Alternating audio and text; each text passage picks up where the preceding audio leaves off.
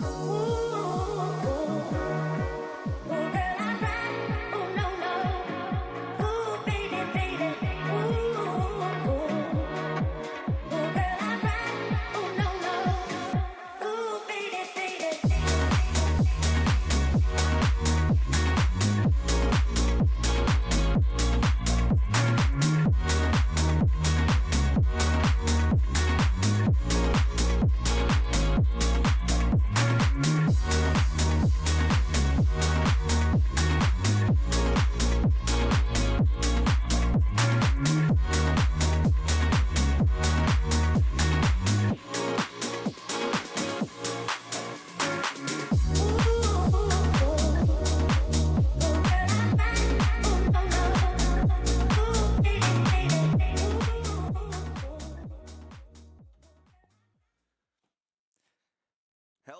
and welcome on in, everybody, to the Orange Jam CS2 event. This is year number 2 of this glorious event. I am Ryan Blankenhorn, joined, of course, once again for CS2 Orange Jam, isn't it, for Gunjan here. Gunjan, how you feeling today? I'm super excited. It's a cold day outside, Ryan. It is very cold in Syracuse, but the competition's kind of heating up. You know, the teams are getting warmed up. They're getting a little bit ready. You know, we have another great event. We had Orange Jam for Overwatch earlier in the fall semester. We had CS2 last year as well, which Carnegie Mellon did win. Now they're back again to kind of defend their title. Yeah, exactly. We got some returning teams as well as some newer teams coming in for this Orange Jam. So just to give everyone a rundown of who those teams are, obviously we're seeing RIT come in again. We've got Syracuse, big surprise, are going to be back here. Drexel as well. Carnegie, like you said. Northeastern. We also have some newer teams, right? Ohio State coming on in to bring their title of CS2 into this matchup. Also have Radford and Ashland University coming in. So our 8 teams for these next couple of days here. A lot of matches. We'll talk about the format here in a second because it's a little bit different than most of your tournaments or how we saw this last year. So talk about that in a second, but I'm looking forward to seeing this year. Gunjan, talk to me a little bit about sort of the seeding and how we're going to look like with these teams coming in.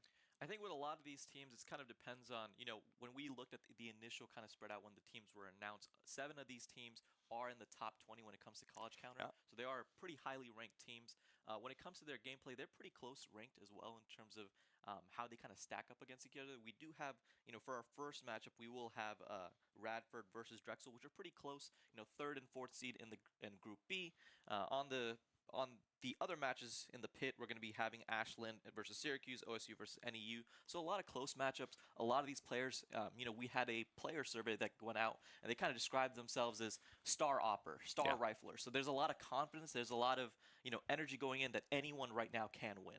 Yeah, exactly. I mean, all these teams, like you said, very, very talented and very talented players. They're split up into 2 groups, like you mentioned. So in our group, right, we got Group B starting off to start the day off, really, and they're going to see 4 on-stream matches today. Obviously, the rest of the matches will be off-stream, and I mean, you can see some of the players sitting behind us. They will be on the off-stream game. So just to run you down what's actually going to be happening and take you a look through the whole day today, Drexel and Radford obviously being that first matchup. That's what we're here on broadcast. In the pit, so right behind us, both Ashland and Syracuse are going to be playing each other, and then Ohio State and Northeastern are going to be playing, with the buys being RIT and Carnegie. That's round number 1. Moving into round number 2, which will be Carson and Fitz coming on desk, so we'll be hopping off and they'll be hopping on.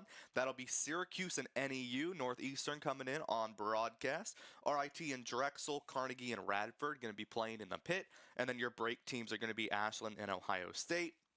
In the third matchup of today, we'll be back on the desk, so don't worry. RIT and Carnegie going to be on stream. Syracuse, Ohio State, Ashland, and Northeastern in the pit, with Drexel and Radford taking their break. And then our final match of the day, which we'll finish off with Carson and Fitz, will be Ohio State and Ashland on stream, Drexel and Carnegie, Radford and RIT in the pit, and then Syracuse and Northeastern finishing off their day with a break. So this day is packed full with matches. Every team will get their show on stream today, playing on that nice fancy stage, which if you haven't been a chance to play up there, it's surreal, let me tell you. So a lot of matches here today, a lot of CS here today, and all these teams, like you said, very high ranking. Yeah, and for all of these teams, you know, how you said, kind of playing up on the stage, it's a little bit intimidating. You know, Yeah. it's surreal. It feels like the atmosphere, especially in the gaming center, is super nice in terms of just the lights, with all of the setup, and it's incredibly intimidating. So for Drexel and Radford, who are going to be going on first, it's one of those things where like you got to get the nerves out because you kind of mentioned it's a marathon of a schedule. You have one break session, but after that, you're playing matches back to back to back. So with the rolling schedule, it's one of those things where if you fall behind early on with one of these matches, you kind of have to be able to temper your emotions and realize, this is not just a sprint. We're going to be in a marathon right now. Yeah, exactly. And like you said, right, you've got to be able to sort of hold it together. Today is a long day for a lot of these teams. I mean, we get breaks. We get to take a break every other match. I mean, that's great for us. But some of these players, they're going bang, bang, bang, and then they get that break. And it's a lot of matches, and that brings us into the format, right? Typically what you see are in these round robin, these group stages, you see best of threes. If you see best of fives, if the tournament organizer really wants to test your limits, or sometimes just best of ones, right? You play those single maps, but sometimes you don't always get what you want if you just play one match. So this tournament's a little bit different, right? So every team today, no matter what, are going to play 2 matches. So both teams will play 2 different maps, which we'll get into here in a quick second with these first 2 rosters. But you play 2 matches. Doesn't matter. It's not a best of 3. It's not a best of 1. You just play 2 matches. And then you get basically points off of that. So let's say in this first matchup, right, you have Drexel win 2-0 against Radford. Cool, they get 2 points, right? You get one point per map win, basically. But let's say Radford and Drexel both get a map. They both get 1. And then later on, it'll be a point differential or a round differential based off that. So assuming, Drexel won 13-4 one game and then Radford won 13-8, technically Drexel is going to get that win overall. All these teams are going to play. That's a lot of maps. I don't do math. That's why I'm sitting here in the little broadcast booth. But it's a lot of maps. Every team, 2 maps, right? And then tomorrow they'll be seeded based off of the points and the maps they get today. They'll be seeded into a single elimination playoff bracket. So one team will be crowned tomorrow, but all 8 teams will make it to tomorrow. Yes. So it's one of those situations where, even if you do get set behind a little bit early on, you do have the chance to come back. So there's no elimination that's going to be happening here. Yep. It's just more about seeding, kind of figuring out what your competition lies at. So it's one of those situations where you may see a team start off a little bit slow and then go on their dark horse run, kind of starting tomorrow, which will be really exciting to see. Yeah, it really is. And, you take a look at some of these rosters, right? We were talking Group B. We have the 3 and 4 seeds, right, playing each other. Overall, that's the 6 and 7 seeds. Really didn't want to have to say that. But overall, I mean, you think, okay, well, these are the bottom 2 teams. But at the end of the day, like you said, I mean, a lot of these teams, almost all these teams are in the top 20 in the collegiate nation. So even though they're at the bottom technically of the seeding, they are still going to be very, very strong opponents. And some of these rosters are going to be really hard to play into. So that is something to keep in mind, especially as we get into, even though a little bit of the lower seeds, definitely still very powerful teams. Yeah, and for sure. And, we want to talk a little bit more about some of the teams that we're going to be seeing on stage right now. So we are going to have the Drexel Dragons versus Radford University. For the side of Drexel, you do have on the side, you have Entrexer, who's going to be their IGL, their lead rifler. You have F, who's going to be as well a lead rifler. Royal, going to be manning the op. Leclerc, who's going to be kind of their anchor support player. And then Cheese, who, during the player survey, they kind of talked about it. 1 month of experience. So he's kind of new to the team when it comes to how much experience he has with them. Everyone else on the roster has been on the team for a long time. So he's kind of a rookie coming in, trying to make a name for himself and kind of establish himself with the team. Yeah, I mean, those rookies are going to be something to look out for because they're the dark horse, right? You don't really know what's going to come out of them. They're still new to the team. Sure, they've had a season, but now it's the LAN, right? It's a different story, and we'll talk about LANimals, I'm sure, all weekend. And so now you get to see where that player is, can they shine, what that rookie potential comes down to be. Then, like you said, right, Royal playing specifically on that op. So when it comes to those op players, they're really, really important, especially on some of the maps in this title or in this league. There are definitely some op-sided maps, and if you have 2 players, there's always going to be that one opper on one team, the opper on the other team, and whoever gets more value typically ends up winning that map. So it is something to keep in mind because all these teams have very good op players, and so at the end of the day, it's who gets the most value on that op. So that was Drexel, right? Talk to me a little bit about Radford now. So on the side of Radford, we do have Cronoli. He's going to be their star rifler. They kind of mentioned it. Very quick in terms of being able to be decisive, aggressive as well. So he's one of those players that's going to be able to kind of make a name for himself, especially when we see highlight plays versus Drexel.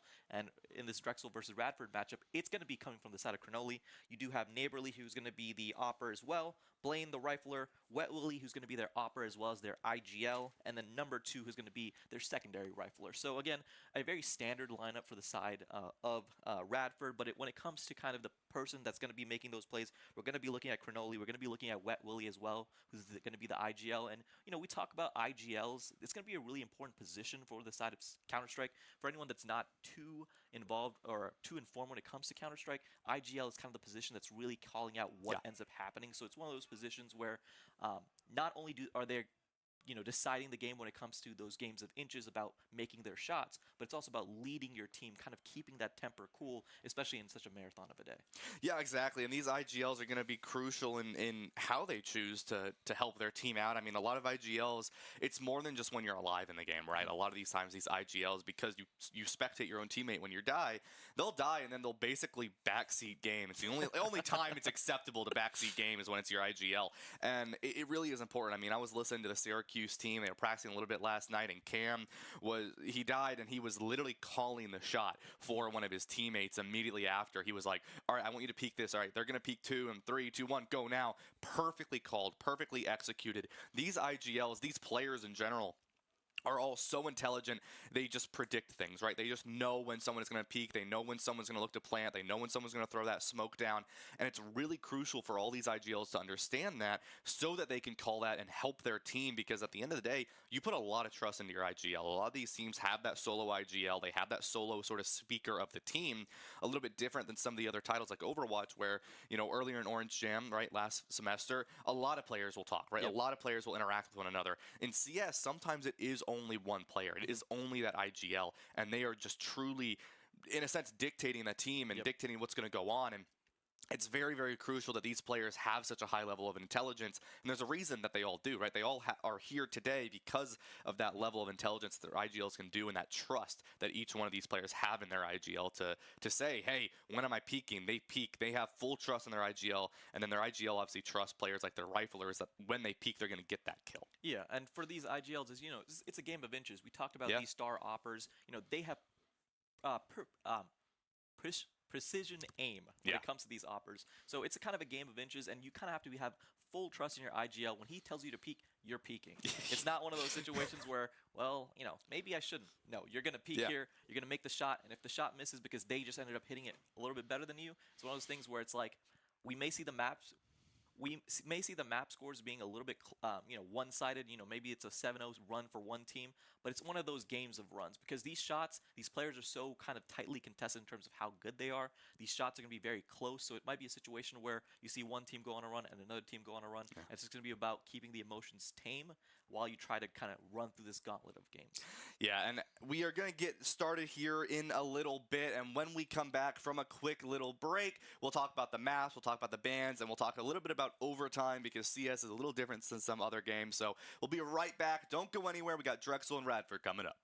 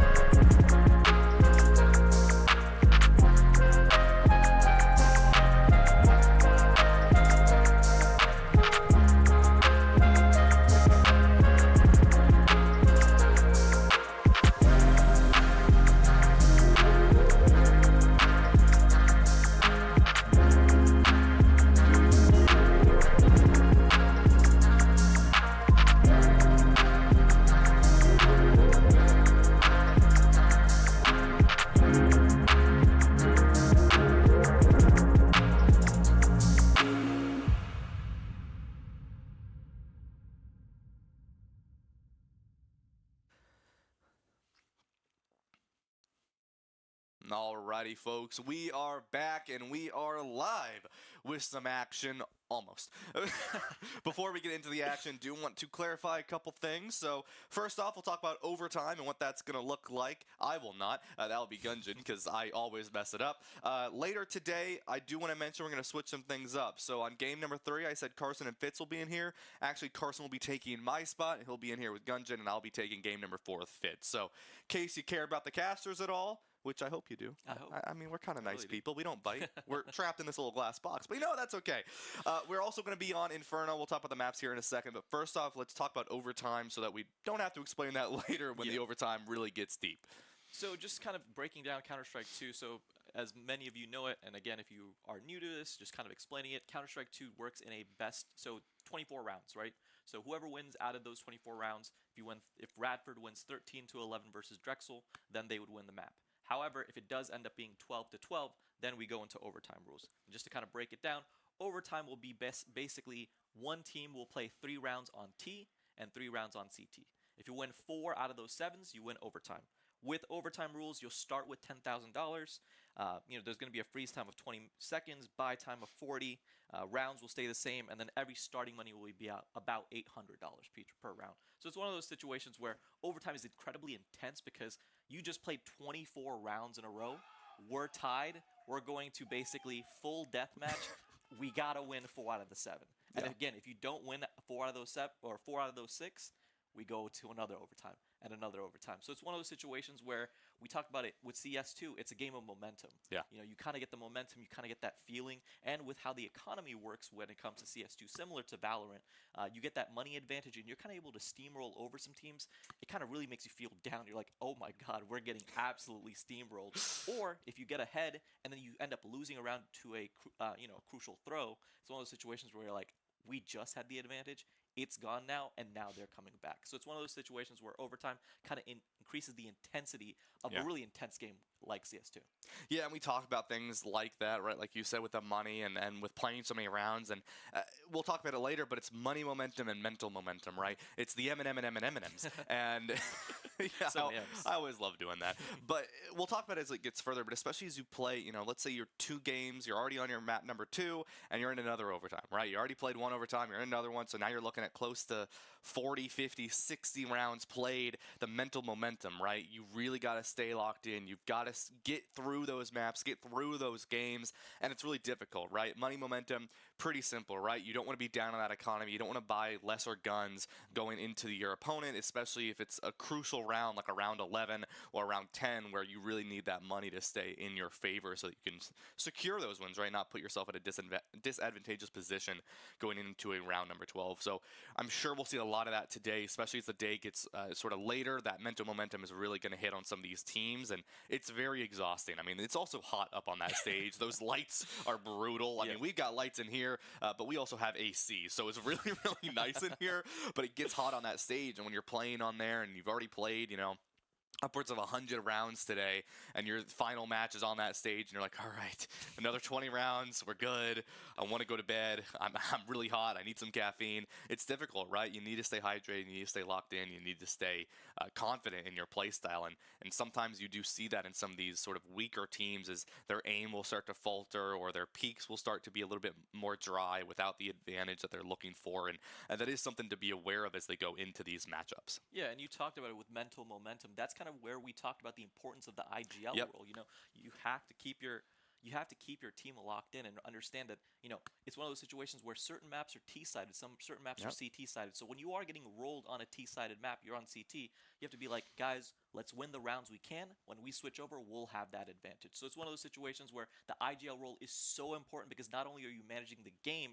you're managing your teammates. Yeah, exactly. And, we're going to get into the match here shortly, so we might as well tell you what we're going to end up seeing. So there's a whole band phase that happens with these maps. Obviously, every map is in play. Well, not every map, but the maps you normally see are in play. First map will be Inferno. That was picked by Radford, and then Drexel is going to be picking that CT CT side. I think I swapped that actually, but you get the idea. We'll be on Inferno, and talk to me a little bit about that map before we get into it. So Inferno is one of those maps that is a little bit more T-sided. Okay. It is a map where it's a little bit harder, especially for the CTs, to kind of hold a lot of these angles, a lot of these chokes, and it's one of those situations where with CS2, the change that happened from CSGO over to CS2 was just that it kind of increased the intensity when it came to economy as well. So it's one of those situations where if you fall behind a little bit early, you can kind of get rolled.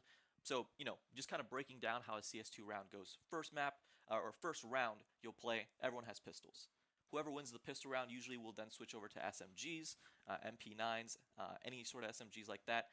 And it's one of those situations where with the economy as well, you lose that first round, then you lose the second round, and at that point, then they end up buying rifles. So it's going to be really kind of crucial on those round 3, round 4s, where both teams have their rifles, both teams have their oppers, where it kind of decides, because if you are in a T-sided map and as a CT is able to take over round 3 and 4, the economy for the Ts is absolutely ruined. And at that point, it's one of those situations where we're favored, we're losing, and we're going to eventually have to switch over, and they'll be favored. Yeah. So that's where that momentum kind of comes in. So it's going to be interesting to see, with all these teams, we talk about picks and bans, with how these teams work on what they kind of prefer. Inferno is one of those maps that's kind of a classic CSGO map, or CS map in general. So it's going to be interesting to see what these teams kind of have in terms of their early game strats, because again, they have a little bit of time to warm up. They get here at 9, games start around 10, 10:15. So it's one of those situations where they are warm, but again, this is the first game of the day.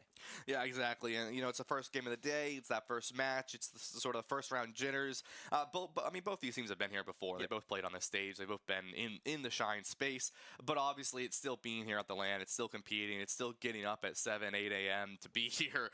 We're esports players. We don't get up that early. We don't do that. But obviously, that is something to keep in mind. And like you said, right, Inferno being that map number 2, which we will see, right? Like I said, no matter what, we will see game number 2, unless something terrible happens, which obviously we hope does not happen, but we will see game number 2. That will be Ancient, right? So Ancient will be our second map, and like you said, right, Inferno, Ancient, these are more of your typical type of maps. So we'll go ahead and see what that looks like as we get into Inferno here in just a quick second, and we get into this first match of the day, Drexel and Radford here, and like you mentioned, right, round number 1, round number 2 are going to be these pistols, right? Nothing too crazy. It's going to be sort of just this matchup of who gets that better advantage with these pistols, who can get those first early picks here. Obviously, knife round first before we get into that, and this is always the fun one to watch. This is going to be a little bit fun. It does look like on the side of, so I have the correct side, Drexel is going to be pretty much going to be losing this knife round right here. Again, gamers, they just want to have a little bit of fun right here. Cronoli just trying to get something done. Oh, just going to get knifed down here.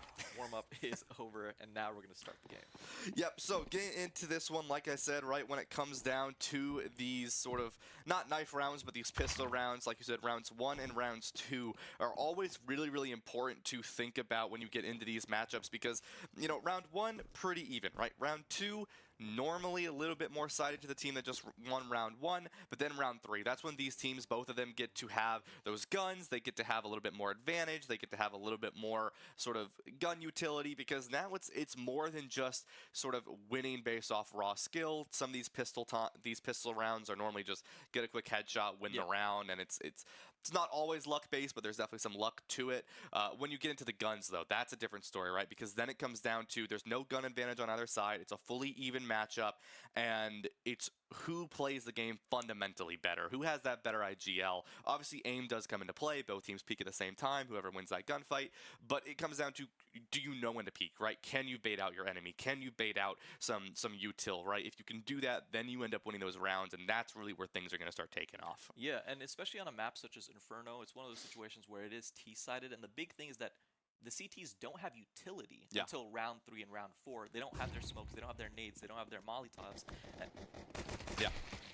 Exactly. So we'll have to see what ends up happening here as we go ahead and we get ourselves back into the match here. Drexel on your left side here, already down 1, evens out here as Radford loses a couple members here as well. And already we see Drexel starting this one off really, really strong here. Let Lurk and Cheese finishing off that kill. And that's going to be Drexel taking round number 1 pretty fast. They are going to take round number 1. It looks like the T's are going to end up buying over to their AK, so they are going to be looking to push onto Banana. Again, a lot of utility be going on to the side of Radford, so they're going to try to hold as much as they can. Yeah, and already up. So you see a couple guns being bought out for the side of Drexel. And that's what we're talking about, right? You get that advantage. You get a little bit faster here in terms of getting that early kill and getting that faster kill. So that's what you want to see from a team like this, right? You want to see them start off early. You want to see them take that advantage early with the guns that they can use before anything else happens here. The side of Radford, they just got to hope that someone walks in that crosshair, right? Someone walks in to that early because they know they're at that gun disadvantage early on here. Shoots through the smoke, can't quite find anything yet, though. Yeah, and just want to establish, so it looks like it is going to be Drexel on the side of CTs and Radford on the side of Ts, just so that we clarify. Wet Willy does get the pick onto Cheese, so they're going to try to push through Banana. They are going to be pushing through the smoke, have the molly set up so that the CTs can't try to cross over, but it's going to be big to see if they get a pick, but B-side is controlled by the side of Drexel, and they get the pick. Wet Willy takes out Royal, but dies for the cause. Yes, indeed, and that's a great way for them to start, like I mentioned earlier. And these smokes are crucial to really watch out for as well, because on either side, I mean, there's an early pick there, but on either side, it's just back and forth, right, looking through these smoke shots. And one thing to keep in mind is obviously, right, when you shoot through that smoke, you get a little bit of visibility and a little bit of ability to get those kills early on. Yeah, and that was one of the changes that did come over on this with CS2. Gotcha. So it does look like, again, we do have control for the side of Drexel. They are going to be able to get. Leclerc does end up picking up the round win, and that is going to give him a little bit extra gold. Again, the Drexel Dragons are on the T side, Radford onto the side of CT as well. Yeah, so not a bad deal at all here. 2-1 starting off here, and then already you have some operator or ops, as well as some M4318Ss. That's one of my favorite guns there, Gungeon. It's a consistent gun. It's a really nice gun to use, and you never wanna underestimate it, right? Yeah, it's one of the favorite guns for any sort of rifler, just because of the control and the aim assist you kind of get. M4A4 is a little bit more similar to the AK-47, but again, it doesn't have that kind of control. It does look like we have Drexel on the side, looking to see if they can kind of push onto Banana again. They're trying to make the play again over. So they are going to be pushing in. Wet Willy does try to throw a flashbang up middle. Cronoli tries to throw a Molotov into Banana as well. So again, a lot of utility used onto the side of Banana, try to get some sort of push. But Radford should understand that there is more members kind of, again, they're holding this pretty well. Yeah, they are. And like you were mentioning earlier, right, it comes down to sort of knowing when you're going to peak and when the enemy is going to peak, because that's going to help you when it comes down to that IGLing, right? When you know someone's going to peek through that smoke, when you know someone's going to start to rotate around, and that's going to be what you're looking for at the end of the day is trusting your IGL, trusting when to go for those early kills, when you know someone's going to rotate. Obviously, it's a 4-on-4 right now, so pretty even, but there is an HP difference, right? And that is something to keep in mind, right? Obviously, on the side of Drexel, they're a little bit lower. You don't want to put yourself in a bad situation of peeking in when you don't need to. Yeah, and these are the kind of rounds we talked about earlier on when we were doing analysis, Ryan, where both of these teams have kind of forced spots. So if you do end up losing this round, you will most likely get steamrolled in terms of just utility, in terms of guns that are available for the next round. But we do have shots onto A side. Cronoli, and they're able to get pushed onto the site again. Big pick over to EFF. He does end up going down. It looks like Drexel has control of the A-bomb site. Big shot by Entrexer. Takes out. Good shot over there, onto the A side. And again, they have some sort of control. Do they have the bomb, though? Yeah, bomb looks like it is already planted, down, yeah. luckily. So for the side of Radford, already in a good spot. But through the smoke again, Entrexer finds another one with that op. Yeah, they get a big, and Trickster does end up going down to Wet Willy. Cronoli and Wet Willy take out Royal as well, so it's a 2-on-1 situation. Leclerc does end up winning the round. The Drexel Dragons take over the A site. They get the plant off, and again, it's one of those situations where two members on the side of Drexel have weapons, and it looks like Radford's kind of in the situation where, you're not going to be able to buy much besides maybe a couple pistols. It looks like Leclerc is going to kind of force buy because he does have the economy to buy a rifle here and try to get some sort of hold up, but this is going to be kind of an advantage for the side of Drexel. Yeah, and that's what we were talking about as well, right? Obviously, if you win that first round, you win that second round, that's that pistol to gun advantage. But once you get guns back, that's when things start to even up. It already trades on either side, but looking good. The terrorists take down 3-1 already. Yeah, and Radford just kind of rolling over, it looks like. Again, Radford, again, I feel like I've said this a little bit wrong, but Radford is on the side of T's, Drexel is on the side of CT's. They did have the weapon advantage, and they kind of roll into this round. Big shots were hit. Again, the big thing that I do want to mention, Ryan, is that when you are in a eco buy, which means that you only bought pistols, maybe some small guns, the fact that they're able to get even any kills just kind of helps their economy. So it does end up rebounding them a little bit. Leclerc most likely won't push onto site because he is the player that did end up buying the rifle. So it's going to be an economy hold, and it should be a win for the side of Radford on the tees right now. Yeah, I mean, it started off so fast, right? We saw that early on. Radford did such a good job, and, they know they have that bomb down. Obviously, like you said, Drexel looking to just save what they have, right? You don't want to overinvest. You already are down on money there, but, able to find one early, and that's a great way, right? Starting to just even up that economy. You know that the match is going to go in their favor. Goes down at the end, though. Leclerc just not able to live through that, and that's a little rough, right? Because now you got to be a little bit more cautious when it comes to that economy. You aren't able to keep that rifle that you bought earlier. You were able to get a couple kills on to that side, and that is good, right? Not Drexel, sorry, excuse me. Radford did go down a few members, so they are forced to buy a couple more guns that maybe they didn't really want to. Yeah. But if you are if you are Drexel, it's not the best case scenario, right? You really wanted to keep that gun if you could. Yeah, they really wanted to keep it. They are going to be able to buy just a little bit, but again, both teams are going to be able to have the economy, to have the util, have the guns as well. Again, they're trying to hold on to A side, but it looks like for the side of Radford, they've been really attacking B site, drawing some pressure over from the side of Drexel, and then rotating over to A. So it's going to be interesting to see kind of what the strategy goes into this round number 6, because again, right now it does feel like Radford does have the advantage in terms of just overall one-on-one gunfights. Yeah, absolutely. And you see right early. Big. What a shot from Intrexer. He takes him down, and again, big advantage for the side of Drexel because, again, you get the pick early on, so it makes it a lot harder to push because these chokes with these smokes are really hard to deal with when the utility is still kind of available for the entire team. Yeah, and that's what we talked about, right? When it comes to these offers, another one goes down for the side of Drexel here, and that's what we talked about, right? Is knowing when someone's going to peek in, knowing when someone's going to rotate in. That's exactly what you have to be aware of for these offers, as well as for the IGLs. They just know these sorts of things, and it was so powerful. It was such a great pick early on with that op, and now they're really up in this series. Obviously, lose one there, but that's okay. Is once again they find another pick. These double peeks into that angle are putting Radford in such a good spot. Yeah, Radford's in such a good spot, and the big thing that they're doing is that they're kind of spreading out their attack right now. So initially they were really, gets a big kill onto Cronoli there. Good hold by him, but again, bomb does get planted over to the side of A. They're kind of splitting their utils and their guns on the side of Radford because it looks like they're kind of pushing into middle, and now they have the option to go onto both sides, A side, B side as well. They do plant onto A. Blaine is holding this corner. It does look like they're going to be able to get some sort of advantage here, but again, he's just jiggle peeking right now, trying to see if Drexel will try to risk their guns. It doesn't look like it, so this should be advantage to the side of Radford as they pick up round number 6. Yeah, I mean, you got 10 seconds to defuse. You don't have quite enough time to get rid of that bomb there, and that's going to be another round given over to Radford. They're really, really good. Cheese just staying out of the crosshairs of anyone from the side of Radford. They want to stay safe. They don't want to put themselves in any sort of bad or precarious situation. They want to keep that gun if they can.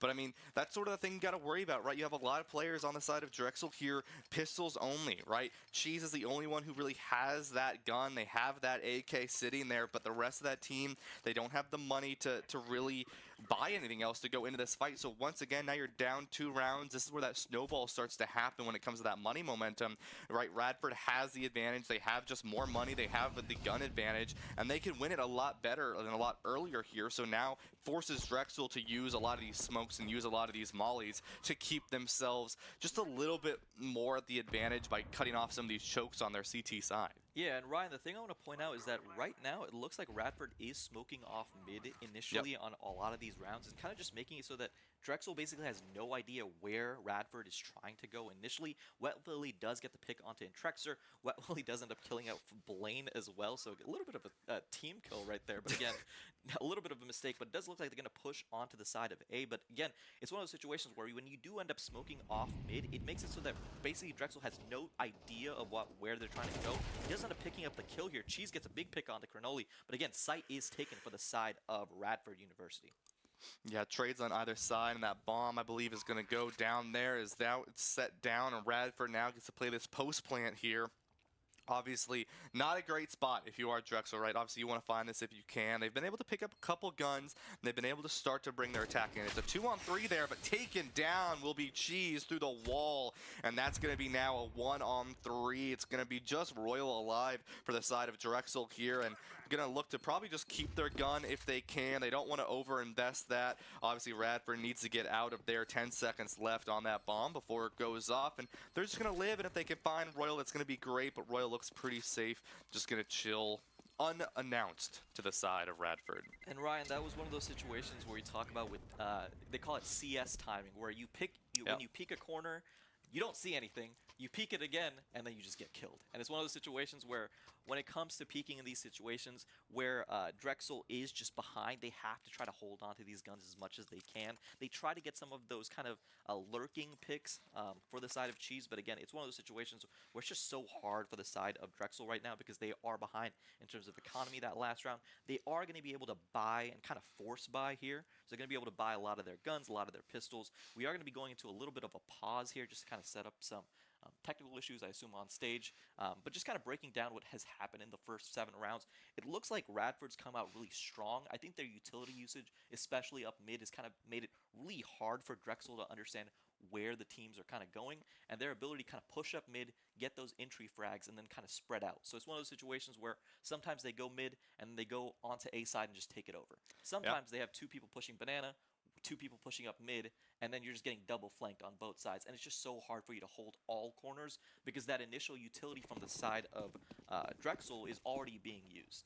Yeah, and that's sort of thing, right? And we talked a little bit about it. You know, you win that first round, you'll likely win that second round. And that's what we saw, right? Drexel, they won 2 rounds and then a 5-round sprint from Radford once those guns were available here. And now we get a little bit of a better view, right? Being able to see both these sides here, what we're looking at in terms of this economy. So, you know, always looking out for our viewers, making sure you get a little bit of everything. Yep, and it looks like, again, they're going to be doing similar utility usage. They're going to peek onto the side of Banana. Again, Cheese is in such a bad spot, but big kills from the side of Royal and Cheese, trying to hold on as much as they can. Wet Willy does get the transition kills onto Banana. He's going to have some sort of control, but he doesn't know that Radford hasn't fully, or sorry, Drexel hasn't fully rotated, so it's one of those situations where he does have the advantage, but there's no way of knowing that there's not another person right there behind him.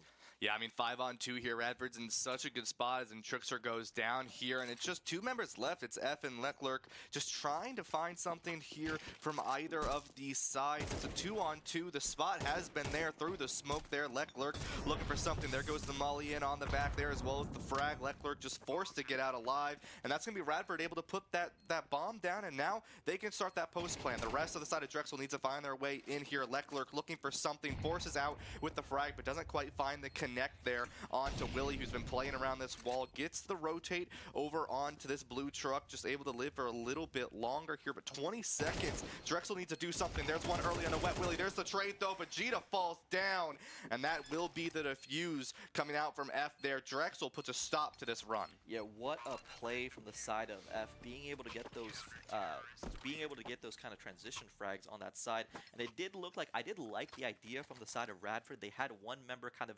sitting in that truck corner, trying to hide as much as they could, draw people in while they had another member flanking. But again, the gunfights were close, but it did go to the side of Drexel University. Yep, and now you take a look at this again here, right? Both these teams able to full buy their loadouts here, and this is what you want to see, right? This is where teams start to get really even once more here. I mean, Radford, they've had so many runs of wins there. They didn't really have to worry about any sort of loss of money or loss of economy here. And they're going to be able to walk through smokes on either side. They're going to throw that bomb down ready for any rotate as they so choose. Willy gets a couple lineups in just to cut off any more chokes that Radford chooses to play into here. But we might have a little bit of a scuffle.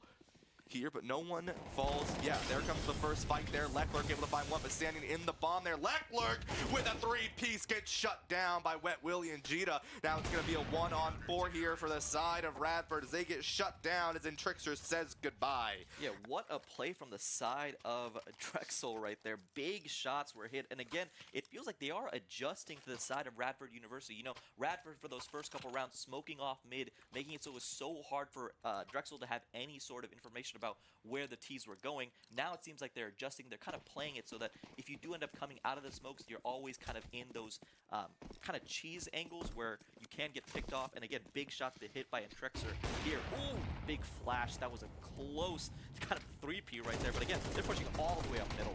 Yeah, looking all the way up here, and they're going to push far. They know someone's there, but Wet Willie and Blaine find some. Cronoli goes down, but not before Willie finds another, and it's going to be a 4-on-2 there. These fights happen fast. Radford has no fear, really, when they're on this T side. They want to get as many kills as they can. They want to force Drexel into a very precarious spot. Cheese forced to back out as that bomb goes down now, and it's going to be a 4-on-2 in the favor of Radford. Yeah, and it's just one of those situations where Drexel right here is just going to be, you know, wanting to hold on to their weapons. They don't want to lose here because, you know, Drexel was able to do that by just kind of buying a little bit of SMG, some small guns, just basically running through the flash. And it just felt like Radford was not ready for that type of aggression. They were able to get the kills, able to get those ops. And again, Blaine picks up the op. Number 2 picks up the rifles as well. So it's one of those things where you're able to kind of, on a eco buy, get a lot of guns, able to win the round as well. So big up for Radford in that round, tying it up 5-5. Or, sorry, going up 4-6. Yeah, and Radford, they might try to find someone here if they can. Not going to be able to, though, and now it's going to be another round, like you said. That's great for Radford, as they're just really doing well. Every time we see them get that bomb down, it's almost a guaranteed win for them so far. Yeah, and it's just about the aggression that Radford is playing with. They're, you know, they're smoking off mid, making it so that you can't see, and they're pushing through their own smoke. Or you try to flash mid so that you can't establish utility, they just run through the flash. So it's one of those situations where it's really hard to deal with this type of aggression because this is a T-sided map, so the T's are able to kind of group up, bunch up as quickly as possible, and just run through a lot of its util if they want to play as aggressive as possible. Yeah, exactly. I mean, that's what we've seen. I mean, you just sort of look at the aggression coming out from the side of Radford. I mean, they're taking a little bit more of a passive approach this time around. They're not getting too aggressive. Obviously, they're taken down through that choke. That smoke goes down. They're not able to push as far, but a little bit of some fights happening through, and you see Radford a little bit slower this time around, right? A lot of these smokes that have been coming in from Drexel have been really powerful at stopping the sort of engage coming in from Radford and putting a halt to that speed, sort of forcing them to put the brakes on a little bit, but they're okay with that, right? They're okay taking a little bit of a slower approach here. Cronoli might be throwing himself into a fight of Intrixer, who's holding it with an off, and Cronoli goes down, as that's going to be a 1-up for the side of Drexel here. The fight going to once again take a little bit of a slow spot here as smokes go in once more.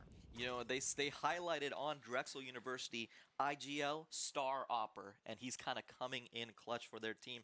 Because I want to point out to you, Ryan, look at the economy on the side of Drexel. They don't have a lot of money. This is the round that they need. Otherwise, the next 3 rounds are going to be really hard because their economy is almost destroyed. So it's one of those situations where they're going for it. And again, big shot by Intrexer. IGL Star Opper gets the kill, makes it so hard for Radford to push up. Yeah, Radford now, they throw in all those lineups, try to force people out, but Blaine taken down as well as Super Soldier, but there goes 2 picks for the side of Radford. They're looking to even this one back up. It's a 2-on-4 here. No Opper alive anymore for the side of Drexel, and Radford able to get down that bomb.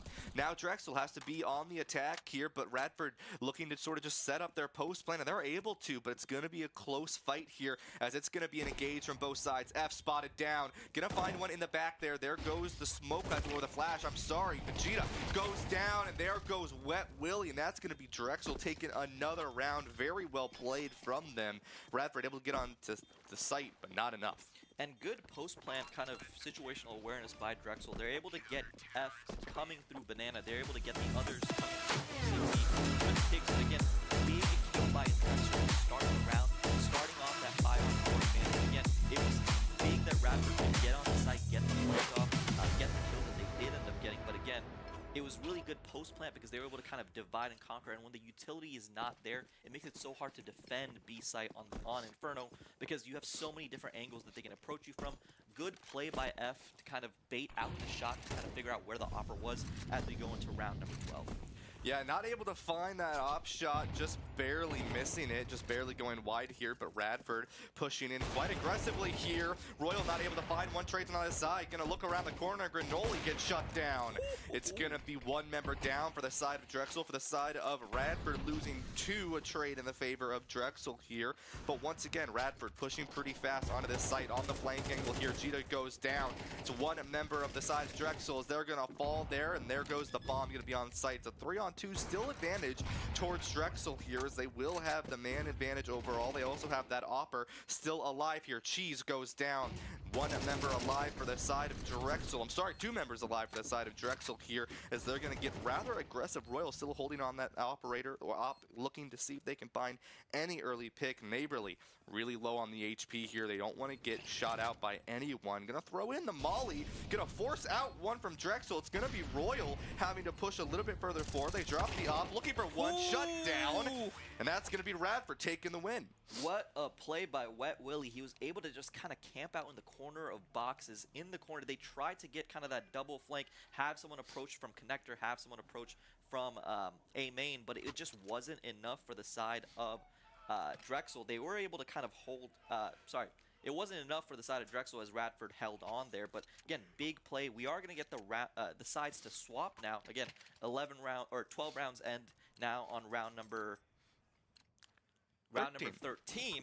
We're going to be swapping sides. So Radford will be playing on the side of T's. Drexel will be playing on the Radford on the side of CTs, Drexel on the side of T's. And again, this is a CT-sided map, so this is kind of the appropriate breakdown that we should see in these situations. But again, this pistol round is going to be really important, kind of dictating what the T's can do. Yeah, I mean, Drexel was really strong in this pistol round originally. They're going to look to be strong once more here on that T side. Not able to find number 2. Really good back coming out from them on the side of Radford. And that's a lot of intel you gain as well. If you are Radford here, you know there's at least 3 pushing through, and you back up, and now you can make your appropriate assumptions, right? But they're going to push pretty hard over onto this site here, Gungeon, and it could be dangerous for the side of Radford. Trades on either side as Granoli and F go down for either team. It's a 4-on-4 now through the smoke, as now it's just going to take a quick second to break here, but Drexel's going to get onto that site and get that plant down, and now it's going to be the post-plant fight for the side of Radford here. Still 7-5. They're looking to make this a little bit more even for themselves. Royal goes down. The trade on the Blaine comes in as well. Next up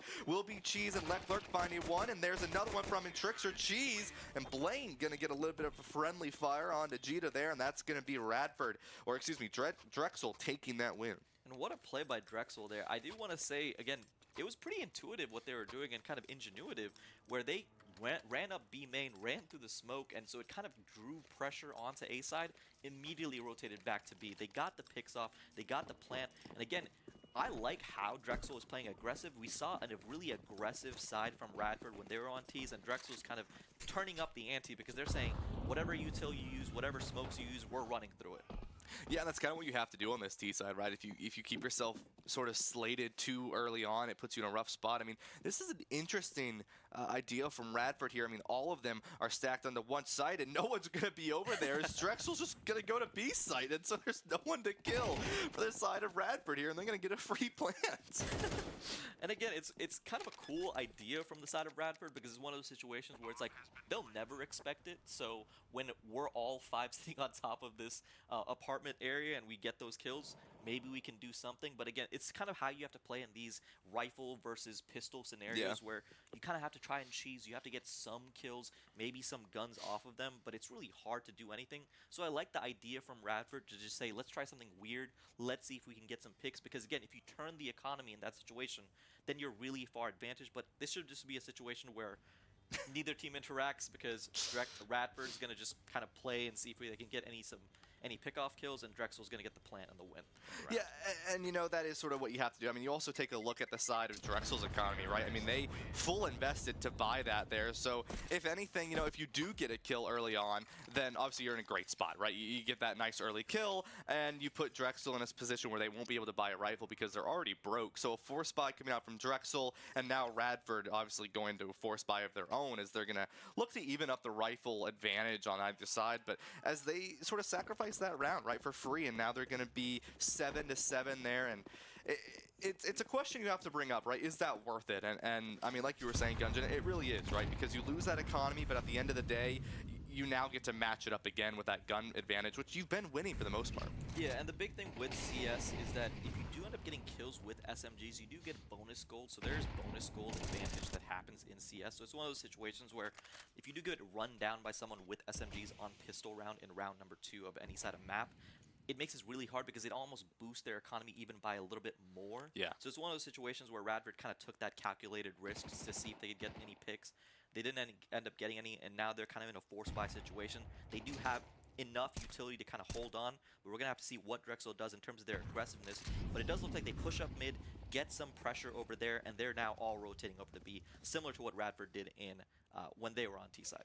Yeah, I mean, Leclerc falls down early for the side of Drexel, so that is something to keep in mind, right? No ops on either side. I do also want to mention that, right? Obviously, we talk about these oppers, Royal and Neighborly, being those main oppers, and you don't really see that on either side right now. I mean, both these teams don't really have the funds to invest into that, and you don't really want to if you don't have to, right? So as this approach gets a little bit slower, Drexel needs to make a move pretty fast. And once again, you see, right, this 2-3 split coming out from Radford, pretty usual, right? You don't see too much investment outside of that one pistol round. Obviously, you didn't want to have too much there. A little bit of a fight coming out, and it will be Radford coming out on top, and now it's going to be a 5-3 advantage for the side of Drexel. So they're going to push on to fast over onto B site here. They get onto this site, but now they're going to have to fight a few members on the side of Radford. Radford not able to find one. There's one Cannoli onto Cheese. Royal is able to find one as well. Cheetah through the smoke finds Royal, and now it's going to be a 4-on-1 here, and Trickster finds Cannoli. It's going to be around the corner. Cannoli takes that, and Radford, after a sacrifice round for the economy, will win that one to bring themselves back up.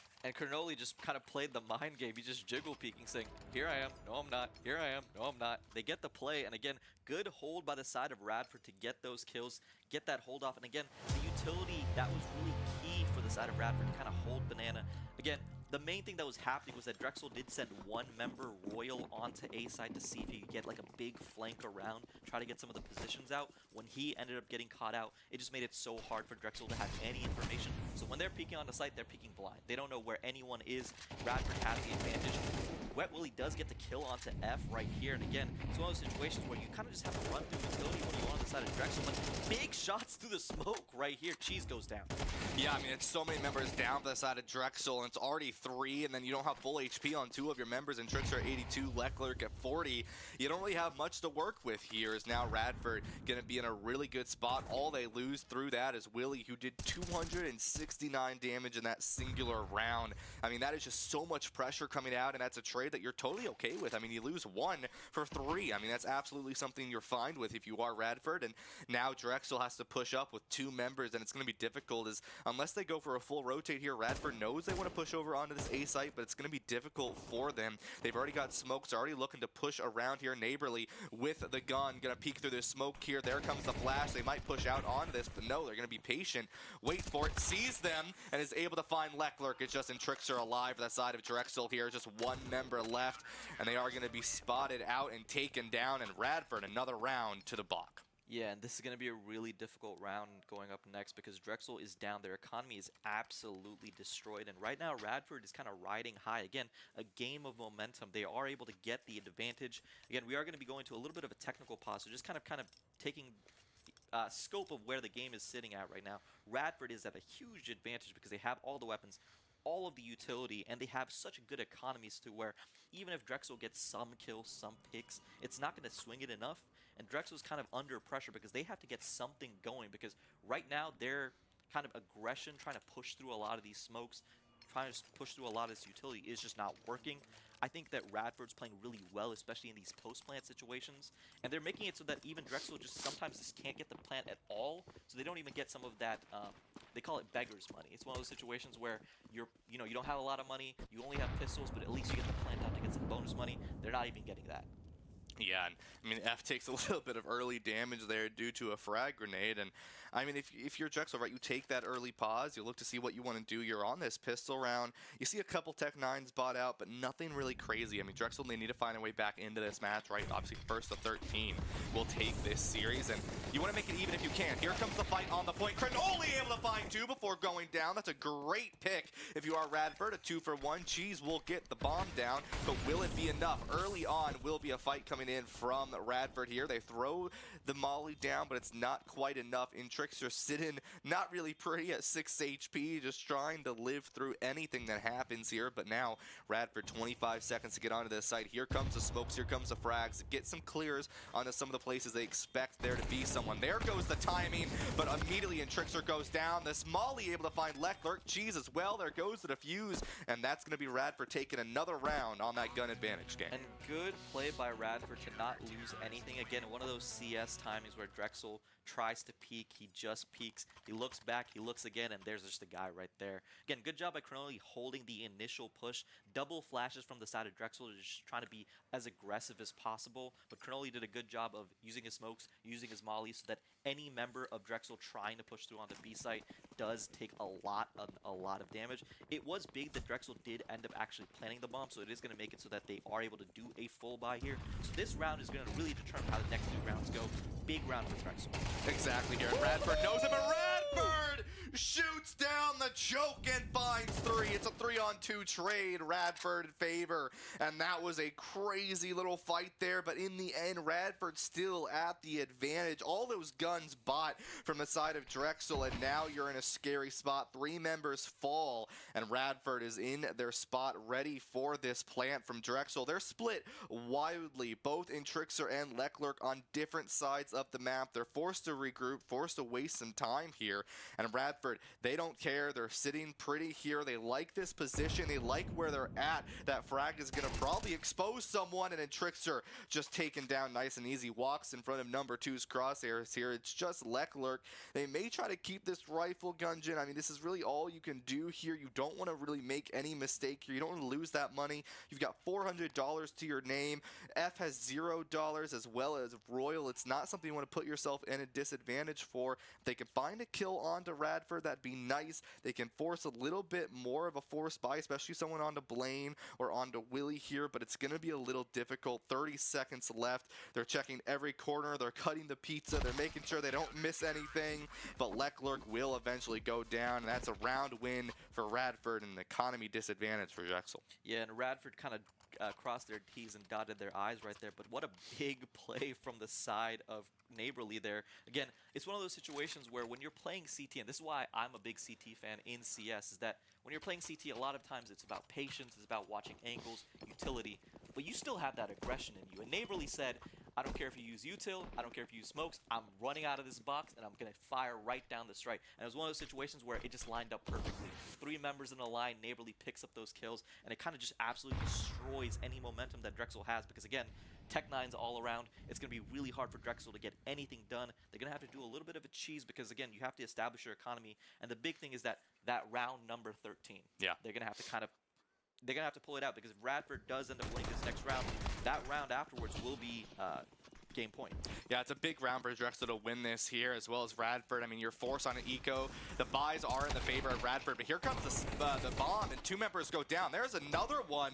This is great for Drexel. The fast aggression with the Tech-9s. They get some guns in their favor as well here. It's a 2-on-5 Radford disadvantage. Radford able to find one onto Intrixer here, but that bomb is down. They've got 24 seconds. They don't have much util to use either here. There goes Blaine, and it's just number 2 alive. They're able to find one, so they are able to put a little bit more pressure into Drexel right with those buys, but with those guns, they're going to be able to buy for each other, and now Drexel getting themselves back into this game. Really, really good from them. A little bit of some force buy coming out from a couple of the players of Radford due to those deaths, though. Yeah, and again, I want to kind of highlight F right there, because that was the aggression that you kind of needed there. He kind of basically... In CS, there's a lot of things about timing where it's like, okay, we're going to all throw smokes here at this time because this is when someone will most likely peek or someone will most likely be around this area. But it was one of those situations where F just kind of jumped the timing. The CT is throwing his smoke, and he just runs out with a Tech-9, gets that pick, and establishes full control for Drexel, and it kind of keeps them alive in map number 1, because otherwise this last round is going to be kind of no weapons, no nothing, but it keeps Drexel alive, so big play by F to kind of keep his team in it. Yeah, Willie grabs that op as well here. Something to keep in mind as they're going to look for anything they can onto Drexel's engage here. Just hold down one main choke here. You take a look at where he's holding.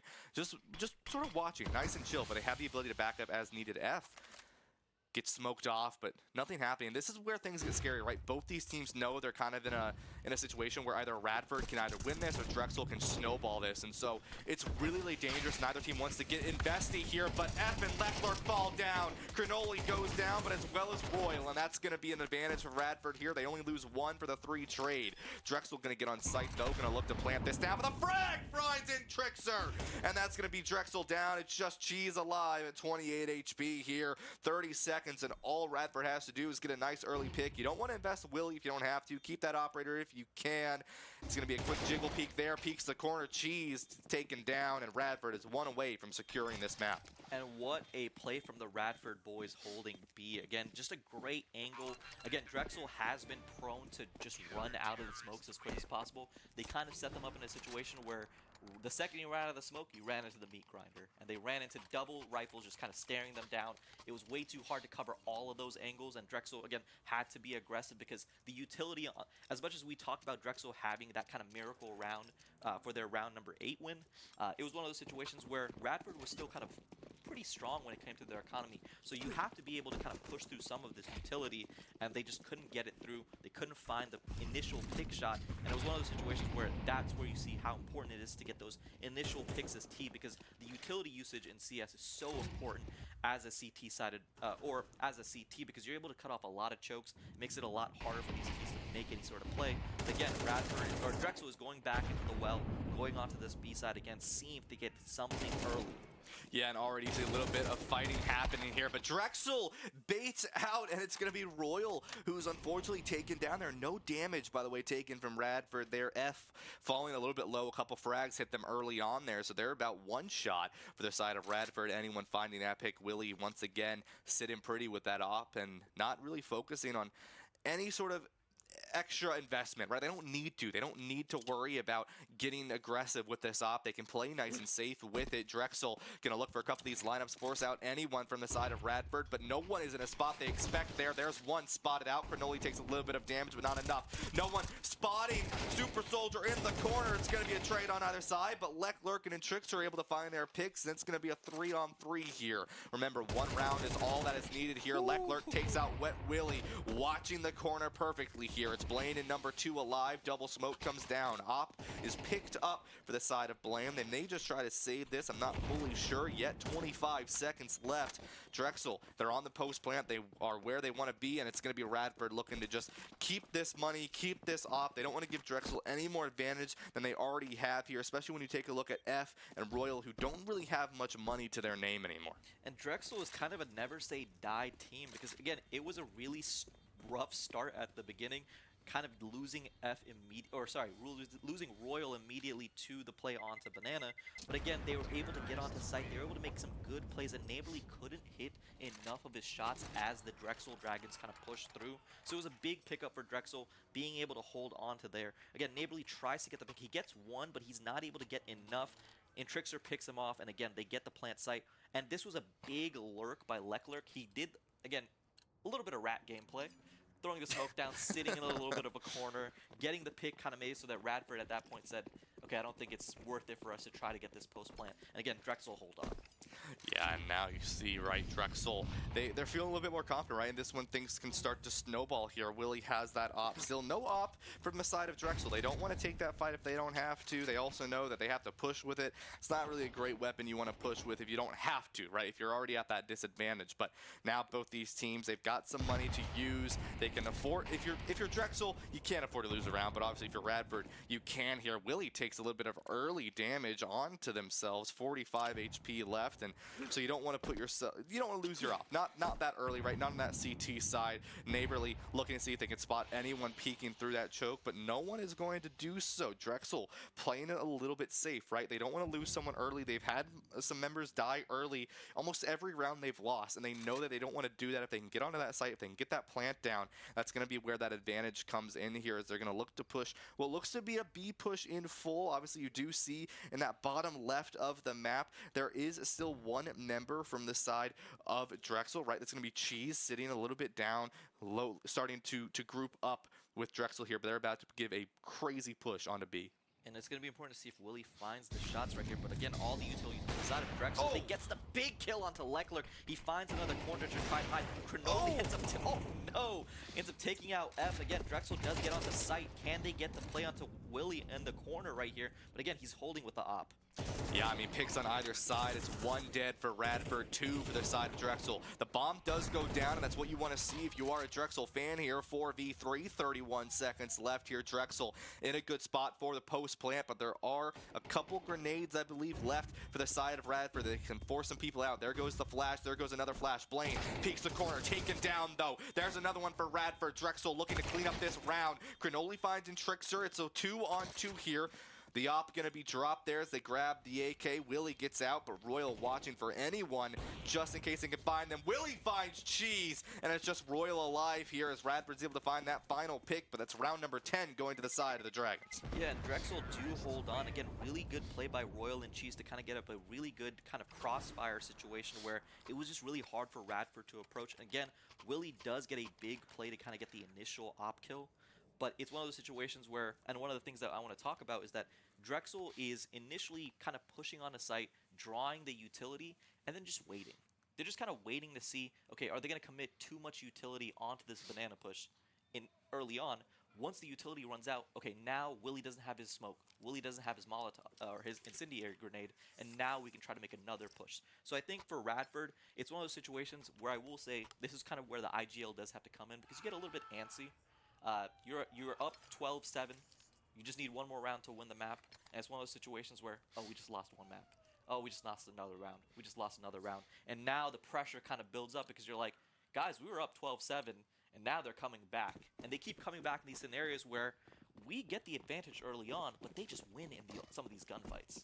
Yeah, you take a look as well, right? Willie buying that op again. Neighborly at 850, Cronoli at 200. They invested quite heavily into this round, and that is something to keep in mind when going forward. So very, very important to see as they get into this round. And with that, right, 12-10 here. Radford, they're looking to secure this. They don't want to go into overtime. Obviously, we'd love to see it overtime for game number 1 of the Orange Jam, but Radford, not a team that would like to go into overtime. Blaine shuts down Royal immediately, and once again, like I was saying earlier here, Gunjan, every time Drexel has lost these rounds, it's normally been due to an early pick coming out from Radford, and that's a really important one. Royal has been doing such a good job this game at being able to get these kills, especially these important kills, so going down early is definitely something dangerous for Drexel. And I like the aggression from the side of Radford here because, again, Drexel just wouldn't expect that someone would be sitting in this corner of Banana.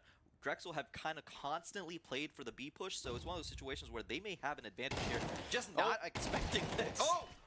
Blaine, 5-3! They 5-4! Radford gonna take that victory, shuts it down, and is gonna be a game number 1. Oh my Lord. A 4-piece to finish it off that's a great way to finish it off if you're Radford. Yeah, and again, Drexel just did not expect it. For the longest time, everyone on the side of Radford on B had been playing back. Wet Willie's kind of playing these angles, these corners, trying to get these picks off, and they're playing onto site. And it's one of those situations where right now Blaine just said, I'm going to make the boss decision. I'm going to kind of hide in this corner, and Drexel just wasn't expecting it. And that's the best thing about CS is you just need one of those situations to happen, and you win the map. Yeah, I do want to mention, right, even though we just saw that pick, I want to give a quick update here. Obviously, Syracuse, I want to shout them out for a second. They're going up against Ashland, and though we didn't see an overtime in this map, they're currently in an overtime. 16-17 Ashland advantage right now in their own overtime. So like you were saying earlier, when it comes to that overtime round, you need to win those 4. So these teams, I believe, are going to a second overtime, if my math is correct. I'm trying to do my math as well, and yes, I believe they are going into a second overtime. Overtime rules, especially with the way that we have it set up, where it's 2 maps, rolling schedule. This is one of those situations where once you get into that double overtime, it's guys, this has to end. So it's gonna be it gets difficult. Again, we saw kind of how hard it is to close out a map, even though Radford had such a big advantage. You struggle because it's one of those situations where you kind of get like, okay, we just need one more. Yeah. And then you don't get that one, and you don't get that one. You start chasing it, and you start playing a little bit outside of yourselves, outside of the strategy, because you're like, if I just get this one kill, we win. Like, the map is over. So it's one of those situations where getting, just like in any sports, getting the game 7 in any traditional sports or getting round number 13 in CS is the hardest thing to do. Close out a series. Yeah, it's hard, and you talk about, I mean, you talk about lawyers, right? This is a big analogy here, ready?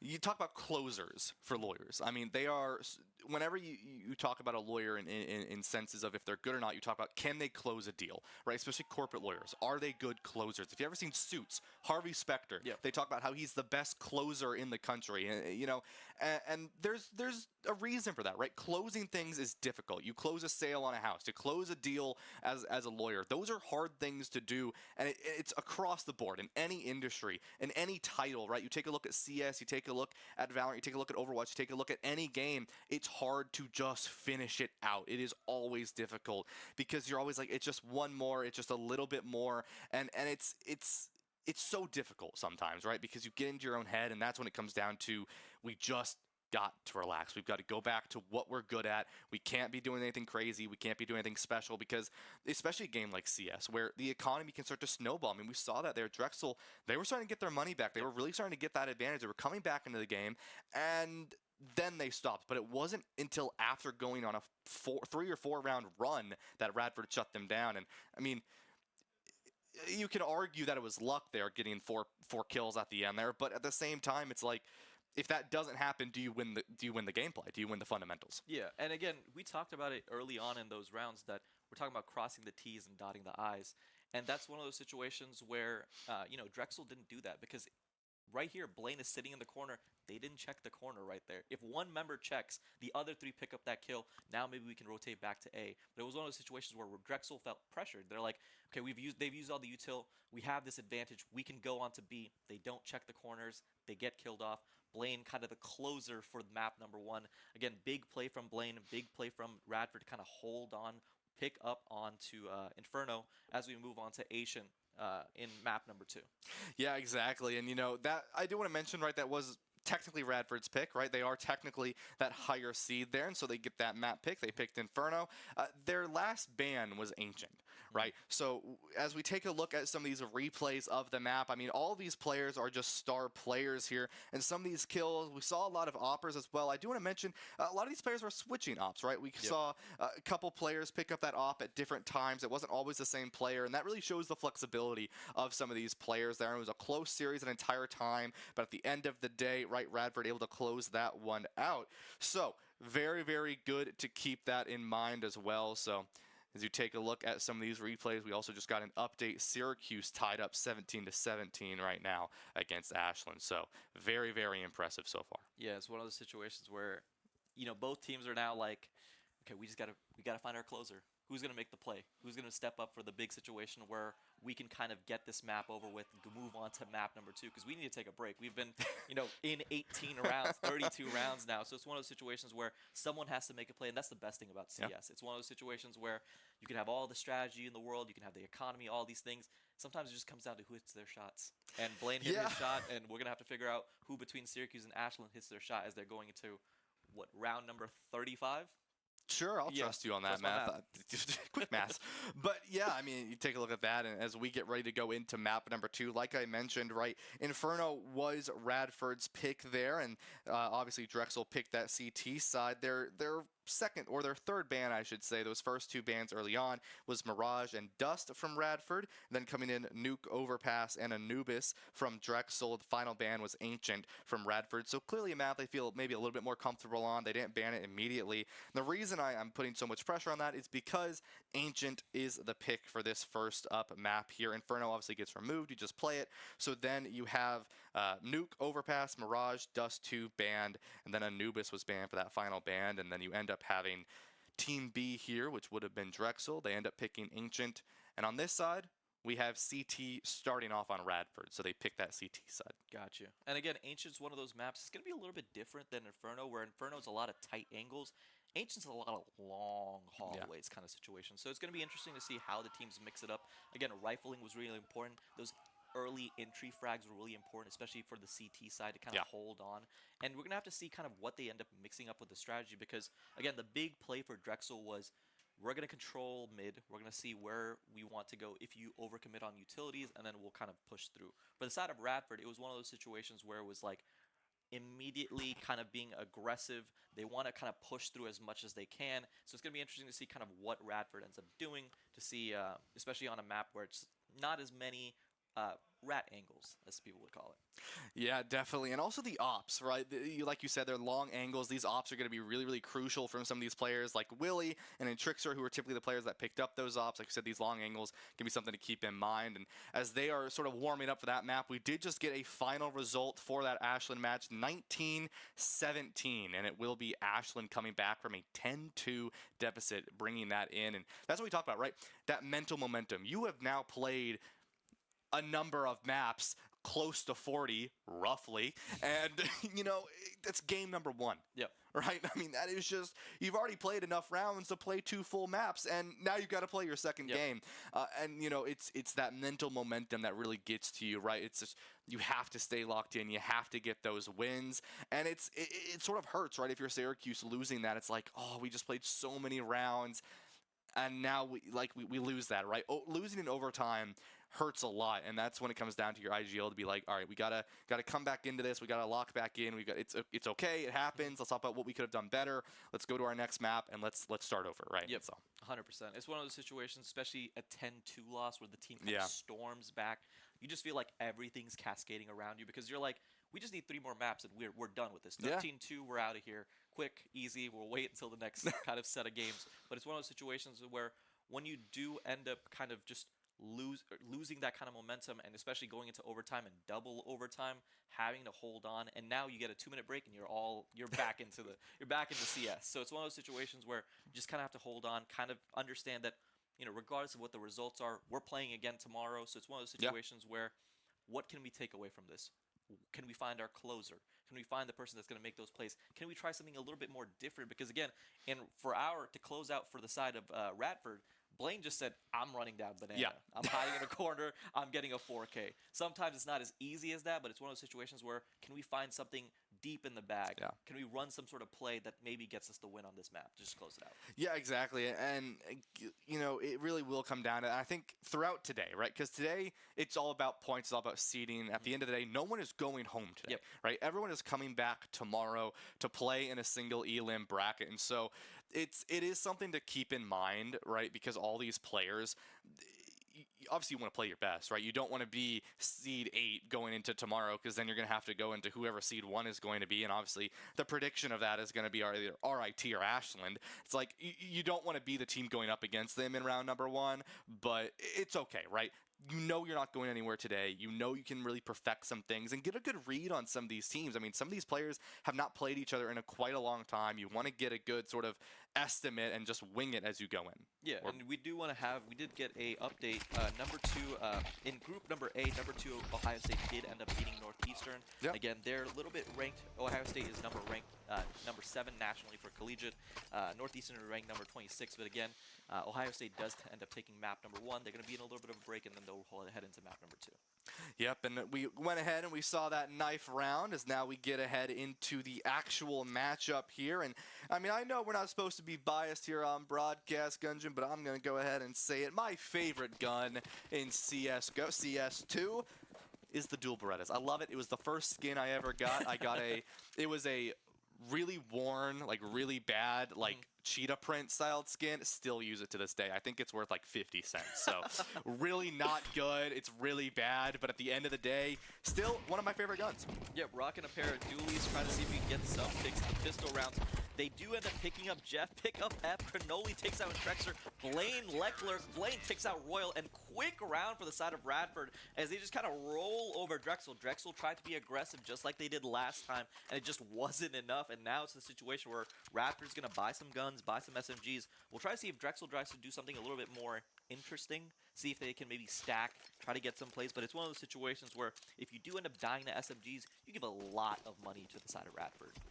Yeah, exactly. And, you know, now that you have that SMG advantage, and we talk about it, right, Drexel was doing really good on those pistol rounds. Now they're falling a little bit back up. And here, I mean, the aggression coming out from Radford here on this CT side, they're already looking as fast as they can. They know where Drexel is going to engage. They want to secure this mid location pretty fast. They don't want to give any sort of rotate advantage to Drexel here. You do see it's going to be number 2 starting to rotate around onto that A site. They don't want to really, they maybe spot someone on the side of Drexel looking on early. Willie going to stand through that smoke as well. As you already see Radford, they know that they're probably not going to push onto that B site. They've already got 2 members pushing through, and it's going to be Neighborly ready for that first contest early on as Drexel begins to start their push up here. Leclerc is going to be the first one to peek through here. Neighborly looking for anyone early there. The shoulder peek comes out, spots one, not able to find the secure though. Looks for it, everyone to the side of Drexel comes out. Leclerc finds them through the box, and Trickster goes down, and it's going to be a 1 member down on that side.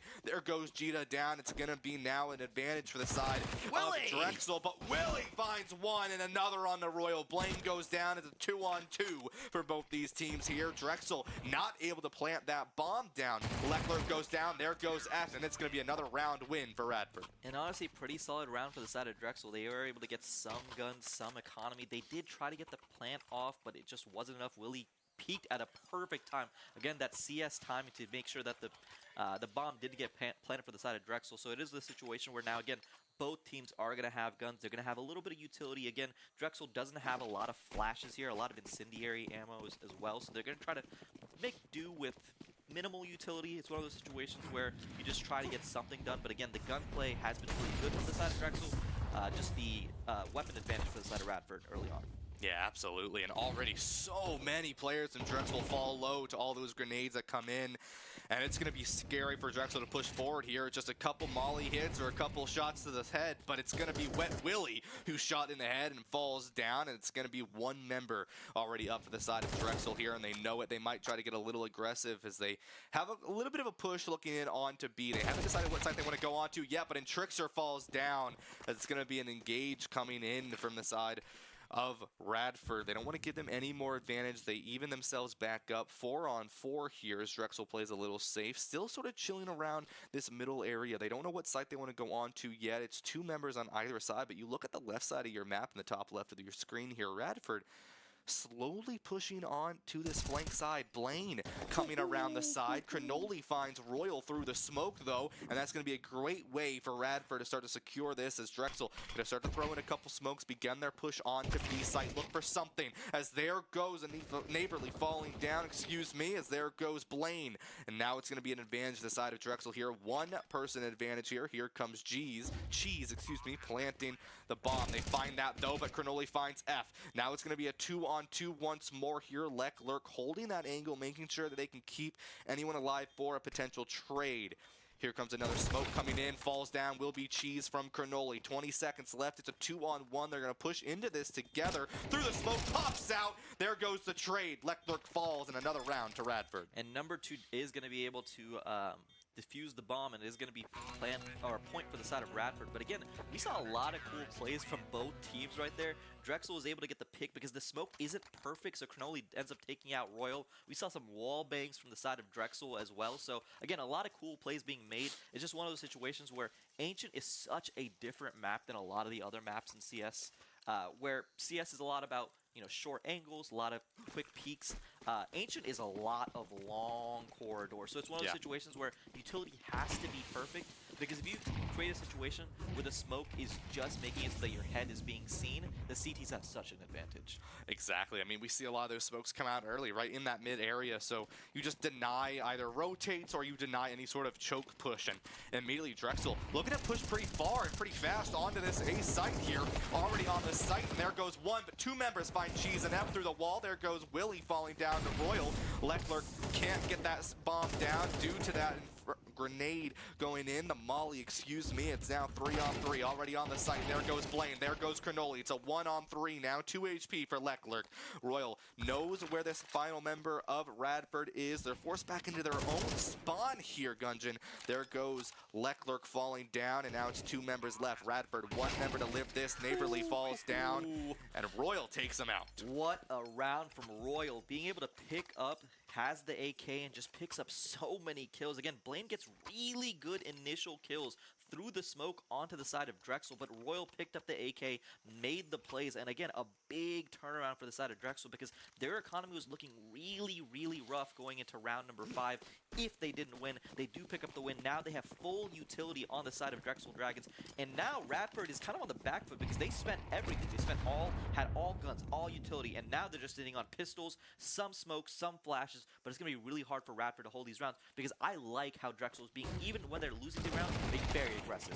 Yeah, trades on either side though. Blaine and number 2 fall to Cheese and F in return. It's a 3-on-3. It's a messy fight, but Crenolian and Trickster once again trades on either side. Hope you like candy canes because this one goes back and forth on either side. Willie, the only one left here for the side of Radford, takes out Leclerc in the head. It's a 1-on-1 here. Willie and Royal, and immediately Willie goes down. A flip comes out from Royal, and that's going to be Drexel, another round win. Ryan, I feel like we just saw a death match right there because they did not care about the bomb. They didn't care about planting. They didn't care about angles or anything. It was just straight dueling, gunfights everywhere. And it was one of those situations where 2 people pop out of the smoke, we're going to fight. 2 people pop out of the smoke, we're going to fight. And it just ended up going to the side of Drexel. But again, big play from Radford because they did hold on to a round where they didn't have any weapons, got 4 guns off the side of Drexel. So now, again, both teams are kind of broke. So it's one of those situations where this next round is going to be difficult. Drexel does have the advantage. They do have the guns, but if they end up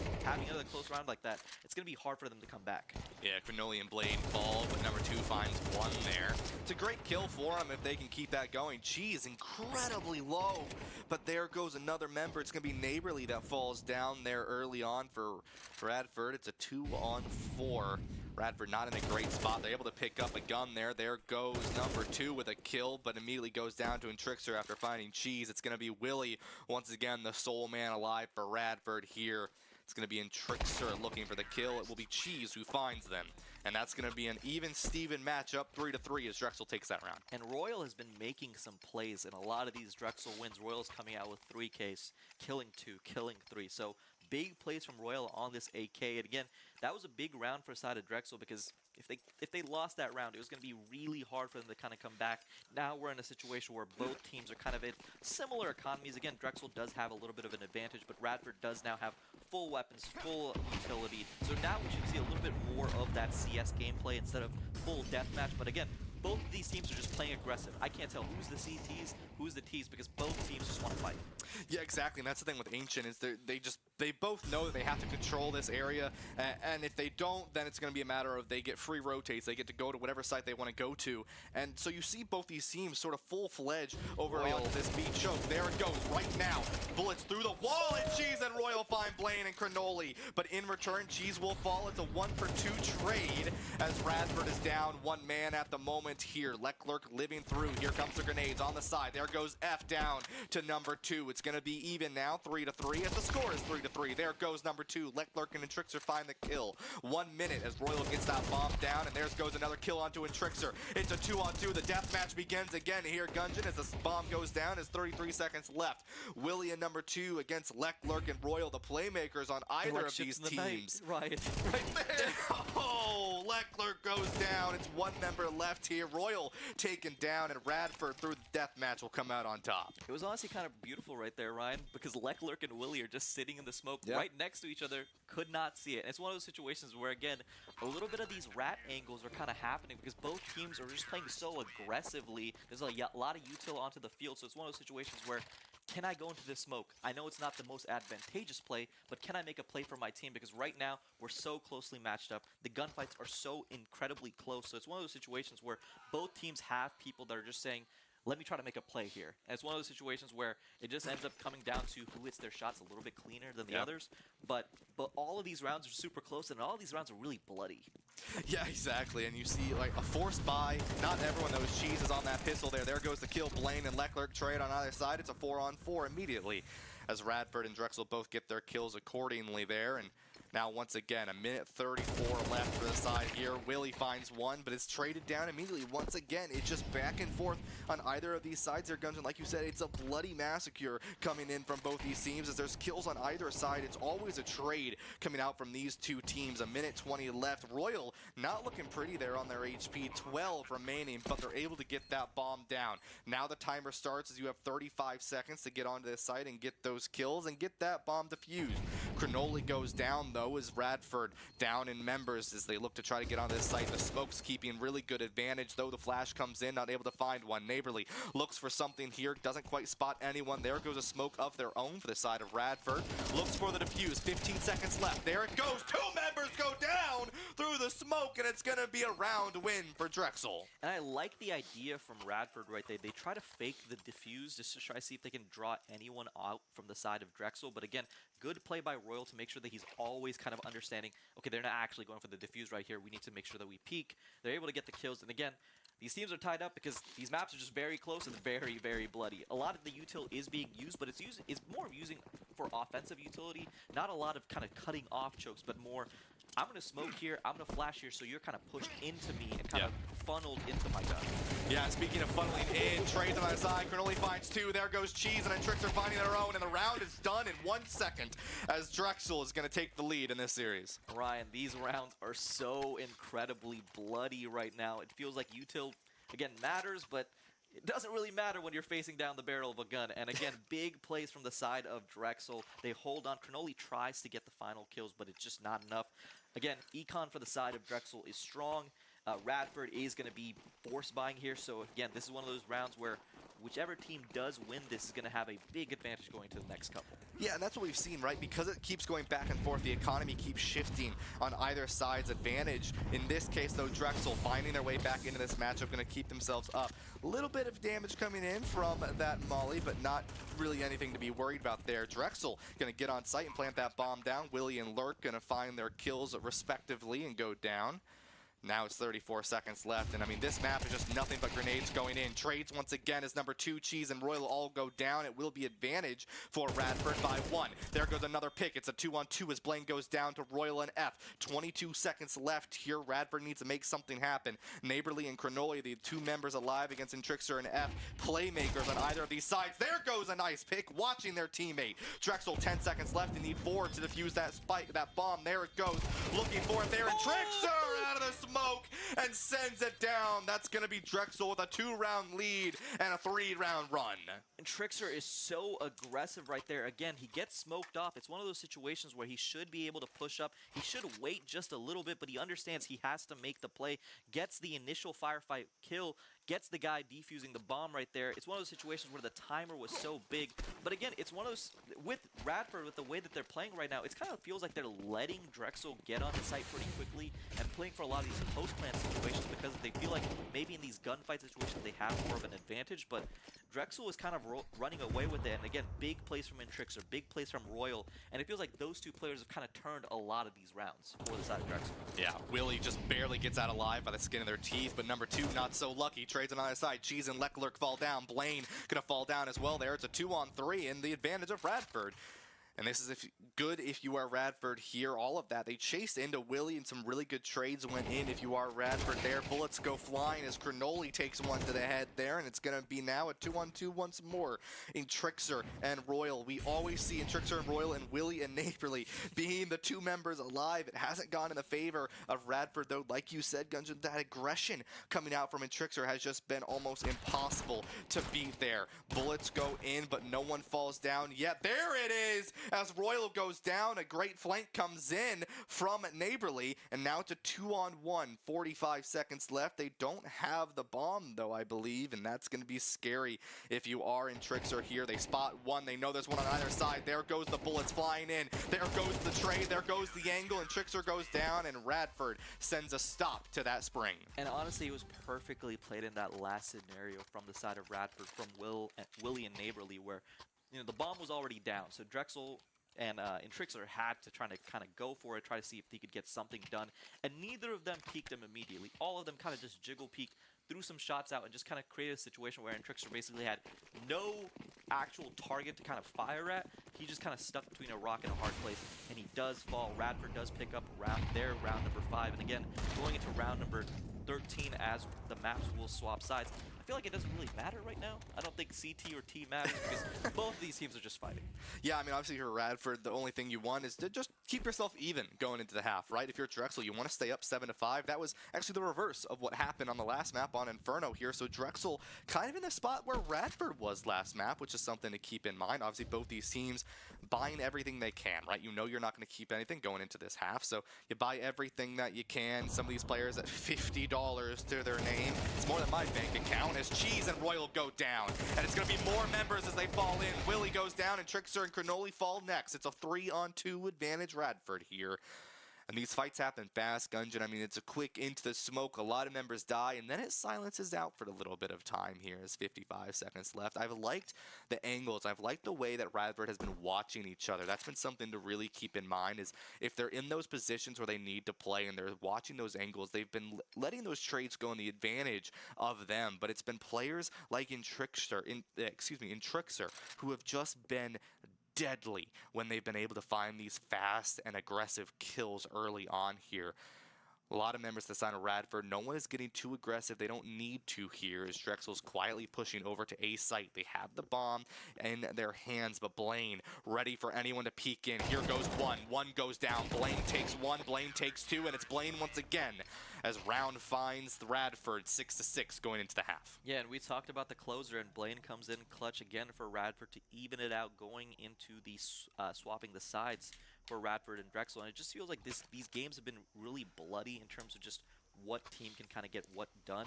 Again, those long angles are helping were helping the CTs in that situation, which was Radford University, because it made it so that once the bomb was down, it just made it so hard for you to kind of get anything done because you kind of just enter into a crossfire zone.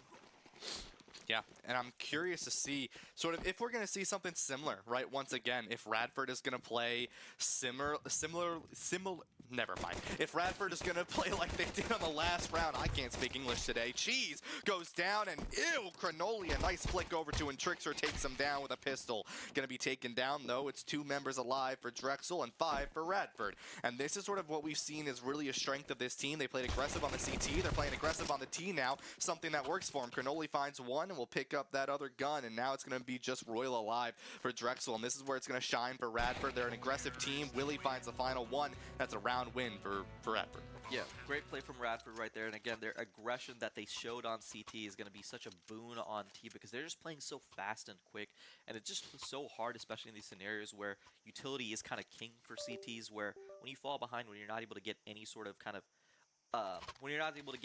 chokes kind of created in these long angles, it just ends up being a firefight. And right now, Radford's playing a little bit better in the last couple rounds. They have taken the advantage 7-6, and again, they're going to have the weapon advantage as well. So they don't actually fully buy; they just buy mainly utility. So it's going to still be pistols, but just more utility for the side of Radford. Yeah, Royal goes down early, and there it goes. 3 more for Drexel. Once again, the aggression from this Radford squad. That round lasted what felt like 3 seconds. And immediately Radford takes another round. That's 2 up in the series, and this is, I mean, we do kind of expect that, right? You win the first round, you'll likely win that second round. Now this third round, the guns are a little bit more even, but with the aggression that Radford has been playing with, it's going to be interesting. Yeah, the thing I want to point out to you, Ryan, is that look at Drexel's utility right now. We see maybe a flash, maybe a nade, 1 incendiary. It's going to be really hard for them to kind of control some of these spaces, especially because Radford right now can just smoke off any of the angles that they were playing previously, just run onto site, and right now they're winning those firefights, especially when they have an advantage due to utility. Absolutely, and they're playing a little bit more passive this time, right? We aren't seeing them go as aggressive, and that is something to keep in mind, is that sort of switching up of that pace of play. There goes a peek in. This crouch comes in, but it's not enough as number 2 will fall, or excuse me, Naverly will fall down to Cheese there, but there goes a trade as Royal is taken down. Now it's going to be Radford on the aggressive stunt once more here. As another member goes down, it will be blamed for the side of Radford. Now 4 on 3 for the side of Drexel advantage, but the bomb has gone down, and now it's going to be a post-plant situation for Radford, as they're going to look to set up on this site. They almost have everyone set up where they want to be, and there it is. Now it's going to be Cheese who falls. 3-on-3. No advantage on either side. 24 seconds for Drexel to get onto this site and defuse this bomb. There goes the grenade, looking for any little bit of damage. F goes down. There goes Leclerc. It's just in Trickster, really the player that's been looking to finish everything out for this side of Drexel, but they're not going to be able to do it there. They're going to be able to find one onto Willie, but they're not going to have enough time to defuse. They're going to get out alive, but that's going to be another round to Radford. And I have to respect Willie at the end of that round. He did not need to take that fight within Trickster. They had the round won, but he just said, I think I'm a better shot than you. He wasn't in that scenario, but again, it's one of those situations where Radford does have control. And again, you mentioned it at the start of the round. I really like that they're switching up their pace of play. It felt like when Drexel was on the T side, they were just a hammer and a fist, just running onto site, pushing everything, taking these firefights, and they went even because, again, these players are very closely matched up. When you're just playing for gunfights, and you're playing against players that are all similar skill level, you're probably just going to go even. But I like that Radford can switch it up when they're playing T-side. Sometimes say, okay, we'll play a little bit slower. We'll play for utility. We'll smoke off these angles so you can't really contest. And so I like that Radford kind of has that change of pace and just being able to switch up what they're doing. Big play from Cheese, big play from Leclerc, getting up to Nolian's lane. But again, Wet Willie takes the trade on again. This round ends so quickly. Royal is alive. Willie has the 3K, and Neighborly is going to be planning onto the side of B. Yeah, once again, Radford is in such a good spot to take these fights, and they're okay with this fast play style. Royal, though, a headshot immediately goes in, and that's going to just be Willie at 5 HP versus Royal at 100. They're looking to just stall this out if they can. There goes the Molly, pushes them out, and Willie Royal perfectly played. They're forced out, but it's not quite enough, and Drexel puts a stop to the run from Radford. I really love that play from Willie because he was, from Royal, because he was able to get the perfect angle onto Royal. He knew based on where the previous kill had happened, where most likely Willie would kind of be camping out in that situation. So a really good kind of angle onto his Molotov draws Royal or draws Willie out. He gets the kill, gets to kind of stem the tide of bleeding, because right now it felt like Radford was rolling over, had momentum going from when they were on T side or CT side, and now they're kind of a little bit more even. Yeah, I mean, trades on either side once more here, which has been really the consistent play for this game as Cronoli goes down. Radford at the disadvantage here. It's going to be 2 members down compared to the 1 down by the side of Drexel. Another one goes down, but Royal and Cheese are traded, and now we're back at a 2 versus 2. Every time you think a team has the advantage, it immediately switches up once more here. It's going to be Willie and Neighborly. Neighborly falls to Trickster again, and Trickster just there, ready for those plays. Leclerc looking around the side with 3 kills to their name, and a round win for Drexel. We talked about momentum, and it feels like momentum has flipped because Radford was kind of rolling. They were in control, and now their economy is absolutely destroyed. They're going to buy a couple bits of utility, try to run onto site, just play as aggressive as they can. But I also like that Drexel's kind of taken a little bit of a step back, said, okay, maybe let's not just always gunfight every single scenario, and let's try to get some control. Again, we are still seeing a lot of aggression, especially in these early firefights and early gunfights, but good play by the side of Drexel to kind of hold on. They have all the weapons, so they should be able to kind of control this round as well.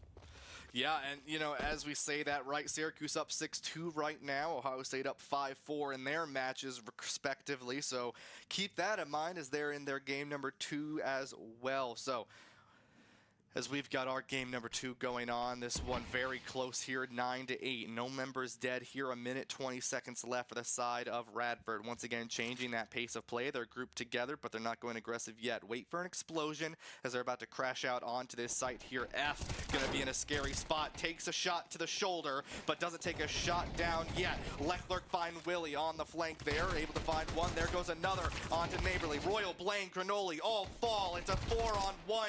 Radford disadvantage. Leclerc is the next one down, as it's going to be an AK to the name of number 2. 9-8 as Radford still trying to secure this round. They don't want to even this one back up if they don't have to, but Drexel has been doing such a good job on finding their way back to an even position and then taking that lead. It's a close series here, Gungeon, as now it's just number 2 trying to live if they can. F watching through this staircase. They know that this might be the angle that's peeked through. There goes the head, and there goes the kill. It's 9-9 as Drexel evens up this series with a beautiful 3-round run. Yeah, and we saw the kind of play that is ancient because number 2 did have bomb at the end of that scenario. He had that situation where he could kind of go to whichever site, but these long angles makes it so easy for the side of the CTs to kind of hold every single site, every single kind of corner, if that makes sense. And so number 2 didn't have a chance in that scenario because every single kind of long hallway he was going to go down was being covered. Again, good play from the side of Drexels to kind of come back after the momentum had shifted. They are going to be low on utility here because they did spend a lot of money, so Econ is a little bit iffy for both sides, but again, Drexel is kind of strong. Ooh! Leclerc gets the play again. Radford's going to roll onto the site. They try to get the play, but in Trickster takes out Blaine. He takes out Neighborly as well, so big play by the side of the Drexel rifler. Yeah, there goes Cannoli as well. It's going to be a 2-on-4 disadvantage for Radford here.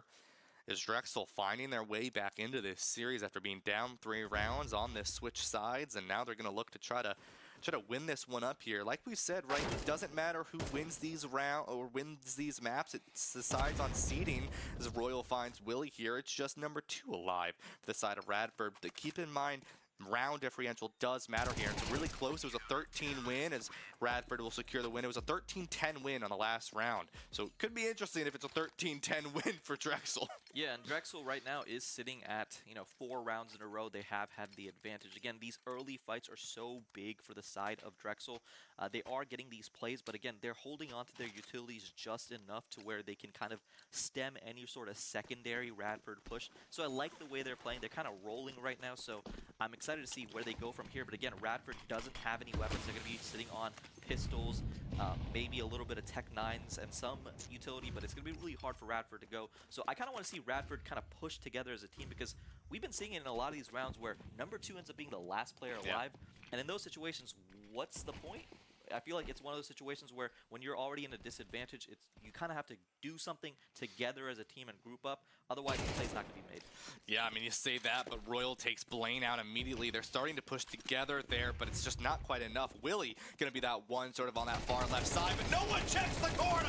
Royal able to find him, but it's not enough as Neighborly's able to find him in return. Willie taken out on the left side, and it's just going to be Neighborly alive. It's a 1-on-3 here. There goes F through the wall. It's going to be a perfect kill there immediately now as Radford gets that bomb down. It's just in Trickster and Cheese alive, and Trickster 16-10 right now, doing a phenomenal job. Cheese going to be a little bit of the bait there to try to force out anything from Neighborly. 2 HP and a dream is all they need. They tap the bomb for defusal, forcing out Neighborly, but it's not enough, and it's another round win as Drexel takes themselves up 2 rounds in this series. Big kills by the side of Radford. They try to get something done initially onto the push. And again, the fact that they were able to plant the bomb is going to be big. It's going to kind of give the boost to their economy. But again, Drexel is able to play the post plant very well. Big kill by Royal here to kind of stop the initial push. And again, Royal makes the play. He's not able to finish it out, but really big play by him to kind of stem the initial Radford push so that the team could kind of rotate over. Yeah, and we don't normally talk about this, but I do want to mention that beautiful butterfly knife that's being thrown around by Cannoli. These CS players probably have thousands of dollars in their accounts, and I just want to make that clear for the rest of us broke college students. 2 members go down to Leclerc there. In Trickster, though, that killer for the side of Drexel goes down. There goes Neighborly, but not before taking Leclerc down. It's a 2-on-3 disadvantage for Radford here. They don't have the bomb, though, and that is something to keep, or excuse me, they do have the bomb. That is something to keep in mind as they're slowly pushing onto this site. There goes Royal falling down, not getting any damage on the side of Radford. It's a 2-on-2. Radford's been pretty good on this post plant here. If they can go ahead and get this bomb down. Cheese sitting in the corner looking for a cheesy kill if they can. But it might be some holes in that plan, a little bit Swiss-styled if you ask me. Radford, a slow rotate around here as they're not going to give too much information to Drexel. They're looking for anyone to push in here, but both F and Cheese don't seem to know that they're not going to push onto this B site. You might see a slow rotate coming out from the side of Drexel here, as that's exactly what we're seeing from Radford. They make it over to that mid site here as they're going to push through their own spawn and get back over onto A. They know both members from Drexel were there, and now Drexel looking to push a little bit faster. They know that they're looking for that rotate onto A site. Radford, really good rotate. I'm loving what I'm seeing from this Radford side. There goes the smoke to secure this bomb going down. F looks for one, but it's taken down by Cannoli. Cannoli. It's a 2-on-1 advantage for Radford here. It's just Cheese alive, as they're not able to get onto this site in time. They've got 28 seconds. Remember, you need about 5 to defuse that bomb there.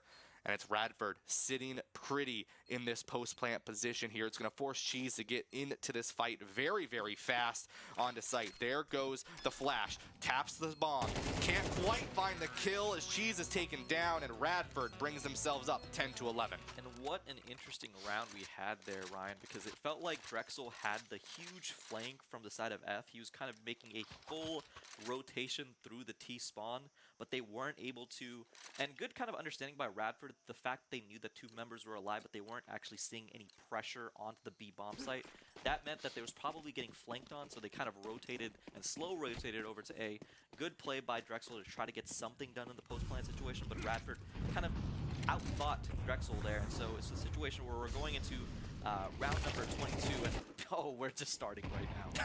Yeah, and Trickster, Blaine, and number 2 all fall. The advantage once again in Drexel's favor. We've seen these advantages flip-flop like crazy, so that is something to keep in mind. Cheese is forced out and can't get through the grenade of Incendiary and is taken down to flames, as now it's just 3-on-3. Like I was saying, that advantage rarely stays up in this ancient map. It's just kills on either side very fast, and now it's going to be Radford once again looking to push far. Here comes the bomb going down. There's F waiting as there goes the bomb. It gets down there. It's still 3-on-3. Really no HP difference. Neighborly's a little low. That is something to keep in mind. Royal has the op. I didn't even mention that earlier, but there goes F to Cannoli in the smoke. It's going to be 1 member there. There goes the flash. Can't quite get out, but will be able to get around the corner, but not before taking a little bit of damage there. Royal only 31 HP to their name, and they are just going to get out alive if they can. Oh. Royal, though, can't rotate there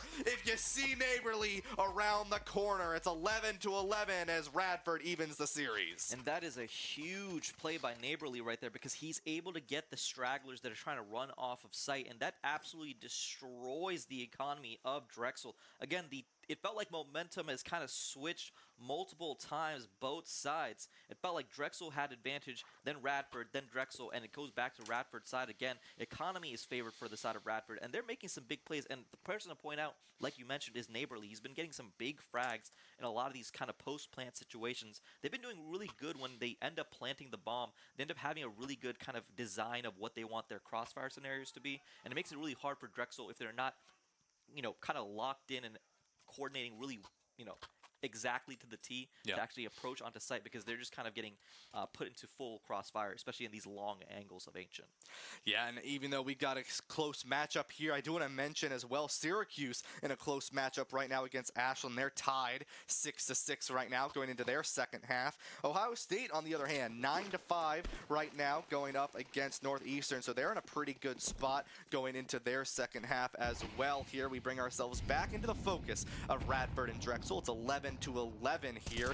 Another potential overtime situation, so is something to keep in mind here. Drexel looking to just secure this one. Radford wants to clean this little group battle up with a nice 2-0 victory, but it's not going to be without trial and triumph here. As a minute 20 seconds left, and once again pace of play has been changed for Radford. They're not playing incredibly aggressive here. Blaine and number 2 on that left side with the bomb. That's something to keep in mind here. Is Cannoli getting rather aggressive here, flanking all the way through that back side. Might be able to find one early, but it's taken down by Leclerc, and that's a great kill for Drexel there, as now it's a 4-on-5 disadvantage for Radford going into this fight. Immediately you see Radford, they stop and they fully regroup. They know that they're down that member. They aren't up a player. The smoke, though, gonna stop Blaine from pushing forward. They have the molly going in, try to force someone out if they can, but Leclerc just barely not gonna get hit by it. There goes Trades, Blaine and Royal on either side. 3-on-4, but there goes another one as number 2 is gonna fall down. Neighborly tries to find one here. It's 4 members for Drexel as they're just trying to get still hiding on. No one's looking at Leclerc. just staying alive. It's been so many grenades thrown in, but they just lived through that. And Drexel wins. Leclerc just surviving that entire time, like you said. Yeah, Radford had such a good situation where they kind of bombed and smoked the air, or incendiaried and smoked the area they thought would cover every single angle, but Leclerc was just at the absolute tip of that incendiary, and the second they went onto site to try to plant, Leclerc kind of jumps out of the shadows, gets the 2 kills, and finishes it off for Drexel. Again, big play, because Drexel was kind of on the back foot when it came to economy. That play was, I think that round was kind of fully made by Leclerc, because we were talking about it. It felt like, oh, we're going to get right into the action, but I'll break it down a little bit later. Yeah, and one thing to keep in mind is Blaine has no money to buy an actual gun here, and that is something to really keep in mind as this round determines a victory or not for Drexel, and Trickster finds one onto Willie immediately. 17 and 13, Leclerc as well, 24 and 21 here, 21 kills for Royal as well, 23 for Cranoli, 19 for Willie, another major killer for the side of Radford going to go down here. The fight takes a little bit of a breather here as Radford takes a second. Bullets are fired, but no connection into anyone from the side of Drexel or Radford here. And Trickster falls a little low, but nothing to worry about here. A minute left. Radford looks to slowly push on to this B side, it looks like. But Cheese, once again, in a cheesy spot to try to find something early. Blaine throws in a couple frags, tries to clear out anything that they're worried about. The smoke, beautiful here. Perfect in Trickster. smokes. Now, not going to be able to look into that fight. There goes the flash as well, but no one's looking on the left. No one's looking on the left! As Leclerc finds 2. Shut down, though, but it's not going to be enough. As immediately after, Leclerc finds another one. It's just going to be 1 member alive, and there goes Radford. Not enough. No one looked into the corner, and it's going to be Drexel winning that 13-11, taking that map victory. What a round from Cheese, what a round from Leclerc in the round previous to that. It felt like those were the 2 closers for that map because, again, it was getting dicey. It was getting close, and it felt like 2 players made big plays. Cheese kind of sitting in that corner, holding that rat angle, you know, appropriate name, gets the kills onto Radford and kind of wins it for the side of Drexel. Really big play by a lot of these riflers. I like the strategy from Radford. I thought they did some really cool things, trying to draw pressure out by using Neighborly kind of as bait, smoking off different angles, firing, seeing if they could kind of get rotations. But it felt like when the gunfights had to happen, Drexel kind of came out on top. Yeah, and I mean, I do want to mention this, and I don't want to be a Debbie Downer here, Gunja. I mean, that was great play coming out from Drexel, but one thing to keep in mind, right, because of how this system is set up, it's going to be 1 point for either of these teams, but if it comes down to a tiebreaker between Drexel and between Radford, and it comes down to those 2 teams, technically Radford will be the team that comes out on top. They got 1 more round. I mean, that would be heartbreaking. If you're Drexel and you're down to that tiebreaker, that technically does go to Radford. But you're not upset with that, right? You got your win, and that is a point to keep in mind going forward is at least you have a point, and at least Drexel has a point. No team coming out of this first matchup, this 3 and 4 seed, this 6 and 7 seed, no team is going to come out on top for a 2-0 victory. And that is something to keep in mind as we go further into these group stages. Yeah, and again, it was really good, great play from both these teams. I think they were really close. Again, you talked about it, 1 round deciding the tiebreaker between these. So you kind of see, it just ends up coming down to these game of inches. Yeah. Kind of comes down to who can keep their mental straight, who can kind of keep in the situation where they're able to kind of make those plays, especially in those tight angles. And it ended up coming down to in map number 1, Royal made the plays. Round number 2, we had Cheese and Leclerc make those plays. Yeah, I mean, and that's the thing, right? I mean, you have some crazy players. I mean, just from last round, right? Royal went 21 and 16, Leclerc 25 and 22, Radford same deal, right? 24 and 17 from Cranoli. Willie went 19 and 16. I mean, there are some really phenomenal players from both these teams, and obviously we have a lot of games left to play. Some of the other teams, right? Ashland and Syracuse, Ohio State and Northeastern are in their matches still, I believe. So there's something to keep in mind as they finish up their group stage. We have a lot of matches to go today. I do want to give a quick shout out to Harvey's Garden and Unplugged Gaming for helping us make this whole thing possible, helping us make Orange Jam such an amazing event that it is. So a big thank you to y'all. There goes my Southern. I really tried not to say y'all today, but I guess it's going to happen. But that being said, that wraps up the Drexel and the Radford match. We still have a couple matches finishing up behind us, and we will make sure to give you those updates on those scores when we return from a quick break. And when we return, it'll be Syracuse and Northeastern up on the stage taking their fights. That's going to be the 5 seed and the 8 seed matching up overall. It's going to be the 3 and the 4 seed in their specific group of Group A. So don't go anywhere. We'll be right back with more action.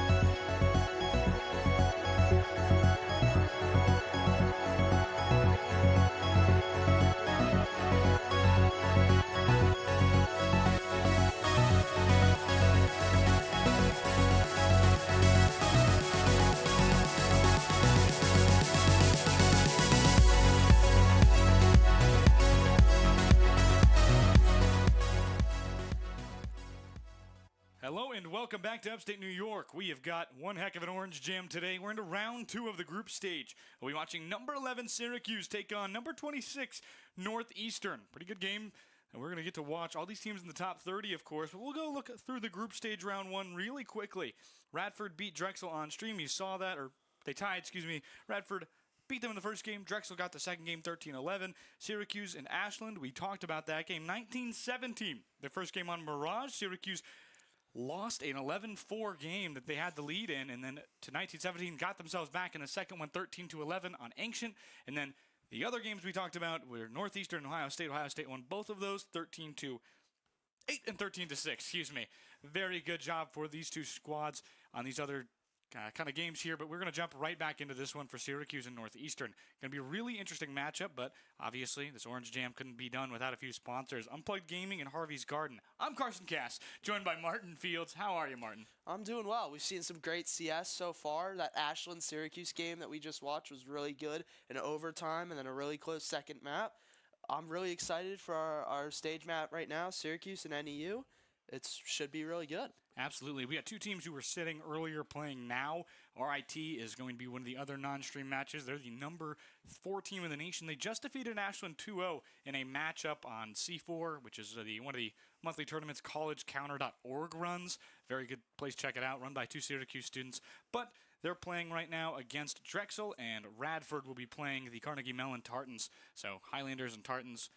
Pretty good matchup, I'd say. We've got two types of Scots basically playing each other, so going to be a really good matchup there. But Syracuse Northeastern, these two teams don't play often. They don't find each other in conferences often. Despite the proximity, these two squads are very good, but just kind of, haven't seen each other too much. Syracuse, obviously coming off of a win against the number 2 team in the country. It's a good feeling. Obviously, everything different at LAN, so maybe Ashland not as prepared for LAN, even though they're a very experienced team with a lot of older players. Syracuse is the same. Good win for them. They'll come into this one feeling high, riding high after kind of losing that immediately. Just an immediate loss is a really tough one for Syracuse after giving them such a big section. But Northeastern, they're going to be ones that have to find themselves back on track. Very big difficulties against number 7 Ohio State. Not going to get any easier with the Orange. No, not at all. I mean, this Syracuse team has been really good. We just saw, as you've said, they pushed Ashland to their limits. Number 2 team in the country. Like you said, maybe not as experienced on LAN, but this Syracuse team coming off of a win on map 2 is really going to be moving with steam.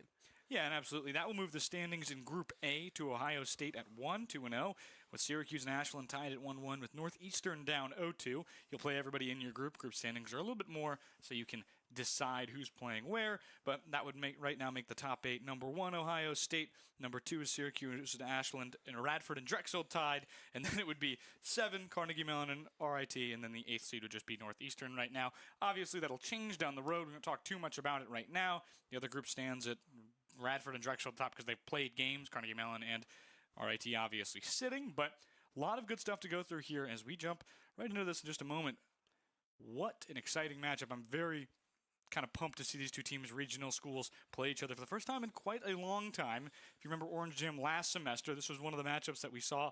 Wasn't too close, but obviously some time to develop, newer players, older players out. Let's see what they can do. It'll be really good here. Generally, what are you expecting from these two teams on this other end? Bird, obviously, one of the better players, going to be kind of pack rifling. We'll jump right into pistol round here. And at 44, we're going to be kind of pushing up this left side towards the undersection of A here. We're on Nuke, or towards the B, excuse me, back on that other end. Pushing up one top. It's going to be Cameron that goes down, and Carbon, excuse me, and Senchi that go down together. Cameron jumps down, get 1. That's Docs. They miss 2. And that other end. Forward again, it's Mio up top, kind of trying to defend this side for Northeastern. 2 go down for the Orange earlier was Carbon and Senchi. Yeah, we're going to see 4v3 right now. Syracuse is going to try and get 1 pick, isolate these fights. They're sticking together, trying to get the ones and just get 1 at a time. Cameron gets rid of Mio there. Despite going down, it's going to be Dan planting the bomb to this side. Mango gets rid of Cameron, but it's a good comeback there for the Orange as Dan able to get 1 more in the form of Armin. Yeah, 2v2 here on site. Bombs down, so Syracuse really in control of this. Forward push as Dan gets 1. Last one is Mango Man for this other side. Pushing down, has to force the issue at this point with 18 seconds on bomb. 1 remaining, it's Dan who goes down. Back on the other end, Mango Man does have the time technically forward. It's going to be Bird. Pushing forward. Bird goes down, but is there enough time to defuse?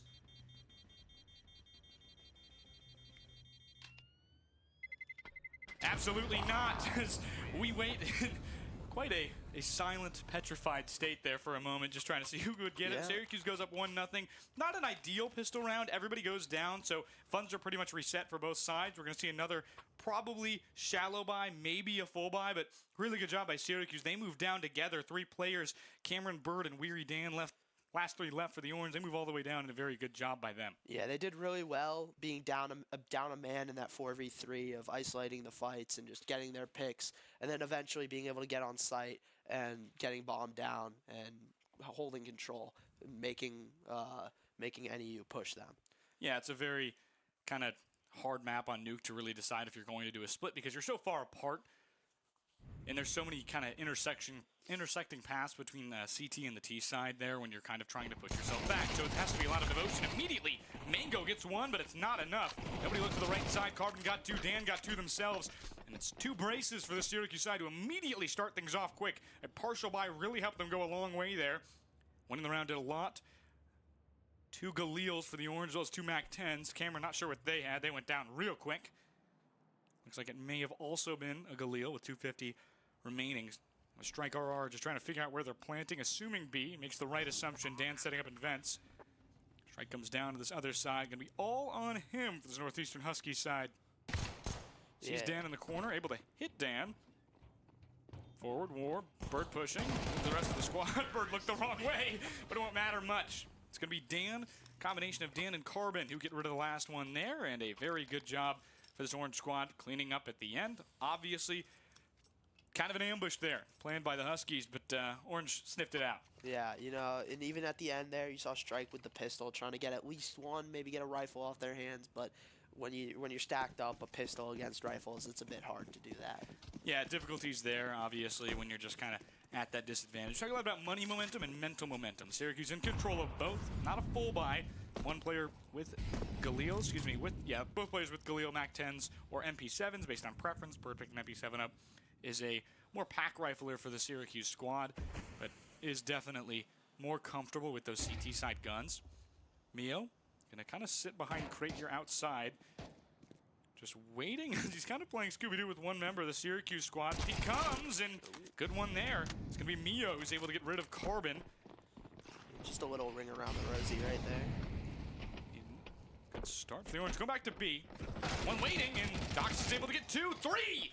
3 for Dox. It's going to be both Dan, Senshi, and Carbon. Or Cameron, excuse me. Back up top, Doc's trying to find something more. Running a Arsenal jersey, as you see back there down today, and 1 more. A good win. Dox with the 3K really elevates the squad, and an op already on this side of Northeastern. Mango Man going to be that op entirely for the whole A team captain.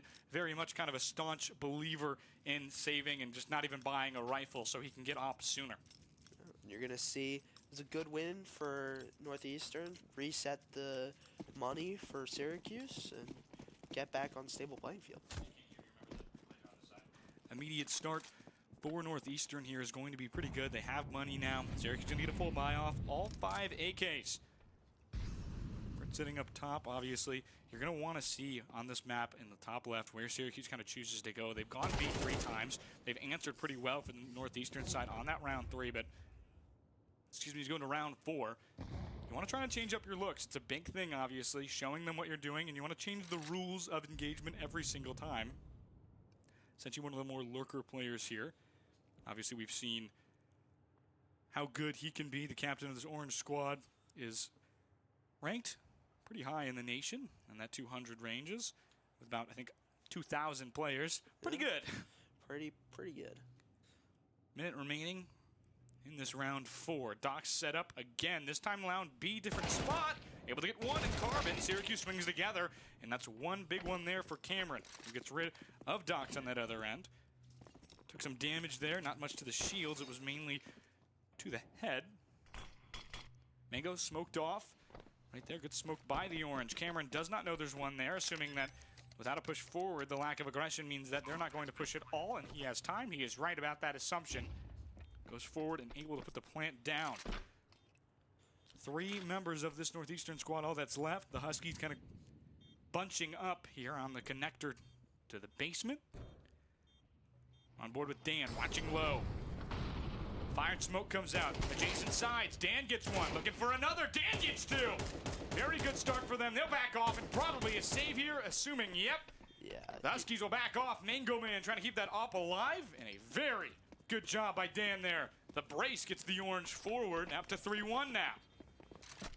Yeah, you saw that. They just, all 3 almost entered at the same time. Mango Man stayed back a little with that op, but they couldn't really do much. Dan got 2 picks and can't do much after that. Yeah, I mean, obviously that bunch up there, you're acquiring kind of 2 or 3 picks immediately with a disadvantage. I mean, they have a good opportunity to get through there. I can't find anybody. Nearly got Dan, but just 2 chest shots from 2 players. Dan's low, but not low enough, obviously. The pack rifler will get his 2 kills there. He's 4-2 on the day. Senshi struggling at 1-3. Orange are kind of a group distributed team. Their average player rank on collegecounter.org is 126.8. For example, Northeastern at 268.2. So just over double that number. But it's all about kind of who you're playing. Northeastern has a very tough schedule. They do have a good team that really can catch these rounds against these better teams than them. But I mean, obviously, it's one team you're looking for an upset.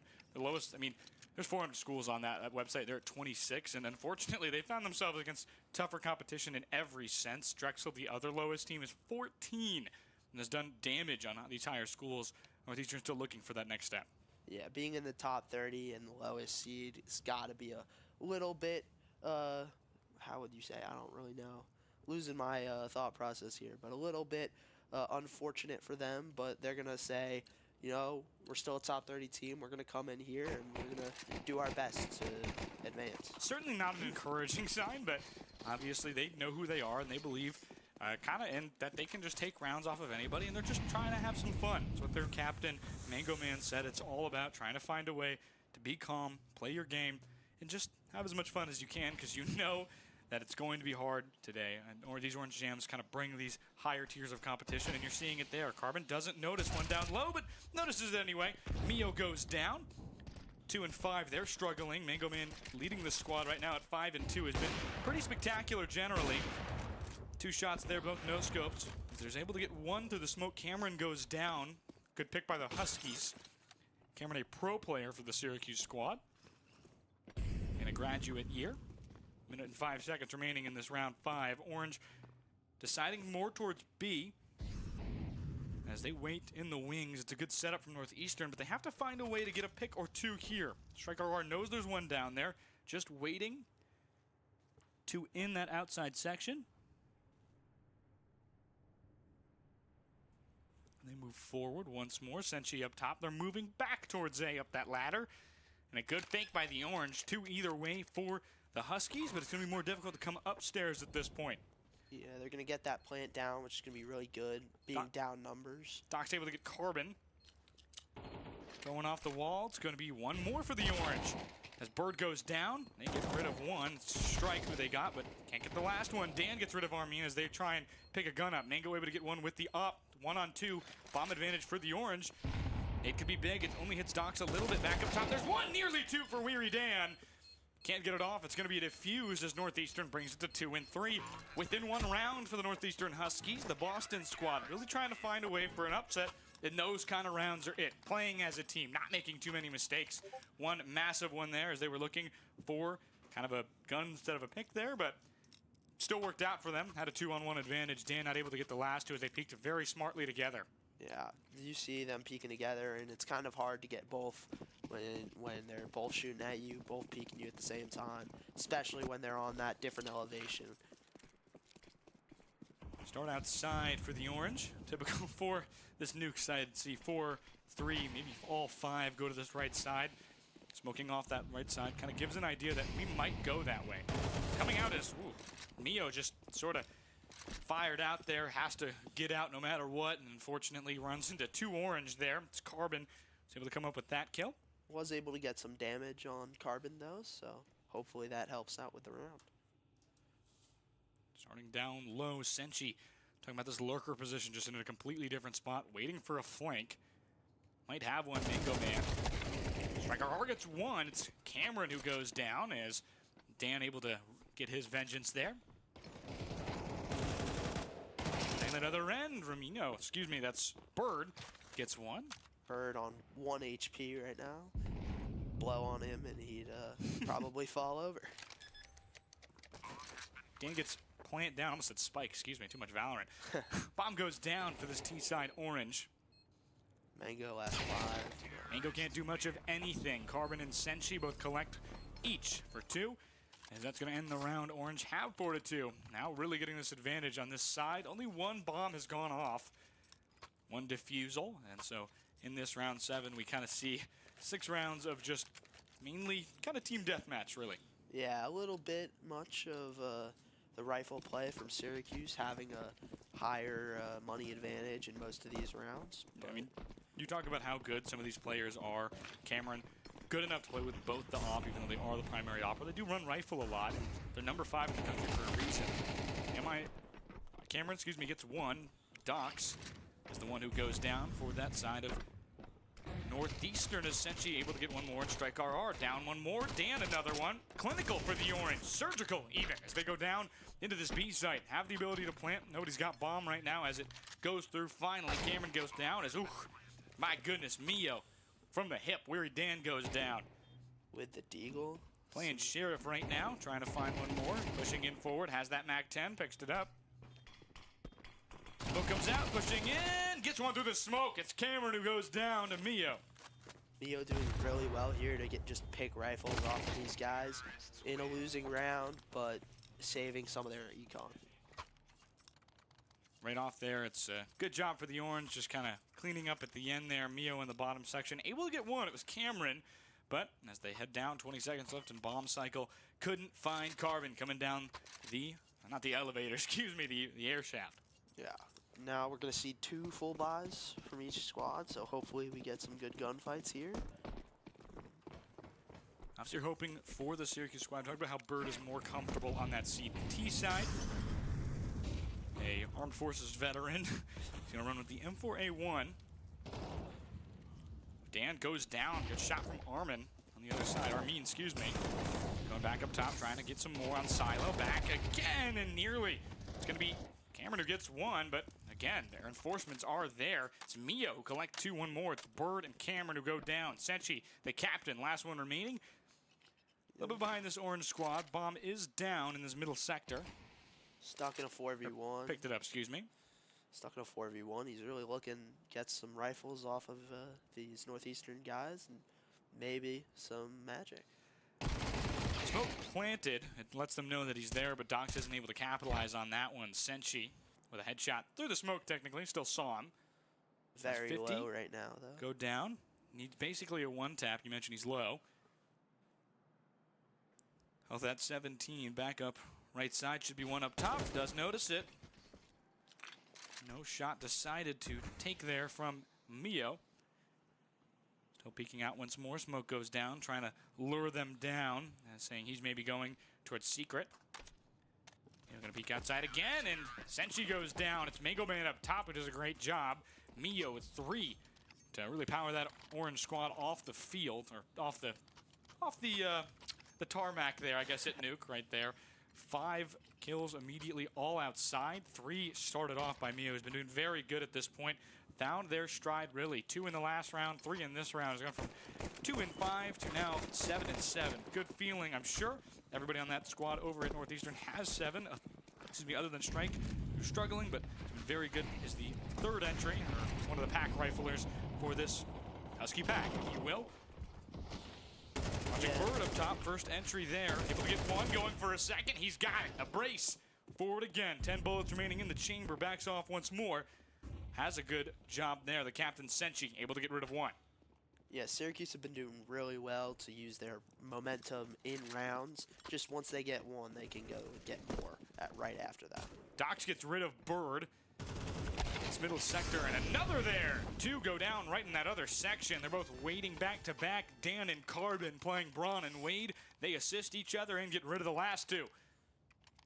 Much up top, we see Bird doing just a spectacular job on this first 2 kills. Brace, love to see that from Bird, who's struggled sometimes, but not by much. Gonna have to save here too, despite the win. Obviously, if you've been watching Valorant, CS is far more punishing in its economy.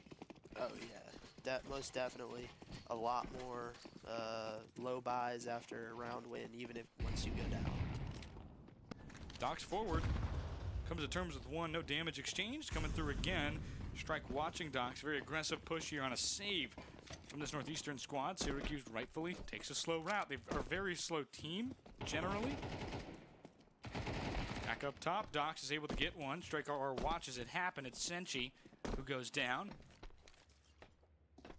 4 up top and 8 for the Orange. Excuse me. Back. Whew. Good shot from Cameron. It's 1 through the smoke. Going for another 1 tap. Not able to get it. Downstairs goes to the window. Gets another. Bird gets 2 in that section as well. Mac 10 cooking right now. It's all propane for Bird and Dan right now. 2 of the lower players on this squad in terms of pack rifle order, but doing very well. But in another one there, Cameron gets 3. 2 for Bird, and the Orange are up 7-3. Yeah, and you saw in that round, even though the NEU was able to get a pick and be able to do stuff, they had so much damage taken. Every single person. It didn't matter.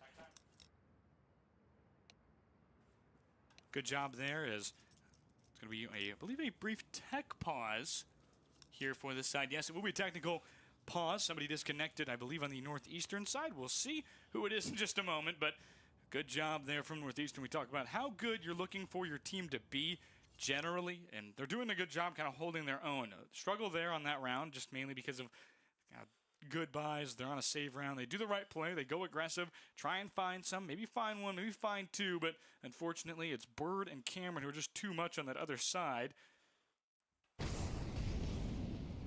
Minute 40 remaining. We'll jump right back into this one. Disconnect came back very quickly.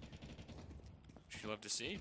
Not often in Source games we see that. Might have been one of the shortest tech pauses I've ever seen. Probably the shortest.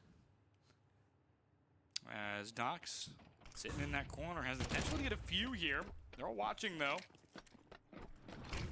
Downstairs, gonna throw a flash, try and cover themselves on their back. Forward again, Dan. First fragger here. Going to have to wait there as that Molly kind of got caught at the wrong time there. Senshi gets 1. It's Mia who gets another, and just absolute shredder going on in the other room. As 3 of the Orange come out with 4, 12, and 100 health. Well, Docs is the only one remaining there as 3 eliminations happen in that middle sector towards CT spawn. Dan gets 1 more, and Docs, who was waiting down low. Her bomb planted, was expecting to come back up, getting some free opportunities. Orange staying on point, but Dan rightfully stays back. Yeah, just a good little, what was it, lurk from Dan? Yeah. Being able to catch Docs off guard and just secure the round win. Yeah, you're hoping again for your players to be in that way as we just kind of run through these replays really quickly. So, Syracuse squad has done it. They're up now 8-3, doing a spectacular job as we enter 1 round before halftime, spend everything, and they have on that other side 2 players with $0. 8-3 here for this side of Northeastern as they push, or for the side of Syracuse, excuse me, as they push forward again. Docs gets Senchi. Good start for them. Some low health both sides. Cameron and Carbon have taken some damage, but Cameron has cleared the outside section. We'll be getting maybe a flank potentially, A or B, whatever way they decide to go. 4 Huskies up top, excuse me, 1 below, being Armin. They're struggling themselves, 3 and 10 with Strike RR, who are 2 and 9. Rest of them are within 1 of their death total. 2 under, Mango and Mio, and 1 over for Docs. Syracuse squad has been led by Bird and Cameron, who have both kind of tapered slower a bit as they go down. 1 more. Bird is able to get 1. Mango goes down, or Mango gets Bird, excuse me, as Bird kind of plays this off-ball position of very much a very good fragger, great in gunplay, kind of just chaos a lot caused for other teams, but they're able to clear it out with that distraction upstairs. 3 on 4. The Orange should have a pretty safe bomb plant here. Dan gets 1 more, now evening it to 3 and 3. Dan acting as a distraction up top on A. B will be clear, and the Orange will have themselves 25 seconds to go. Bomb down with 40 now as we enter the final clock with bomb. I keep almost saying spike. sitting here with a 2v3 though. They do have sight, so they're gonna try and get these Northeastern guys to just singled out, just get one, even it up.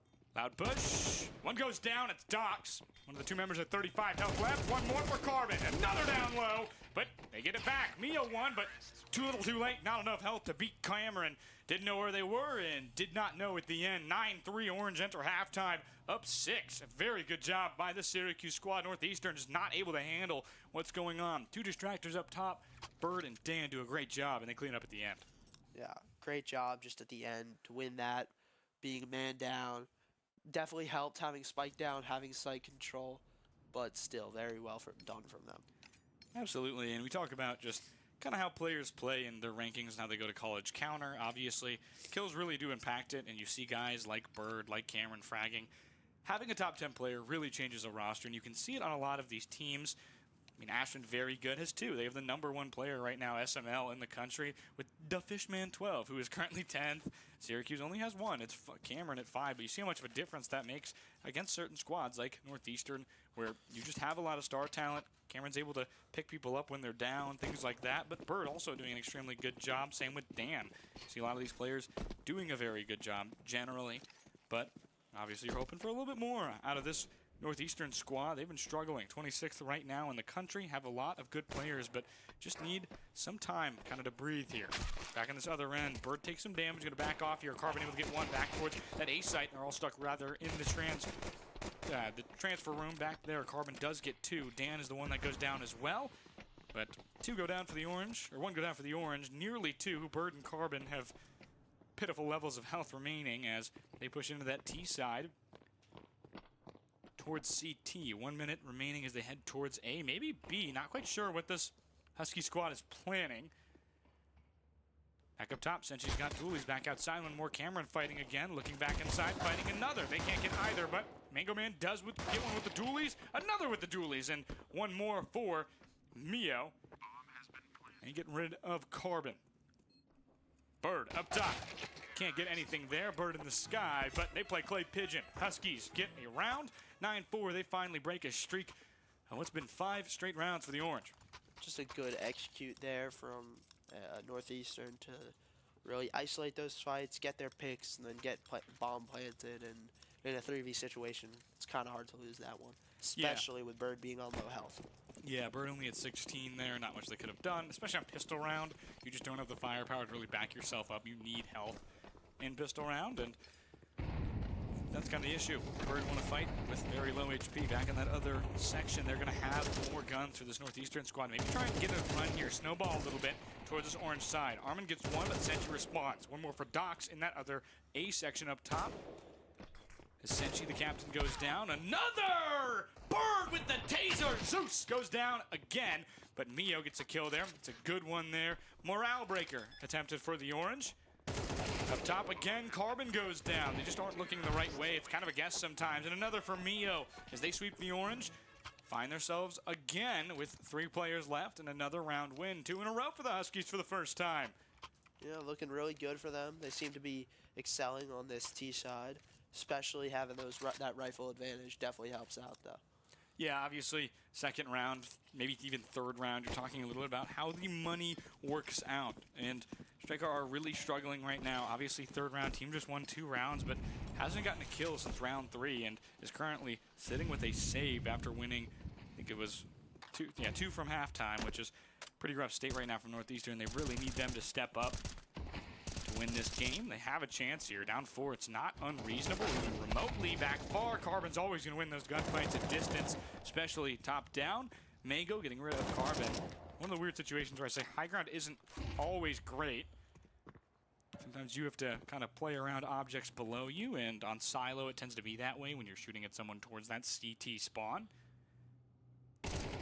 Senchi, chased by 2, does some damage, but not enough. Now even now in terms of player count, Docs know there's ones in vent. It's Cameron, he drops down other way. Mollied off, not gonna take any damage though. Right way, saw another. Docs coming back up through vent. Just a little cubby there for Cameron to live in. Ooh, Dox goes down. Shots from Bird hurt him running through in the fire that he placed himself, or Senshi rather did. They'll go back up top. Mio and Strike RR, the only two left. Mio top fragging, or rather second frag right now on this squad of Northeastern. Obviously, they switched sides, by the way. Blue now your orange team. You'll see it in their backgrounds. Cameron forward, trying to find one. Cameron does at the cost of one teammate, but same with one more of Carbon. They get that defusal very well off, and they have some guns, they have some life, and they have another round win.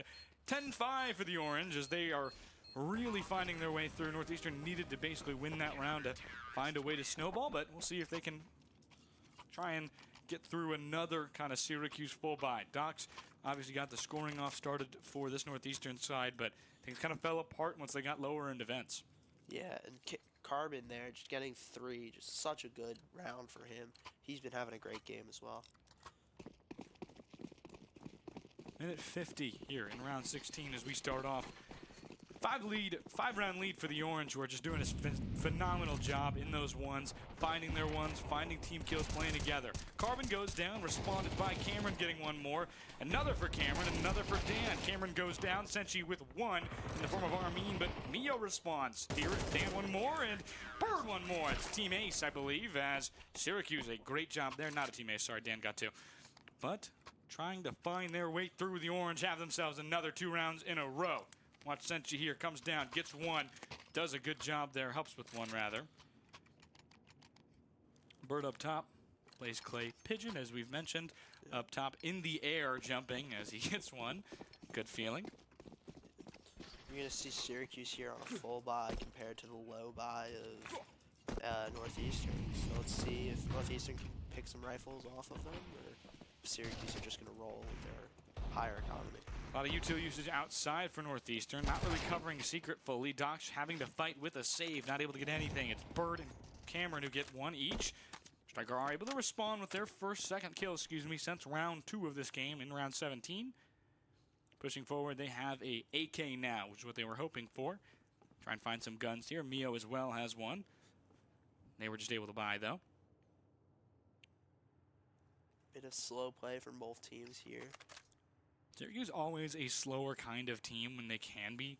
They'll play aggressive when they need, but obviously they're a very adaptable squad. That's why they are as good as they are.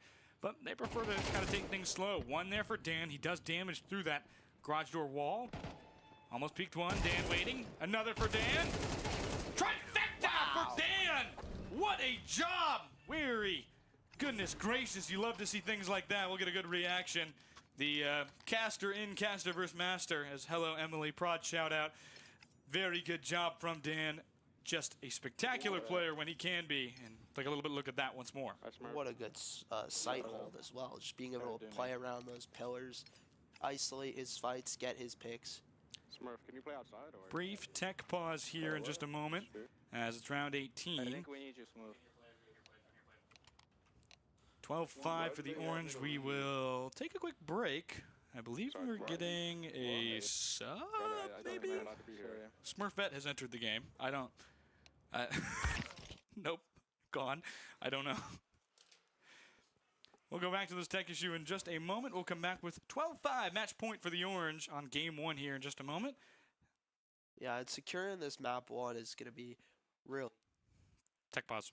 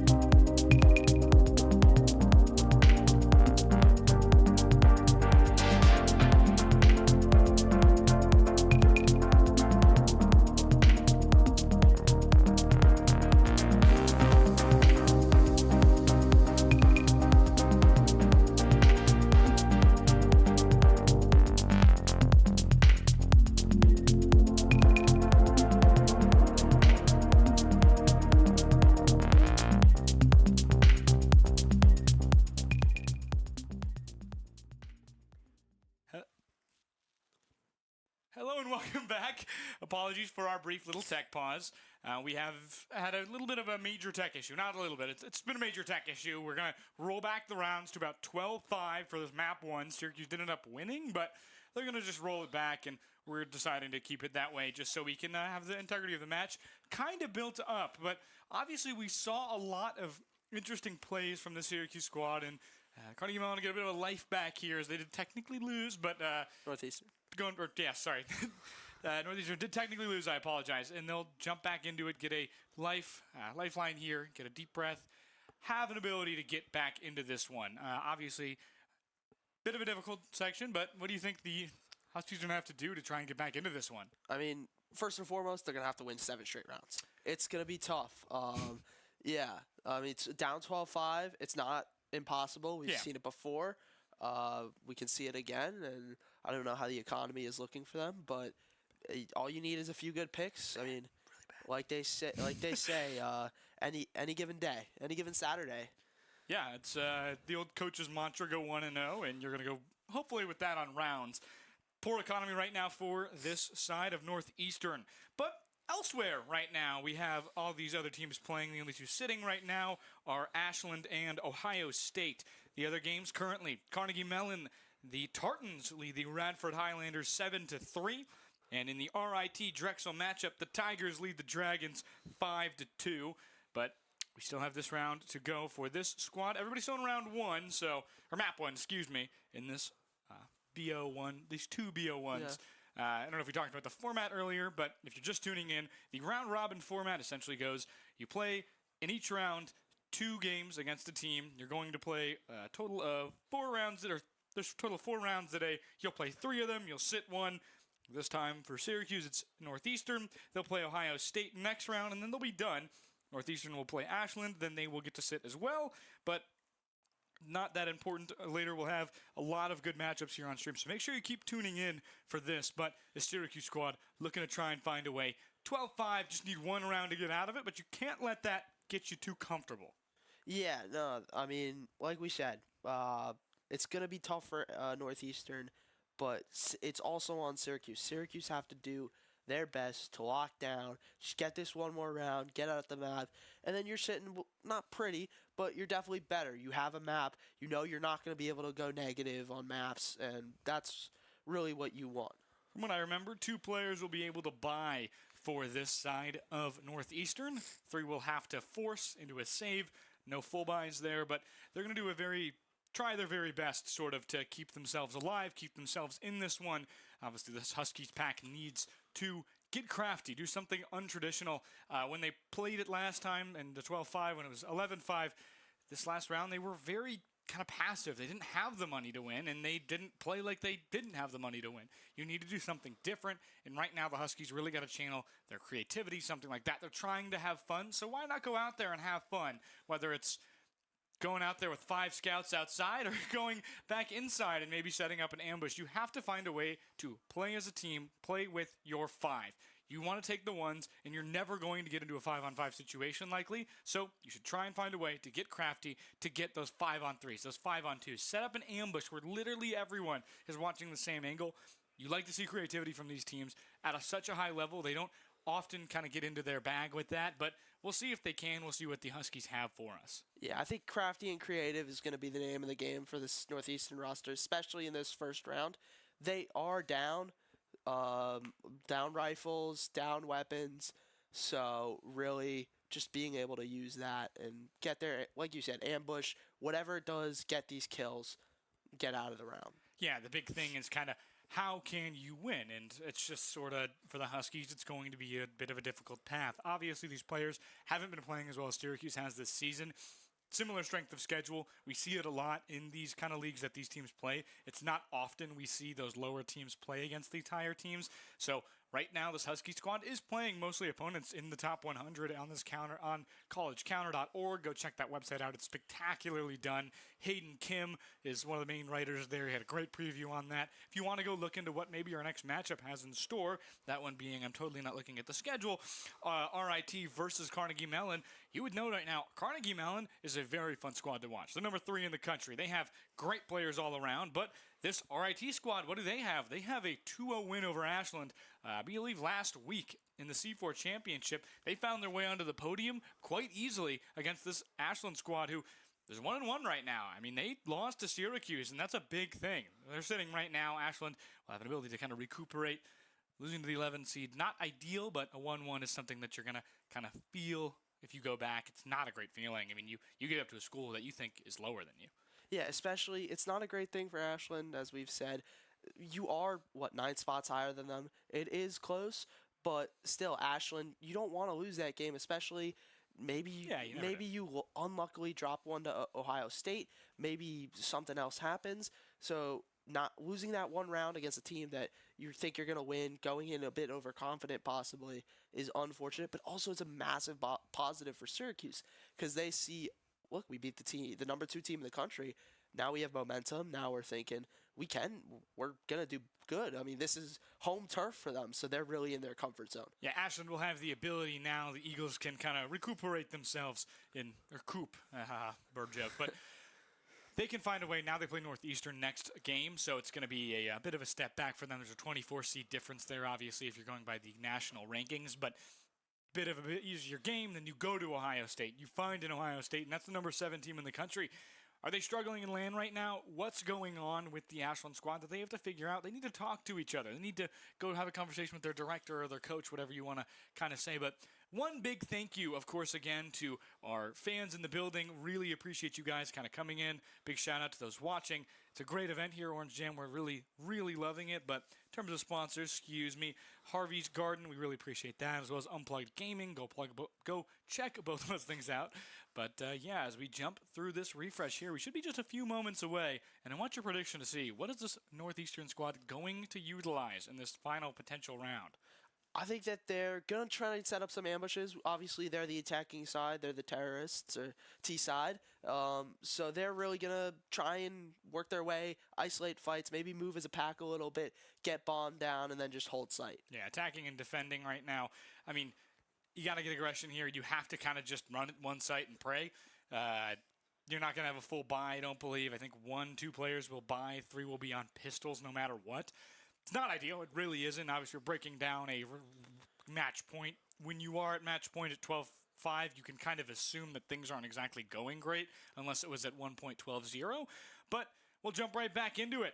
POVs here, so we're going to see a little less of everything, a little more of these guys' perspectives. A bit stretched. A lot of CS players playing that 4x3, 4Es of what they like to watch. Some Balatro on the top left. Gotta love that. Pushing forward for this Syracuse, or for this Northeastern side, excuse me. Gonna be Docs pushing in. They'll go towards this B site.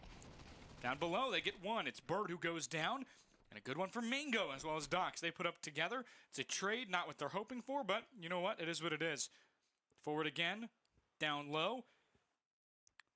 Bomb goes down, backing off again. It's Senshi who's able to get one, and a great read by Mango Man. He hears it well, he backs off. And again, now we are at through another 3-on-3. We've said that so many times today. Senshi able to get one more, the Lurker. Another for Dan!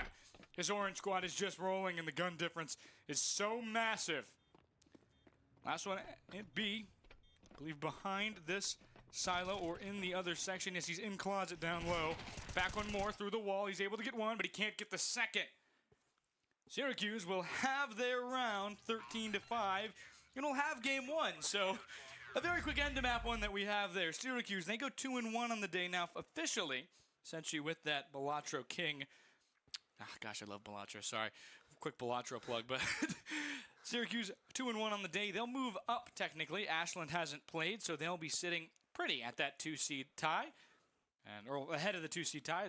Nobody has really finished just yet, but we'll obviously be looking through, seeing what games go what way. I'm curious to see your predictions as this turns out. Obviously, we've seen some games, we've seen some other teams. What do you think about now, right? As the tournament's coming through, you see Ashland go down to 2-0 to RIT last weekend, and now 1-1 against Syracuse. Who's your pick to win this, despite the 1 seed kind of getting boxed out?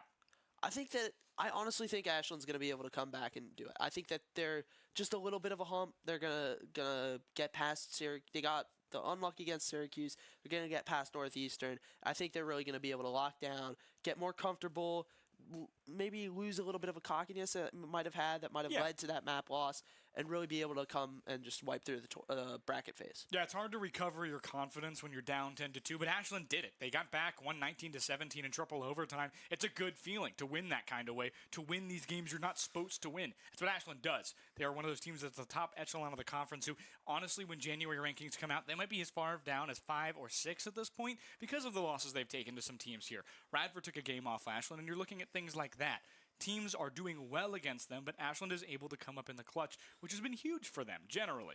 As we enter this kind of last now section here of this last game, Syracuse will take on Northeastern again for this other game. Keep in mind, it's not a BO3, it's just 2 games. But as we head to Ancient, how do you kind of imagine these two teams' play styles? Syracuse a little slower, Northeastern as well, kind of faster on the offensive end, but really aggressive on the defense as well. How do you think that'll play into Ancient?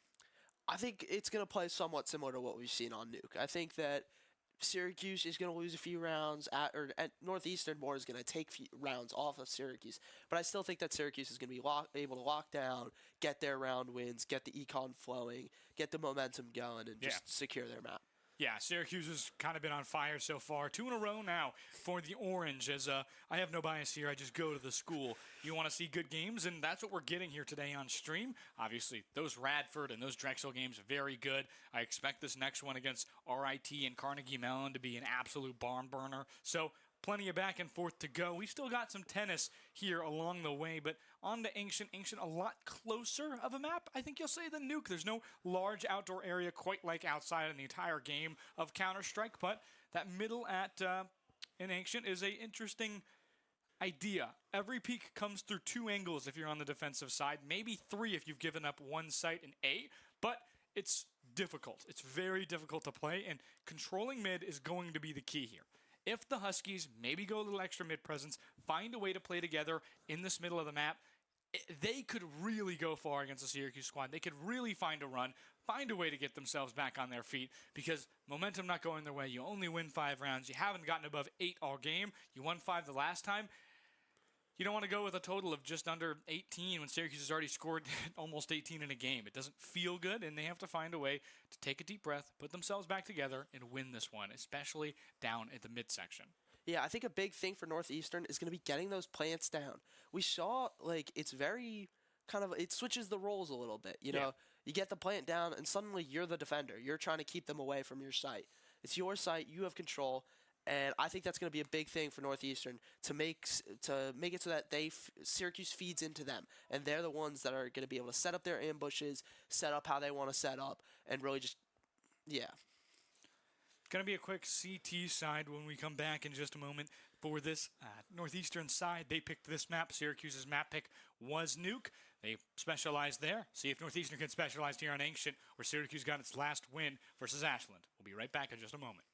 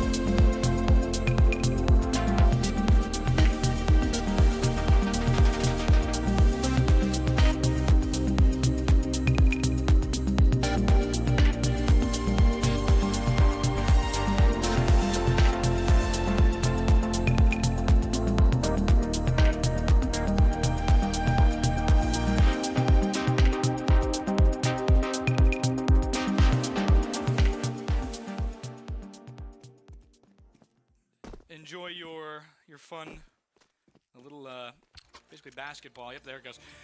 Warm-up's over, folks. We are in Game 2. Northeastern trying to find their way back against the Orange. Down they go, 13-5, the first map on Nuke. We've moved to Ancient. Obviously, it's 2 best-of-1s for the round robin. Orange are 2-1. They move ahead in this other section, but other games going on. We'll update you as we go, but Orange, starting here on the CT side, excuse me. It was a T side pick for Northeastern. They decided it the other way a little later. Yeah, we're really going to see Northeastern. They should really try and get the bomb down. They've done really well in their previous map to get bomb down in the control site, get their picks.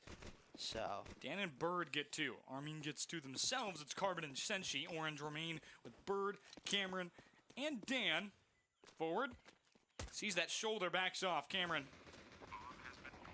The intelligence to just peek only a shoulder there. Know exactly where they are. Bird gets Armin. I mean, Bird is just on fire today. An absolute, complete eagle in every word, sense of the word. If you're a golf fan, that means he's good. One, or not a golf fan. One for Cameron, and another for Cameron. 2 for the graduate. Orange get their first round. It's going to be defuse on bomb again. Went off last time for the Orange. They have been skilled so far in these plant situations. Have barely lost once the bomb goes down on either side. Bird does a good job there. Cameron cleans up the last 2. 2 for Bird, 2 for Cameron, 1 for Dan, and the Orange are up 1-0.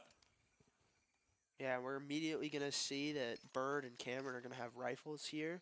So we're going to see also some Northeastern Armin has, and Striker RR has a rifle as well. So coming in somewhat on even footing, maybe a little bit less, but Cameron's going to start this mid with a molly toss and some fired shots, see if they want to go through the molly, but rightfully so. Northeastern backs off. It's a split. 2 headed towards A, 2 headed towards B, and 1 lurker who's going to be Mio, who has kind of moved into that role down the stretch. Was playing it a little bit earlier, more of like a solo kind of rifle, but has now moved less aggressive, moved far more quietly. They're going to move over to this A side towards mid. They're trying to prevent any kind of flash or smoke there. Flash comes out from Mio. They push towards mid, but here, Senshi waiting. Cameron at mid. Ooh, headshot. Armin takes some damage. Cameron takes the majority as he takes a headshot through the wall. Still getting aggressive. Cameron, a very good player, knows how good he is, and wants to win. He'll always go for that aggressive peek down. Smoke coming off the wall. Once more back towards mid. And go towards shots at that CT midsection, and nearly 2 for Carbon, or rather for Dox, but it gets taken down by Senshi, who's jumping through the air. 1 more for Armin through the smoke. Orange down to 3 with minimal health between the rest of them. 170 and 13. Put together, it's not even 3 players, only 2. Mio comes out. It's going to be a great molly. You see the knowledge it takes to do that. Mio forward with the deagle with the rest of the squad. Bird bought them for early. Paid off for at least 1, but now it's a 2 on 3, excuse me. Senshi and Cameron both bought, kind of. Senshi has a Mac, and M4 for Cameron. Rough aim there is some friendly fire as well, Carbon. But Cameron's just going to back off at this point. At 13 health, no dream. You just want to go 1-1, save your buy there. M4A1S, pretty good weapon on the side of the CT for the Orange. They prefer CT, some of them, but obviously all AKs other than Bird, typically. Northeastern kind of doing exactly what I've been saying they should do, and getting that site, being able to get numbers, and then just being able to control site and not really losing after that. Okay, very big news on this other side. Radford, the Highlanders, beats Carnegie 13-7. Absolutely amazing start for them, I believe. Or maybe the other way around. I think I may have just gotten fed the wrong information because I don't know how one team goes up 12-7. Okay, never mind. Excuse me. Other way around. Let's retract that statement. Carnegie actually wins, I believe, game 1 between them and Radford. Good fight from the Highlanders, but the Tartans aren't just too strong. Number 3 team in the country, maybe primed to go up to 2 with Ashland's few losses in the recent time. But I mean, if they find a way to beat Carnegie Mellon, it'll be a big kind of drop for them. Actually, Radford sitting at 2, but, well, rather, coming through it. Either way, there's 3 orange there as they jump through.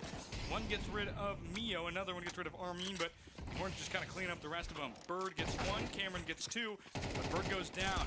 Good job here on this northeastern side. Syracuse doesn't buy, they save, and the right call for them, but they get a lot of damage off.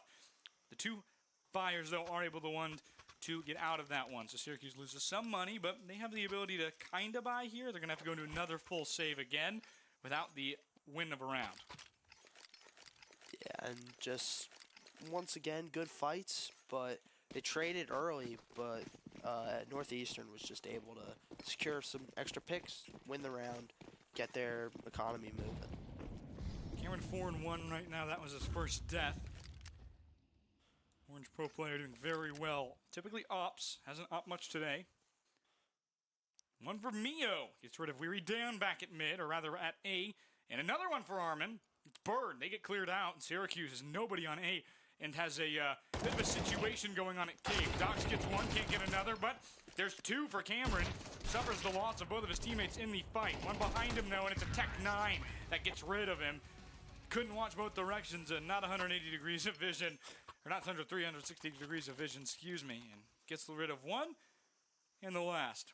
Doc's able to get that scoring started in the cave there, but Striker are getting the other one. Cameron's kind of alone with 10 health and able to get 1 more, but 3 kills for Cameron isn't enough to reverse ace basically the entire other team. 3-1 lead for Northeastern. They've got their start going, and a good map pick, I'd say, from the Huskies, who are doing a little bit better than Ashland was against Syracuse here. Ashland went up 3-1, Ashland went down 3-1 to Syracuse earlier on Ancient. 1 for Bird there, good shot. May go in position of an op again, typical opper for this Northeastern side. Syracuse not always dependent on the op, depending on map.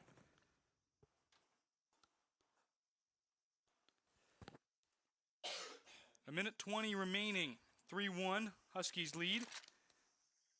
They're doing a fantastic job here to start. A lot of pressure on the offensive end, but very good at also toning it back, knowing when to be conservative, when to wait.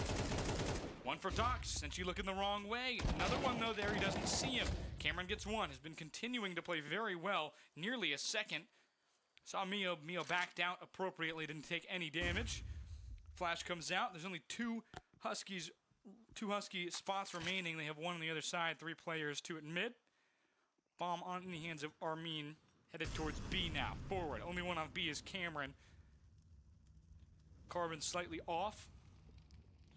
Both of these squads doing really well at isolating their fights, getting their ones, getting their kills that they need. Just so far this round, Syracuse has been able to do it more than Northeastern as I'm speaking. A win for the ones for Mio. Low health, but just able to tap on the head of Cameron.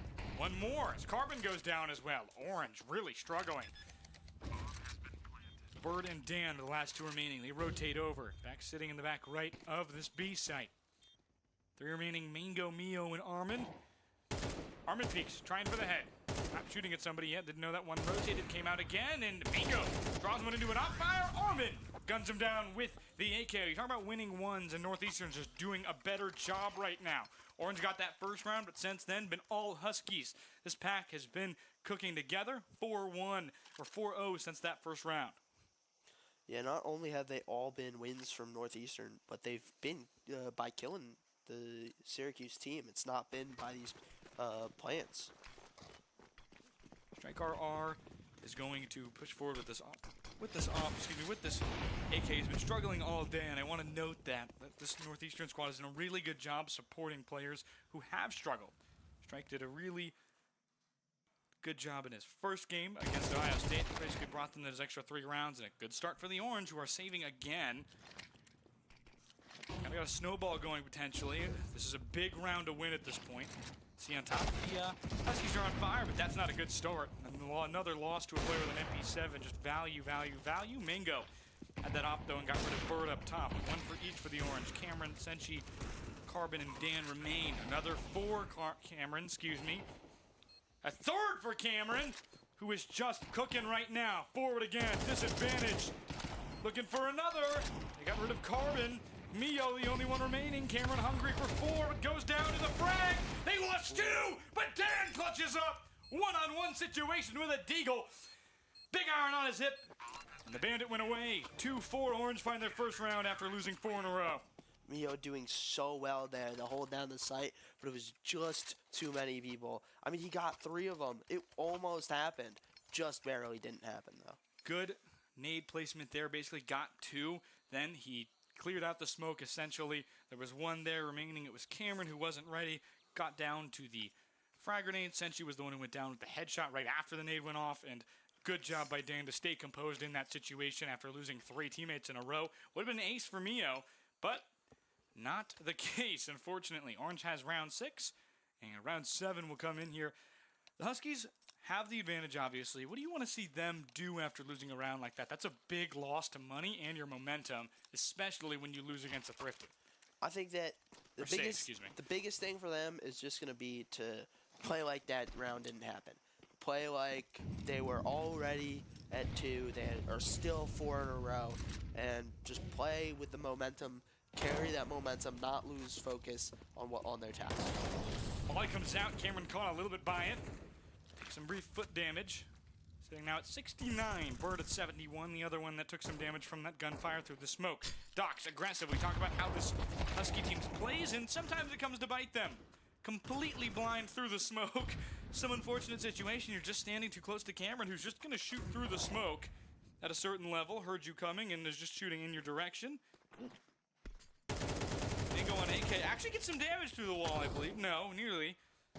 Had some close to headshots on Carbon, who is not feeling too jived about random bullets coming through the wall. Yeah, and Syracuse with numbers and with health. Striker is 30 HP, very low. Cameron and Bird have some HP off, but not that much compared to what Striker has. 3-on-3 on this offensive side. Northeastern really needs to pick one. They know that there's not going to be more than 3 typically at one site. They have to find a way to use their man advantage, and that's not a way to do it. Mango goes too slow. Carbon's waiting there. Just essentially guns him down right in that cave. Back once more, we look at how good it really is. When you go through secret, you need to find a way to be aggressive and know where you're going. And again, it's struggling right there now and towards Banana and Ramp. The 2 together, 1 for Carbon, 1 for Cameron. They both have 2 now. Brace for the 2 of them. They're chasing after Mio. They're hungry for another elimination here, but they get 1, but Mio can't get any more. It's Senshi, the captain, who gets the revenge on Carbon. Yeah, good for Mio, though, just to get at least 1, get the rifle out the hands, make maybe slow down the economy, more money wasted on rifles that could have been saved. Yeah, and the big thing there, especially for Northeastern right now, if you're going down, you have to save again. Obviously, if you are coming from Valorant, which I know a lot of our audience might be, because we play a lot more Valorant here on this channel, or not on this channel, in this university at our varsity levels. The saving issue is a little bit different here. You have 2 rounds basically with full buy. You can lose 2 rounds, and no matter what, you'll have to save after that. The win is far more important than the eliminations here in CS. 3-4, Orange have the lead, have forced a save for the first time since pistol round, technically. Pastrani just don't have the money off rip from this Husky squad. And the pack seems to be struggling a bit. 1 immediately. Good shot from Mio. Goes down, though. Carbon gets another. Contention at the middle, and Armin gets 1 more. Senshi, hello. Bird in a bit of an unexpected spot there, and Dox was not looking. Carbon, 6 health. 2 health for each player in this donut with them. Carbon 1, Carbon 2. Can't get any more at this donut shop in the middle. Bird gets the last, and it's 2 for Bird, 3 for Carbon. Orange tie it. Yeah, Northeastern did a really good job there of because they're on lower money, stacking, being able to get multiple shots, shoot so much more than even with the rifle, shoot at a faster pace. But Carbon just being able to play around that donut, get to just so much more impactful. This is what we see about per player analysis and how important somebody is. Carbon basically just took Northeastern out of the game there. Very good push from Northeastern. If they had gotten rid of Carbon, they basically surely would have won that round and be a 2-round difference. Instead, they're tied. Immediately start. Bill gets rid of Armin. Dox goes down, but a good reply from the Huskies. Mango and Strike even it up in terms of players. They have the health advantage now. A good job to stay in this one. 3-on-3. Here in this orange jam, 4-4 tie in the second round robin here. Mio peeks, nearly discovers one, looks towards middle. Struggling there. Carbon gets one. Mio trying to reply. He can't. He's hit 3 players now. After Carbon headshots one through the wall, they're backing off once again. What will Mio do? Back towards mid. Things getting aggressive with the orange back off. Mio really got sandwiched there in between the two. One in the top mid and the others down in that scaffold area. 4-4, 50 seconds remaining. Cautious aggression here from the Huskies. They're about to find one. Carbon gets rid of Mango Man. Can the Huskies have a reply? There's one left. Mio has done so well in these clutch situations. They get one. Senshi goes down. Mio there has to kind of pick a direction and run with it now. 30 seconds. They do have bomb. Mio. Both these Syracuse players on low HP. Lead on his shoulders. Forward, Mio. Doesn't see Dan. Dan peeks, hears him, gets rid of him. Weary Dan, the other side, has been great in the clutch. Orange win their round. Yeah, it was really good there from both teams to get their picks. And it was really nice from, Carbon getting his. And then Dan at the end just being able to know we're in a 2-on-1. We can let him plant. We'll be able to go. If he does get the plant off, we have the numbers. Senshi and Dan struggling. They were both doing well in that first round on Nuke. Both of them have struggled on Ancient earlier today, but they obviously still got that round out. Dan played an excellent, heck of a game in that first one, but struggling now a little more here. Aggression here on this other side. A full save for the Huskies. 2 for Carbon, 1 for Bird. Goodness me, it's a massacre. Senshi and Bird get another 2-2-1. Top of the scoreboard. Bird gets 2. Carbon gets 2. Senshi 1. What a job from the Orange. That is exactly what you're hoping for. Now guaranteed a tie after being down 4-1. Yeah, and you see now Carbon saving after having lost his rifle. I'm looking for updates elsewhere. 6-4 here. RIT beat Drexel. 13-7 in that first map over there. They'll play once again. The Dragons ranked 14th. The Tigers ranked 4th, sure to move up after 2-0ing Ashland last week, like we mentioned. Rankings have not come out for the month of January as leagues still start around. Strike RR and 3 other Tigers sit towards mid, getting real aggressive with their full bot, trying to find a way to give the Orange a different look. Donut. They go through one. Bird trying to find and fight. Peek here. Bird's going to win that a lot of the time. Bird again. Bird for 3. My goodness, he's on fire. 4. Bird 3 in that interaction, looking for an ace. Hungry for that final 11. Chips are down, but goes down. Got too aggressive there. Mio trying to fight for it. Can't get rid of it. Senshi cleans it up. 7-4 for the Orange. And guaranteed now a lead at the halftime. Almost got that ace. That would have been really exciting to see here, especially being on the main broadcast. Just couldn't get that last one. Yeah, Bird's a great player. A 8-year time in the Armed Forces. Now playing here at Syracuse. And just, it's funny. It's funny to think about that, how life takes you to Ancient, where you can get 4 kills. But has been phenomenal in his time here. 16-7, top fragging the game, and the Orange, only one member above double digits in kills for this Northeastern side. It's Mio, who's been doing a great job. Forward once more, 1:30 remains. Syracuse has the Huskies kind of on their back heel here. Strike has somehow not seen any Orange, despite peeking every single time where they weren't moving. Does find one eventually. It's Senshi who he sees. Docks with another. Huskies have momentum. Strike goes down, though. Forward, off the wall, M4A1S. Another one. Carbon with the op for the first time. Cameron, Carbon goes down. Cameron, another with the op through the wall. Docks goes down. That's intelligence. Mio pushing that off. 2 come out. It's a flash and a frag. No damage done. Flash onto Mio. Cameron backing up towards mid. They've got controller with a B site. Cameron going to go the other way. Try and get tricky with it as his teammate pushes through cave in secret. It's Dan. Dan getting aggressive here. No, goes down. Up to Cameron now with the op. Wouldn't be surprised if he just takes an aggressive position and saves. Oh, no, excuse me. It's round half. No point in saving. Finds a weird one, though. Had the knife out at the wrong time. Going to get aggressive. Make them make a choice. Smoke comes out. He peeks before it. Goes down to 5, gets some damage on Mio, peeking again, but unfortunately for the Orange, the Huskies find their way to prevail. They stop a 6-round run, into halftime. Some momentum for the Huskies. They go up 4-1, down 7-4. They find a round. Good for Northeastern as we head to halftime. Yeah, and we saw Syracuse just go on what was a 6-round run. Really good for Northeastern to just get one last round to end out the half. Go with momentum coming into the switch. Yeah, obviously you're hoping for the Northeastern side, if you are them, find a win here on the CT side. Ancient is arguably CT sided. I think some people believe that, some people don't, but can't be streaky on the CT side. Have to stay consistent. Orange didn't do that. You have the opportunity to. I'd say probably, in my opinion, the Huskies have the upper hand here. Strike alone, basically, against all 5. Orange finds some damage, finds a molly, finds one, but goes down. Dan gets rid of Strike RR. Senshi forward and Donut. Really good job there from Strike RR to get at least one, especially with all 5 of them barreling at you like that.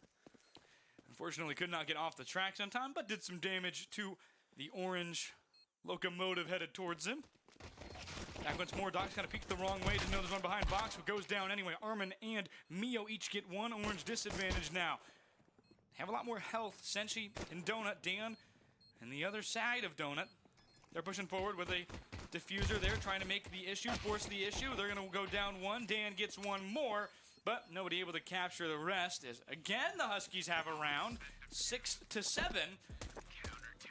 Don't say it. Don't say it. I'm not saying it. I'm sure there's some people in the audience who take joy in that. Round 14, Orange up 1, but the Huskies have 2. Very good job there. Orange on their second loss bonus. They'll have enough for a full buy next round no matter what, obviously after this pistol round. But some heavy buys here. Really interesting from the side of Northeastern. They're trying to keep this one going, keep the momentum on their side after some forces away. Northeastern have been doing really well on these pistol rounds. I know at least 2 on this map, and I think they got 1 on Nuke as well, if I remember correctly. Yeah, it's kind of big to see just with this Northeastern squad. They're looking for an upset here, obviously, and they want to beat a team that just beat Ashland. That would mean so much to the Huskies. Obviously, just trying to have fun. Maybe it gets a little more serious when you win one of these. Not sure if Doc saw the CT or the T player there, but it may have seen them. Armin gets rid of Dan and Cameron. Another to the smoke. Bert saw him, got rid of him with the Galil. Gun disadvantage there is why he took 12, essentially. No full buy there for Docs. Back up top. We see 3 towards this other side. Back to mid. We see Senshi down there with another teammate. That's Carbon. Bird still towards B site, trying to make something happen. Senshi saw one. Back towards mid. Molly helps him. Did see one through that fire. Looking again, trying to do more damage. Did a little bit to Armin, who's up there, running through this fire. Timed it a little bit wrong. Maybe he was hoping for that smoke to diffuse it. Looking towards that A site, and somehow Bird has come up and uncontested at B. So far, he doesn't know there's one in secret, or rather, that's cave. Right near connector to secret. Bird will creep forward. Doesn't have the distance he's hoping for with this Galil, but the Orange believe they have B site uncontested. That's up to Mio right now to peek out and maybe do some damage. No, Mio decides to let them plant, wait for his teammates. Armin gets one, and they don't expect it. I think Carbon just realized that he bumped into someone in the smoke there and doesn't know really what to do. No, they didn't see each other! Wow. Carbon had no idea. They've got no idea where Carbon is. He'll roam off site. 20 seconds remain. Diffusal starting here, shooting at the bomb, but with the Galil, there's not much they can do. The Huskies have tied it. Northeastern, the Boston kids, cooking it back up. Back on this other end for Syracuse. They've been struggling on this T side. CT's been better. It's a lot easier on Ancient, I would think, or I believe so.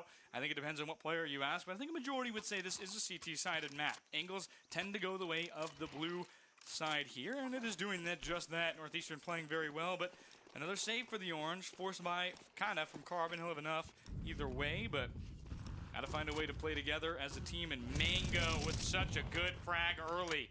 Bird goes down. They know they have gun advantage. They're going to use it. Yeah, Northeastern has been doing a really good job here of winning after bomb goes down. That with some aggression. Not sure it'll work out for him. No, it doesn't. Good job by Strike RR. One more for the Huskies. It's Docs, but Cameron able to collect one at least with his Tech 9.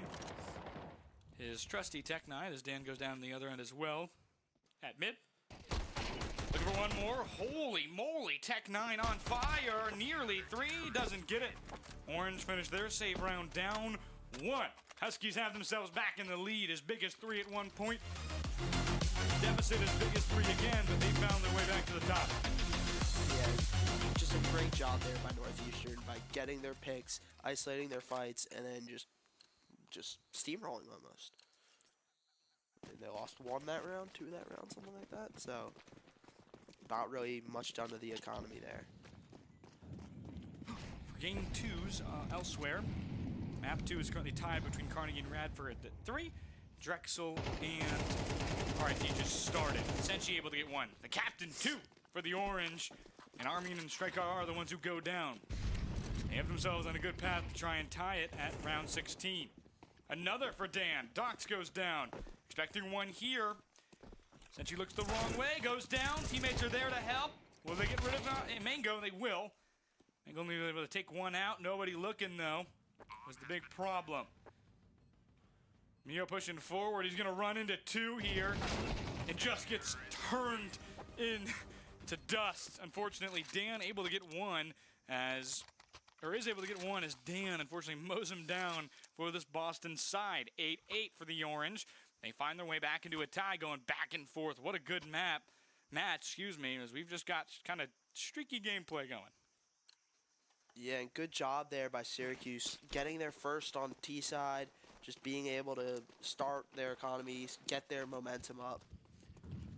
Apologies, correction earlier game. That was right. Radford beat Carnegie Mellon 13-7. That is a huge upset. The number 3 team in the country goes down to number 12, who went down to number 14 today. I mean, CS is a lot closer at these upper echelons than that you're seeing. This tournament tomorrow is one to tune into. All round robins today. As Bird gets 1, is at 1. Senshi forward again. Doesn't get 2 damage. He gets rid of Armin on that section. Now it's a 5-on-3. Advantage Orange. When they have that full buy, they're doing a good job, but they're really struggling in the start of these rounds. They can't go down 4-1 if they want to find a way to win this tournament. Northeastern is obviously an opponent where they pretty much can. They believe in themselves to do more. Hello, Bird's right there, but not enough health to survive that. Strike RR takes a huge chunk of damage without a headshot. They're just going to win that one basically every time. Bomb goes down, 40 seconds. A-site. Farthest possible distance for Mio and Strike RR for this Husky side. They will get there with no more than 20 seconds left. It's going to be a long rotate. Or a save. We'll see what they decide to do. Yes, it looks like it'll be a save. They try for 1. Cameron not letting that save happen. Another for Cameron! On fire, Orange 9-8. Don't let the save happen. And the op picked up by the dangerous Cameron, 18-10. Now top fragging. Tied for this top frag. Bird. I believe actually might be ahead. Yes, Bird is ahead. 19-11. Playing very well today. Senshi found himself back. Dan as well. And this Northeastern squad really can't keep up with these Orange fraggers. Yeah, that's just unfortunate there for Northeastern. Trying to go for that save, missing the op shot, and then just getting their heads blown off, essentially. Yeah. Quick start. Gonna be aggressive here for this Northeastern side, and guess who guessed right? It was the Orange. All 5 towards A. They know it's a save round. They use a lot of util up. Won't affect anyone really. 1 at Donut. Bird able to get 1 though as consolation. Pushing again. They've got bullets. 1 for Cameron.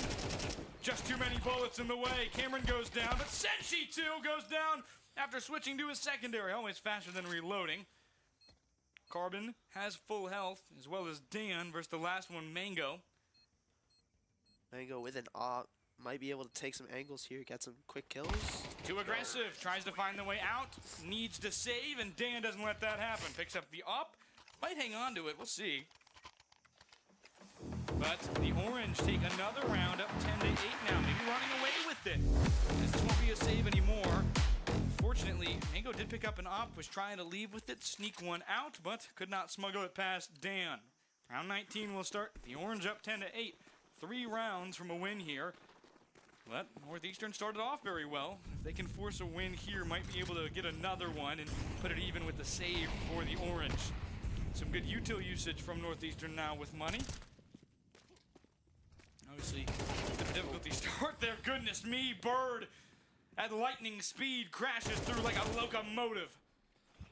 One more for Bird, potentially, as he shoots through the wall, just trying to do damage. Does do more damage to Mio, or through Strike, excuse me, who took a little there. Strike gets rid of Bird, good shot there. But they'll back up, bomb in possession of the Orange. And maybe try this other site. Mio pushing aggression, but the Orange have already rotated away. Might catch them on the backside, though. No, they won't. Not enough space, just a few pixels too late. A minute remaining. Senshi pushing towards A. There's two there, though. Good prediction from the Huskies. What will they do? He doesn't predict Mango, but Carbon gets rid of Mango, but Dan goes down as well. Carbon another. Sight is clear, but how long will it be? Strike rotating, trying to find a way to put pressure on with shots through the smoke. But Cameron will plant. Orange have the advantage here. In terms of health, they'll go the other way. Cameron takes a little look towards flank. Has that timing pretty far down. Knew it was going to be soon. Is probably guessing at this point that it's going to come later. Or it's going to come about now. Looks one more time, peeking forward. Mio not looking the right way. Saw one pushing forward, but there's nobody. He's not looking behind him. Sees one in the other sector. Carbon moved forward and did some good damage on Mio. Carbon a haymaker on one. Looking for the other and a slug from distance with a Tech 9. 11-8 for the Orange. They find themselves 4th rounds in a row, and into round 20, they're on fire and forced another save out of the Huskies, 2 in this run. Just a great job there to control that post plant. Even though it was even numbers, they were isolate the fights, get there 1, get there 2, even though it was really close to getting that defuse for Northeastern. Yeah, and that's big there. 11-8 lead right now. You have to imagine things are going well here. That money momentum and that mental momentum we talk about, the two most important kinds in these sort of games. Diffusal shooters. Carbon takes some damage to a FAMAS. Eventually goes down to it, combined with some fire from Strike RR. Forced buy here from Northeastern. A loss here is going to force another save and another force buy. It could essentially be over if the Orange win this round. This is maybe a little bit more important than match point because they'll have even less money. They're able to get one gun off of Carbon, though, at mid. The Orange know this. Taking a great deal of caution. Doc, 7-8 in cave. They find one! Bird goes down, but Dan able to reply with one shot at mid. Another shot here, but looks the wrong way, wrong timing. And another one from behind. Mio plays a great role there. Good flank. They have an op back towards mid. And the Orange are struggling a bit here, but it's going to be up to the captain, Senshi, to move on and move forward. One up top to his right. He sees him. Able to win that gunfight and has control over A. There's going to be one waiting, though. Makes a smart peek not to go through Donut. Knew there was one there, but unfortunately, an op waiting can't process information faster than somebody zoomed in twice as much. 9-11 the score. Northeastern really needed that one. Major way. Had to win that one, or essentially the game was probably going to be over. They now have a full buy. Orange do as well. This will go down to the wire. Going to be a partial buy for Dan, rather. Yeah, Cameron just got super unlucky there, unscoping almost immediately as, I think it was Doc's peaked. Switch to his Tech 9, and that's just not what you want to see if you're Cameron, but good job for the Huskies. Need a few of these rounds here as Mio gets aggressive. I bought the bullets. I'm going to use them. Doesn't know how long until he might have to save. A loss here will force a save. Dan gets one. It's Docs who goes down. Did 4 damage. 2-1. That was Bird. Long distance, Bird. Absolute snipe with the AK. He's got one. 22 and 15, leading this Orange squad right now as the main entry specialist. 23 bullets remaining, 70 health. Gonna meet with Mio here. And loses the argument. Bird goes down, did some damage, but not enough. Armin goes down in that chaos as well. As they push forward, 4 on 3. Minute remaining. Orange have the lead, but a loss here would be pretty devastating. Might allow Northeastern right back into this one. So creeping on the site here is the Orange team, trying to get that plan down. 2 in cave, 2 in mid. Dan gets one through the smoke. That's his second kill of the round. He's positive for the first time tonight. 35 seconds left for the Huskies. 2 to defeat 4 and defuse. Mango and Mio the last 2. Mango just might hold an angle here, save the op. Yeah. I think that's what they're going to do. Save the rifle, save the op, try and win this next round because they don't have a choice not to. Pretty dire straits. I believe only one other player will have a full buy, and it basically lets Mango, who has an op right now, buy another player potentially. Depends kind of how the money turns out. I'm not sure they'll make it there, but it might lead to in a situation where you can buy things for other players, have a bit more util in this last round. Because it is map point, you need to score 3 to send it to overtime, which we'll go over the overtime rules in a moment, should that be the case. If we get there, excuse me. Replay turning, watch how good Bird did here. Went down to Mio, good job from this orange side to respond to that immediately. Armin went down in that chaos beforehand. Good picks at mid, and the Orange have themselves a 12-9 lead, but a full buy almost available. One other player not able to buy as Mango bought his teammate Armin. Dox as well. Got some help from another teammate. Strike was the only one unavailable to purchase. Got light shields. Good shot from Mango through the smoke. It's Dan who goes down. Need to win this round no matter what. It's match point for the Orange. They win this one, it's over. Mango, smoke out, as well as a flash. Senshi planting, sticks it. His damage comes through, he sticks one down. Molly coming out. It's gonna really maybe hit somebody, but it's gonna just mainly keep Strike and Mio off. Cameron, late section, back towards the middle side. Might find one here. It's Senshi waiting basically in the door frame for whoever can come through. A trade on the other end, it's Bird who goes down. Strike and Mio, Mio 2. Looking for the last, it's Bird in Donut. They know he's there, do they? Bird might save here. Bird gonna creep through the smoke, waiting for the last few moments here. Bird got the guy defusing right at the end, just a little too late. Had the timing, was waiting for the last guy to make sure they couldn't go through. Shot actual microseconds too late. Maybe shot directly when the bomb was about to be defused. Yeah. The bullet got there as time extended. 12-10. Orange will have a full buy because they got enough kills. But this is pretty big. Whoever loses this one, either loses the game for Northeastern, but if you win, you could force the Orange to a partial save here, maybe a force. Still a lot of money to the way of the Orange, though Cameron with 2,600 has been playing like he deserves an op and has been spending like he isn't getting an op. Picking them up, though. 5-5. Orange go again towards that A site. Taking it over already. A little bit better than that last time. Query Dan gets rid of Armin, who's been great through the smoke. Dan, I think over half his kills have come through the smoke. Yeah, Syracuse doing a really good job of recognizing that the push was good. So let's just try it again. Hopefully we get more lucky this time. Bird and Dan go down, as well as Carmen. Good job from the Huskies, but since you may have just saved the round, bought a serious amount of time by getting rid of one back in that other side towards the top.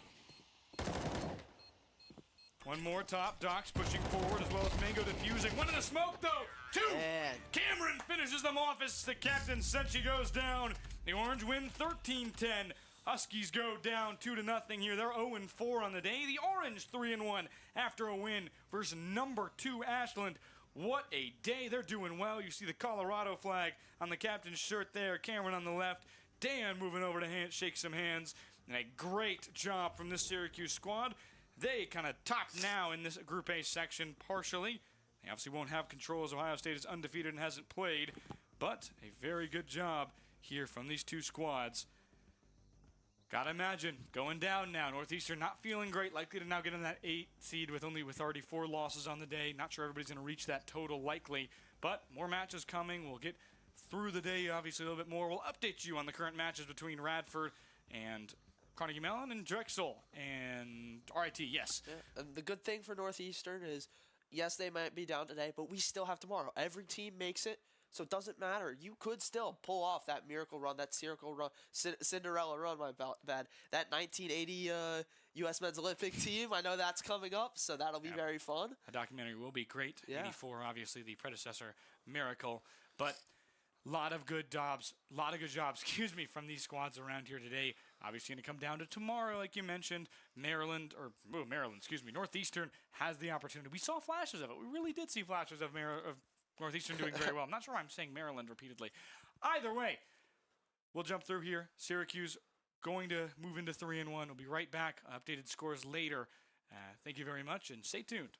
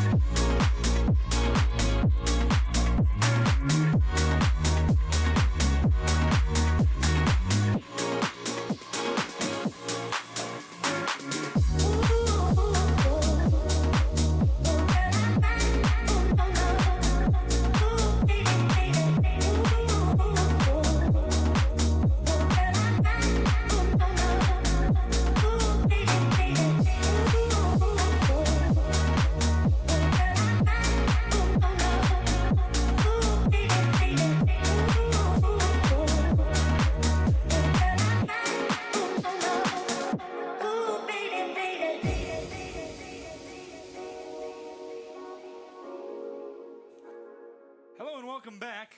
Obviously, that timer was wrong. Surprise! I'm Carson Cass with Gungeon Silwall.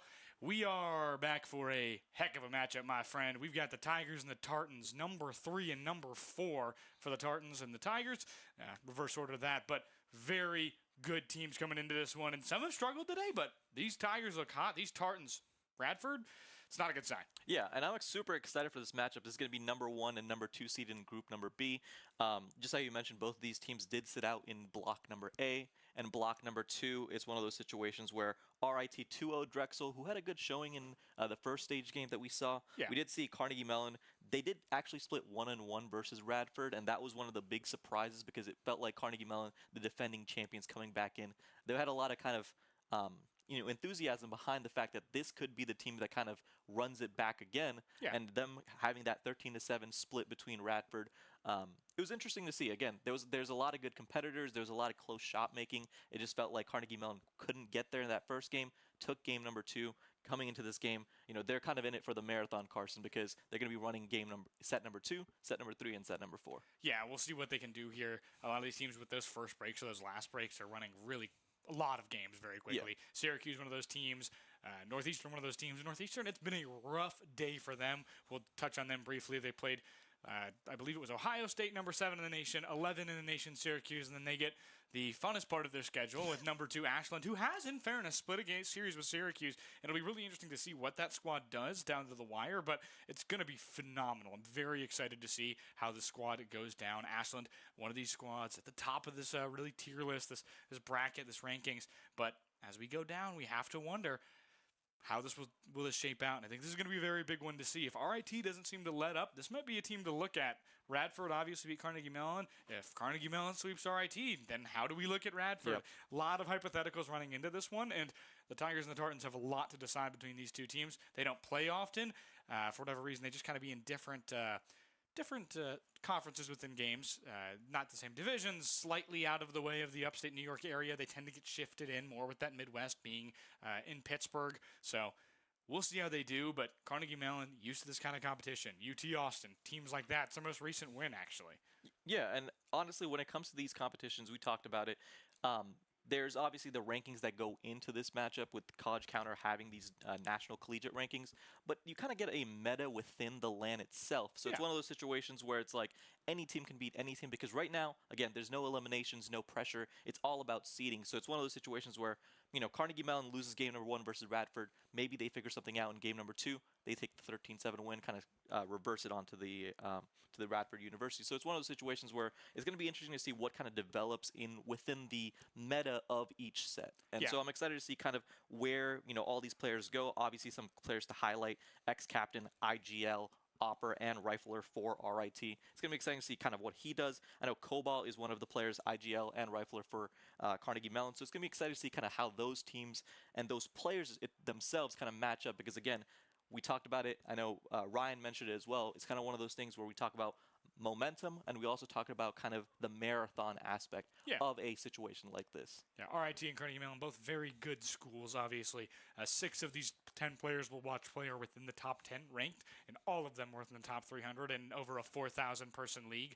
It's really interesting. Not a league, excuse me. They play in separate leagues, but over 4,000 players who have logged hours onto College Counter in terms of stats. These teams are really talented, and you have to wonder, at this level, what's it going to take in a marathon like this? I've had testimonies from players. It's hard to hear on stage, extremely so, and that's kind of the point of LAN. And I see players complaining about it, like, oh, I'm not in my element, I'm not in my element. That's kind of the point, and I really like that. Is there's noise, it's hard to hear your teammates sometimes, and it's really important to see. As we jump right into things here, it's going to be a very fun one, I believe so, as we jump right into it. Just establishing it, RIT is going to be starting on CT side. CMU will be starting on T side. Game number 1 on Mirage. It's going to be kind of a feel-out game for both these teams. Yeah, and the important part here, if you are on this side of Mirage, on the Mirage side, the CT side is going to start off very well in pistol round, and you're seeing it there. Sham 2, Hoax, and ex-captain, each getting 2 themselves, and Eddie going to get 2 as well, but not sure how much you can get in this later section. Putting forward one more as Koza just kind of gets rid of Eddie, who did get 3 in that life. That is a big boost for this squad of Rochester. Yeah, it's going to be interesting to see kind of what we end up going down here. Does look like we're going to be kind of getting back out of lobby just a little bit. Looks like, just on my scene. Gotcha. So it's one of those situations where, again, you do take the advantage initially from the side of RIT. They do win the pistol round, so they're going to be able to buy some SMGs, kind of establish control, especially on a map like Mirage, where Catwalk and apartments are such a important kind of area to control with a lot of the utility. So it's going to be interesting to see what we get down. But Benji does take the initial kill onto for the side of RIT. Sham as well takes out the Munch, so it's going to be interesting to see how RIT can establish, especially with the weapon advantage. 2 alive right now for RIT. They've done a very good job to start this, obviously, and you're hoping, again, for RIT, if you are on the side of the T, or on the CT side, you'd have to take a lot of rounds here on Mirage. Sometimes it can snowball on this map. Koza gets another. It's looking flawless right now for this side on the CT. Tiger's pushing forward, sees one. As we're on board with a Tiger towards T-Ramp. Sham gets rid of Melty. That's a good start again as Sham and Benji get through again, and it's a flawless victory here. Talking about some Mortal Kombat as the Tigers go up 2-0.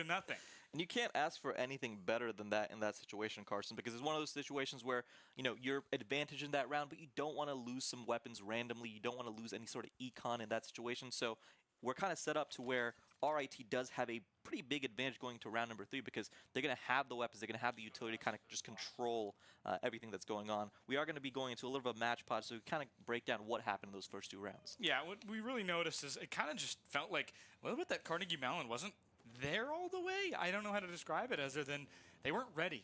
They were coming around angles very quickly, but they just couldn't hit their shots. And the pistol round, obviously, it's not a great marker. You go into round 2. Obviously, one team has way better guns, and that's what happened in round 2. Pretty aggressive buy from the Tigers, but for Carnegie Mellon, it's going to come down to how do you respond in round 3 now that you have a full buy. Can you beat this team on now a lower buy because they're not going to sell anything because they went flawless those first 2 rounds, basically. It'll be interesting, but I don't know if you're Carnegie Mellon. You have to find a way to really brace yourself and win either way. Yeah, and the benefit that RIT does end up having is that in most of CS history, Mirage is a T-sided map just because of all of the ways that Ts can approach when it comes to Catwalk, when it comes to apartments. So it's one of those situations where RIT is kind of in a really advantageous situation because it's like, take as many rounds as we can. Let's get a little bit greedy. Let's try to take some rounds because when we do end up on the T side, we're going to be able to take advantage for the side that we do have a T-sided map. Yeah, and it's a good start for RIT, obviously. Those first 2 rounds are going to be really important down the road. It's going to be the easiest 2 rounds for the CT side because the window stretch window is the main enforcer of mid for that CT side, and it can so easily be blocked off, whether it be mollies, smokes, things like that. It's a lot of these maps, these older maps specifically, the oldest maps in CS and the newest maps in CS are very mid-heavy. You go to places like Train, that's the only place it's not the case because there really isn't a mid. But other than that, you have to find a way to really lock down those long sectors. And for right now on the CT side, RIT basically has the option of enforce 2 long angles with maybe having 2 oppers, which is something you don't want to do for your economy. Maybe 1 opper holding a very long angle, sure. But you also want to have the option of being very aggressive in the middle. And that's what RIT has done so far on the CT side. It's the right play. They moved up about 4 in that second round towards mid and over to the hill, basically. But it's just got to be, how do you go into that? How do you calm down? How do you figure it out? It's a very good job by RIT in these first rounds, but Carnegie Mellon has to find a way to respond to that aggression in a tempered manner.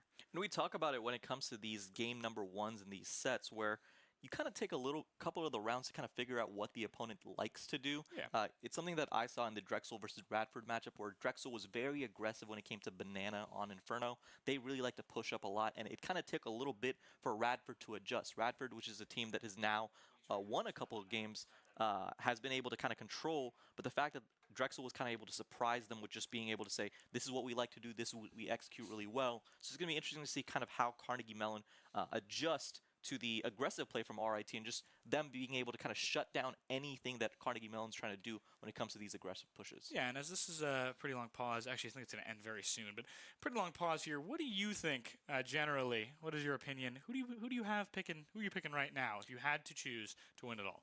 I think if I had to choose, I would still take Carnegie Mellon. I was able to watch some of their games in the pit, and when it comes to shot making, it felt like Eddie Munch, CT were just really big shot makers. They're emotional. They're definitely emotional guys. There were times where desks were hit, sounds were said, yells, whoops. But they're guys that hit shots. They're emotional, and it's one of those situations where if you give them an inch, they will take a mile. So I'll give it still to Carnegie Mellon. I think they're still a team that can hit their shots when it comes down to it. But RIT does have such a good start because look at all the utility they have right now, Carson, where it comes to a situation where it's going to be so difficult for Carnegie Mellon to get anything done, and they're in a situation where they're kind of in a force buy. Yeah, and especially you look at it in some certain senses. Ohio State, I think, is going to be one of my picks here. I'm going to probably give it to 2. That Radford team showed a lot of real pride, I think, but I think the Ohio State team is just a bit more evolved. The Buckeyes have a great player pool. They're fantastic. I mean, you just love to see how good that team is, and they're doing great. But we're going to jump off right here. Starting point with Melly, back to CT. This RIT squad, or rather this Carnegie Mellon squad, has to find a way to put themselves back together and move forward on the T side. Shouldn't be too hard with a full buy against a non-full. Yeah, it's going to be really difficult because they are going to try to go for the catwalk push into the little bit of a mid, but so much utility used on the side of RIT to where it's hard for Carnegie Mellon to kind of get anything done. It might be one of those situations where you kind of try to bait out some utility, then go for a secondary push, but they're going to peek these corners. Yeah, and pretty fantastic generally for the start of RIT. Is Melty able to get Benji pushing into one? No, they don't look left. Sham gets one somehow. Doesn't get any more. Is very good clear by Carnegie Mellon. They move forward. 3 go down. They all look in different directions. Everyone seems to have gotten the right peak where they were supposed to. Nobody really got a massive amount. Sham, the only one that goes down there. It's Carnegie Mellon 4-on-2 advantage. Nearly down to 4-on-1. Hoax at mid. Very low. Captain still waiting in this corner.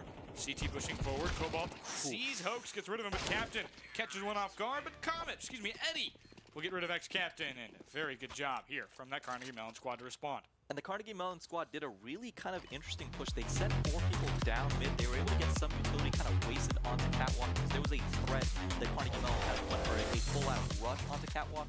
Once all that utility was used, they pushed into connector, tried to push onto A site, and the big thing was that there was CTNT in the Mirage. They had CTNT in Palace on Mirage, and they were able to get a little bit of a flank angle, so good crossfire angles from the side of Carnegie Mellon. Yeah, good reply. RIT has to find a way to be more aggressive there. But a quick shout out as we start this round to our sponsors, Unplugged Gaming, as well as Harvey's Garden. Thank you so much for supporting Orange Jam here at the GESU Club here at Syracuse University. Benji gets 1. It's CT who goes down on that Carnegie Mellon side. And a good pick. We talked about how much you need to control mid, and getting picks at mid will be a winning formula for RIT here in this first half. That's a good way to start. Very slow, though, from RIT. Again, a pretty aggressive cap push. It'll be interesting to see how that pays off for them, if it does pay off, because as long as RIT is getting picks, the Tigers are in a great spot. Yeah, and RIT is in a situation where it is good that they got that initial pick, but they are in a little bit of a force buy. They don't have a lot of economy, so it's going to be big that they're going to be able to hold these angles, or at least stop CMU from at least planting, because, again, the economy for both these teams are in a little bit of a gutter, but CMU is advantaged. Yeah, at this point, we're at both teams kind of forcing a little bit, but either way, it'll be a force or a save next round. Whoever loses, Captain gets rid of Munch just up top immediately. Looks the wrong way. They go down. Cobalt able to get 1, though, in that chaos. Eddie goes down there. Cobalt, another for this Carnegie Mellon squad, putting the team on his back. Forward, 40 seconds. About to meet Benji potentially in the market. He almost makes a purchase, but the shopkeeper wins there. Benji gets 1, but Melty responds with 2. Can't get the 3rd. Koza puts him away, and it's a cozy defusal here. And we talked about it in this first set that I casted, Carson, but that CS timing. Melty had the play. He was looking down shops, and he just turns away just a little bit because he didn't know where that 3rd player was coming from. He was scared for the flank, and it just happened that, RIT were able to kind of capitalize. Koza makes the play, and a big play for RIT to kind of hold on, because now they're able to do that full buy. And we look on the side of Carnegie Mellon, they are going to buy some guns, but a lot of SMGs, a little bit of utility, and kind of having to force something, because again, you don't want to fall behind, especially on a T-sided map. Sometimes it's a pretty reasonable panic there, but obviously we're talking about economy here, and again, it's basically a force now for this Carnegie Mellon squad, who will really be in the gutter after this one. 2 MAC-10s to supply, MAC-10 and a technically for Jay, who's running both. Cobalt, long range, good shot. Koza goes down, going for another at mid, but 2 there to help. Sham gets rid of Cobalt.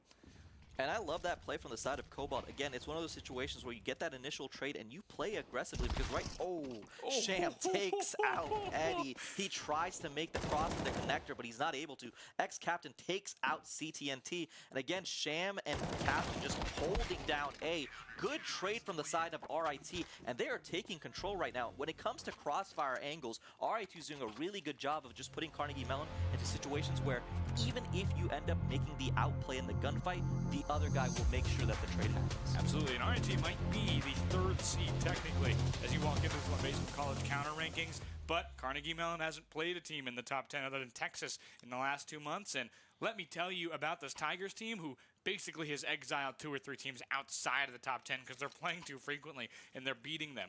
I think the Tigers are honestly the other team I was going to go for in this top 2 kind of idea. I don't think it'd be surprising to see Ohio State versus the Tigers at all.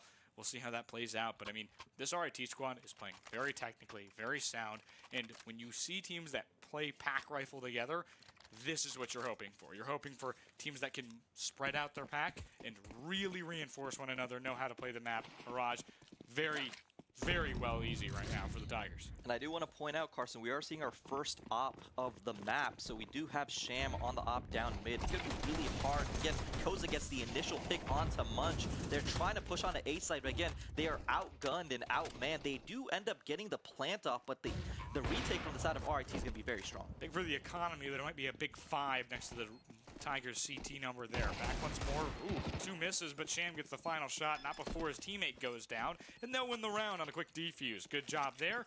Op stays around. Somebody's picked it up as they have a good job there. And again, we're talking about the op at mid.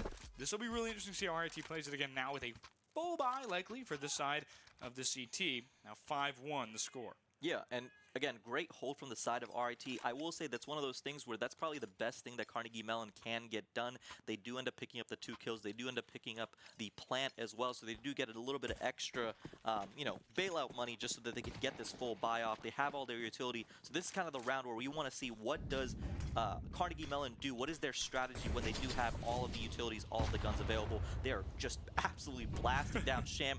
But again, that grenade, that smoke isn't fully covering that mid angle, so Sham does have an angle. Got to do a better job. Sham kind of puts it away there. Nearly had a collide just a few moments too late. Didn't see him, obviously.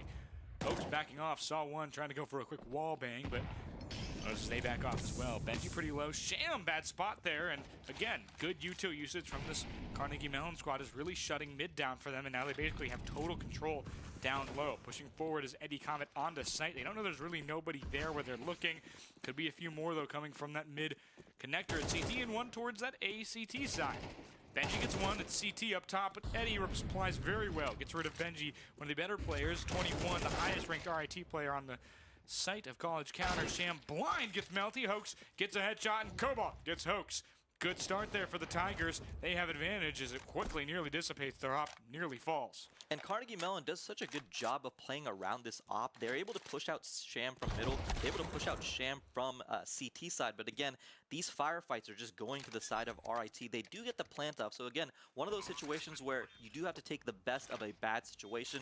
Munch is going to try to hold this as much as he can. But again, in a 3v1 scenario, he's going to have to make a miracle play. Something to notice, Koza's kill there, blind, is the second blind kill of RIT's around here today. Sham had an op kill blind as well. It's a bit scary. Sham is very low.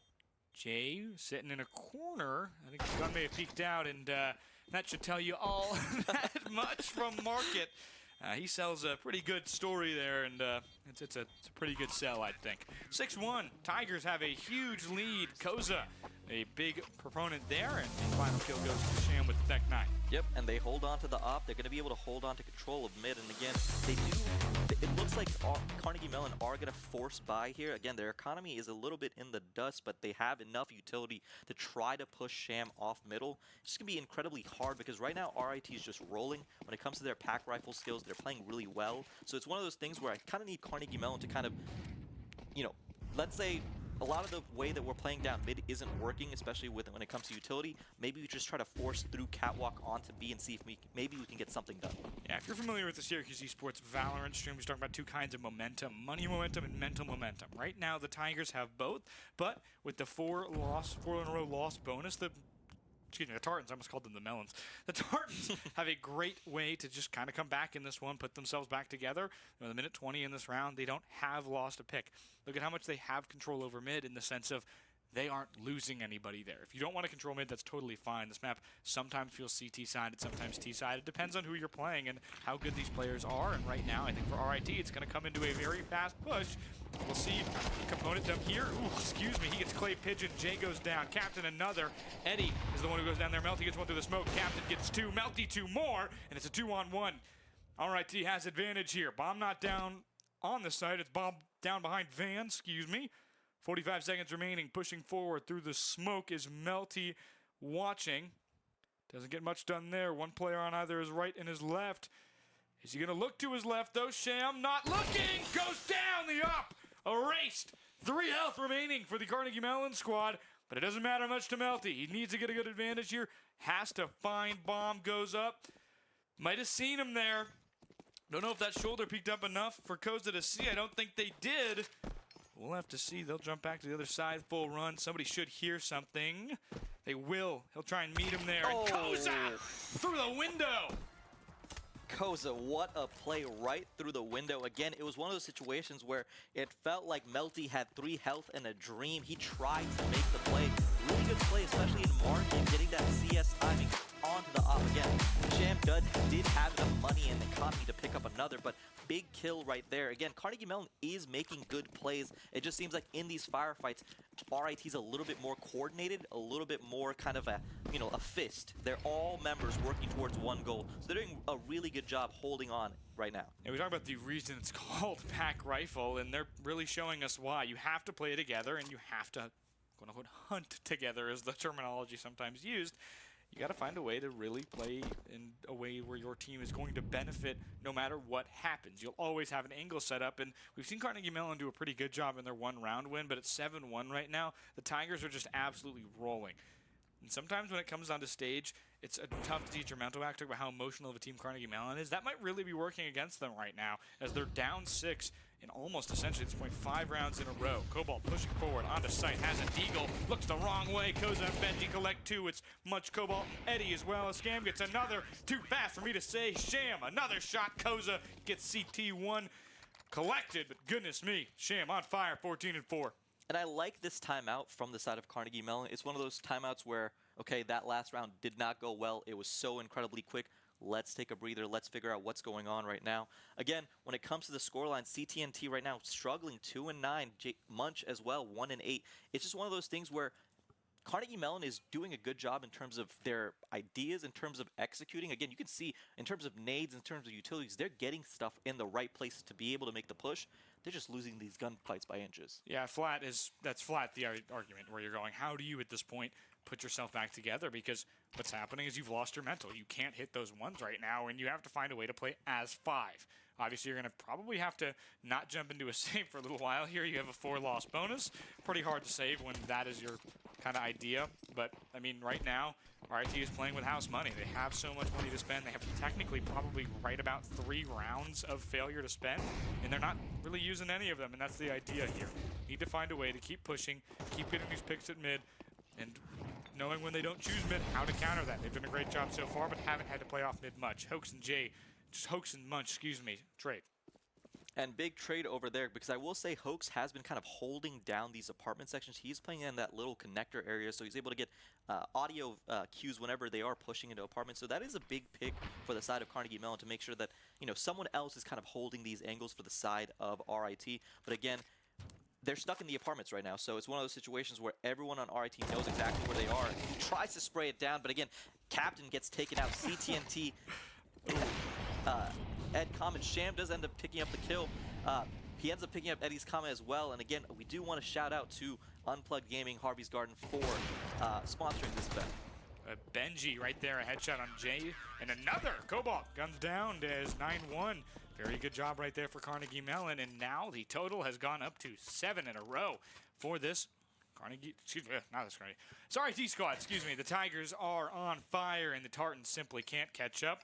Beast beats man here as 5 seconds in before the game starts. You have to find a way to calm yourself down. We're hearing some yelling from the stage. Carnegie Mellon is the farther side, but it's loud enough for us to hear, so I don't know where that mental's at right now. But down 9-1, it certainly can't be up in the rafters feeling good, head in the clouds. So good start there, though, as Cobalt gets Sham traded, though. Cobalt too aggressive. Benji, make sure to let him know you have to put your shoulder back in.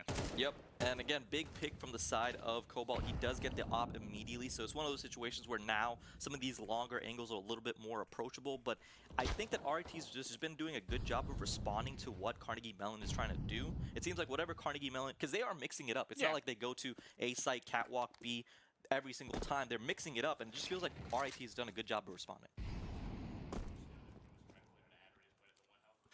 9-1 the lead for the Tigers. Benji backs off into this corner. He's going to try and just be very defensive. It's not a conservative look exactly from the Tigers, but it is a very aggressive wait. You're seeing that there. Benji, bad spot because he was in the wrong place, wrong time. CT gets one, but Koza's there. They got no idea. Playing hiding. And unfortunately, Seekers just won. Koza goes down. Melty gets it there. Good start for the Tartans. They're doing a very good job now, finding their way. Their first plant in about 8 rounds at this point. Yeah, they do get the plant off, and they have a few till ships in the night. It looks like we're going to see, because they're right next to each other. Hoax realizes first, but Comet takes out Hoax. It's going to be a one-on-one. Captain is down, and Comet takes out Captain. Win number 2 for the side of Carnegie Mellon, and again, they executed that really well. I really love the utility usage. It was one of those situations where Hoax realized somebody was, hey, there's someone in here with me. He wasn't able to execute fast enough, and big pickup for the side of Carnegie Mellon. Again, they are an emotional squad, so it's one of those situations where, okay, let's get things rolling. This is going to be the last round for the side of Carnegie Mellon on the T side, so it's one of those situations where, you know, this is a T-sided map, but maybe we just need to flip the script. So big to just kind of go through, have everything that you can use, and just try to reset your mental. Eddie, you know what? Playing Han Solo didn't shoot first, but still won anyway. Very good start for him. Needs to find a way to really generator his team. Went from 6-9 there to 8-9. Nobody above, even remotely close to above, over 1 on the KD other than him. Benji gets 2. It's Eddie and Munch. Cobalt gets Benji, and that is an absolute momentum stuffer. You talk about a guy like Mutombo in the paint there getting a block is what that really feels like. A minute 15 remain. And now we're going to kind of see these squads dueling very slowly. Hoax and Cobalt. Cobalt somehow on the move gets rid of Hoax. But another trade as Koza gets rid of CT. And I will say I love the aggressiveness from the side of Cobalt. Cobalt's definitely a player where it's like, you're going to definitely say my name when you cast me, because it's one of those guys that's just running in, making those firefights, and winning those firefights a lot of times. It's just one of those situations where Carnegie Mellon does need to be in a place to where when RIT trades for Cobalt, someone else trades for... when RIT takes out Cobalt, someone else takes out a member from RIT. But again, good gunplay from the side of Carnegie Mellon. It's going to be important to see kind of what they can do. Melty is a man on a mission trying to get something done, but we'll see if they can take out A. Yeah, sometimes you talk to players and, they don't see that there's one on the bottom there, and they're playing Ring Around a Rosie. Koza wins. We enter halftime at 10-2. Guys like Cobalt, some of the time it appears, hey, you know what, we're gonna play this game slowly. Guys play like that. Sometimes guys play like Quake, and Cobalt plays it just like that. Very hot, very fast, very unpredictable, and got him there, but couldn't get him the second time. Koza becomes the winner of that round, as Melty was the last one remaining after his death. 10-2, switching sides. Carnegie Mellon on T side now, or CT side, excuse me. Got to find a way to really get a snowball here. Yeah, and they have to be able to kind of put together some wins. You know, on the side of Carnegie Mellon, you know, we always say pistol rounds are kind of a coin flip. It just ends up being who can hit their shots fastest. But for Carnegie Mellon, when you are down 10-2, it's one of those situations where we do need to win this pistol round, because if we give up 2 more rounds, we either go into overtime. If we give up 3, the map's over. Obviously 10-2 for RIT. Good games by basically everyone, but really held up by Koza and Sham. And interesting about that, Koza and Sham are 2 middle-ranked players. This RIT squad has abilities to play anywhere, and anybody can step up at any time. It's their biggest strength that they mentioned in one of their features, is that everybody plays together and everybody can step up and have huge wins. 2 shots there. Eddie, Cobalt, Melty all get one for the CT side of the Tartans, but Benji gets Cobalt. Eddie, another, has been cooking when he's been right there in the map. And another 3 kills for Eddie when he's standing in the back corner of Bombsite A. And a huge win for the side of Carnegie Mellon. They're able to get that round pickup. They are going to be able to pick up some rifles, some utility as well. So they should have advantage going into round number 14. So big for the side of Carnegie Mellon to kind of flip the script. We talk about they're an emotional team. We talk about they're a momentum-based team. So let's see if they can kind of string together a couple of wins because, you know, they struggled when they were on the side of T's. But again, it's one of those things with CS where it's just a round of momentum. It's a round of runs, and we'll see if they can kind of string together a couple. The big thing here is can they find a way to respond accordingly? They won the first round last time, didn't go well. Melty, Cobalt, CTINT. I'd have to say they're probably doing a little bit of a better job there. Melty nearly gets the last. Teammate reinforces. Cobalt playing Quake again. Run and gun gets rid of Benji. Good round win there, 4-10. And now something's going on for the Tartans who are on this CT side of map, T side of map, depends on who you ask. But if I'm honest, it just depends on who's playing. Yep, it's just going to depend on kind of what the players can execute. But again, utility is in favor for the side of Carnegie Mellon. They're going to have basically every single nade available, as well as defuse kits. So it's going to be really hard for RIT, even if they do end up getting the plant off, to work in these post-plant situations, just because they're not going to have utility kind of dissuade RIT or for Carnegie Mellon to take the map back. Excited to see what Munch can do. He's got an XM on that other side. So B will look back at him maybe later. Right now, mid, contested. And all right, you talk about how the other plan is to go aggressive here. Talk about up top. They've got two guys basically watching the same angle, running around relaxed through this connector portion, excuse me. And this is what I love about CS, Carson, is just the pace of the game always changes round by round. It doesn't even matter if you get a kill, it doesn't matter what happens, but it's one of those situations where just the pacing constantly changes, and all of these players just have to adapt to it. So it's going to be interesting to see. We do have a member in Palace trying to see if they can get something done in A, but again, right now Carnegie Mellon RIT is spread out across the map, trying to see if they can attack any sort of these pain points. Take a look at Melty back there. Really locked in. A lot of these guys are very close to their screens, obviously. A lot of players playing a lower res. CTINT gets rid of Hoax, as truth has been found, if you will. Benji forward, we're watching him at mid, pushing towards Melty. Knows one is there, saw the shoulder earlier. Melty very congested and waiting. Jay with the XM gets one. Koza gets rid of Jay. Benji another. Eddie goes down. Hartman sees one. Teammates are up there, rather, as Melty gets rid of Benji. Kind of that hot run stopping again as Melty now waiting on that other side. Talk about how important momentum is, and Carnegie Mellon, has all in the world. All right, back through. Goodness gracious, Koza nails Melty, but Cobalt gets Koza. Sham gets Cobalt firing down range, and Seaton wins that one. Carnegie Mellon, by the skin of their teeth, get rid of that one. Yeah, and Carnegie Mellon pick up a big win right there. Again, it got to a situation where it was difficult for the side of RIT to kind of contest.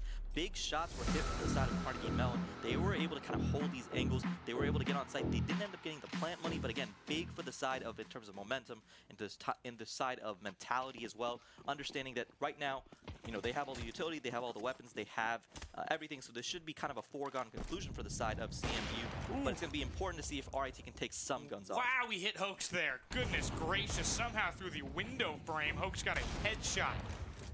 Well, done to him. Sham, 66 rounds remaining. Again, this long off, really doing a good job. Koza with a Tech 9 jumping up. A little bit about that gun later. I want to hear your opinions on it. Cobalt, headshot through into Benji. Cobalt, another. Eddie gets captain. And goodness gracious, these Tartans are rolling. Tigers trying to pick it up. They find one, maybe two. Two! Cobalt and Comet together get rid of Hoax, and again, they found another round. 5 in a row. Look at the top left. You notice that Carnegie Mellon logo on fire for good reason. And I like the attempt from the side of RIT. I like that they went through kind of the underpass section to try to see if they could get some sort of pick play, especially onto Sham.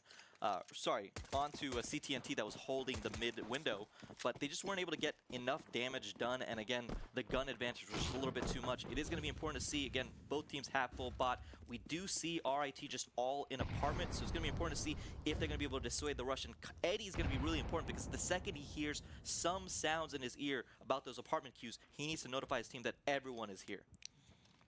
Wonder if Munch is just going to end up getting that visual cue first. No, audio cue came. Good. Exactly right. Eddie got him right there, but Eddie goes down. Hoax and Koza together get one. Cobalt able to collect one before Benji and Koza get two more Tartans. Suddenly slowing. You talk about these runs often ending after 4 when that full loss bonus comes in. CTINT, though, gets one back for the Tartans. With that up, he is carrying, really acting as an enforcer. I think of 90s hockey. He just absolutely checked someone. Wonder if they're going to go for a save here. I think they will. They'll back off. 25 seconds. They'll let RIT have a round.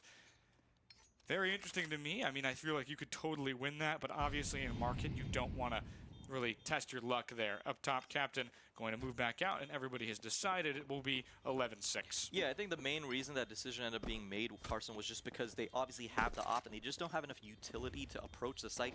Melty does pick up a kill onto Sham. Again, there's some trade kills happening at the end of this round, so big for the side of Carnegie Mellon to get some some ending entry frags out of there, some exit frags, but RIT does get the kill.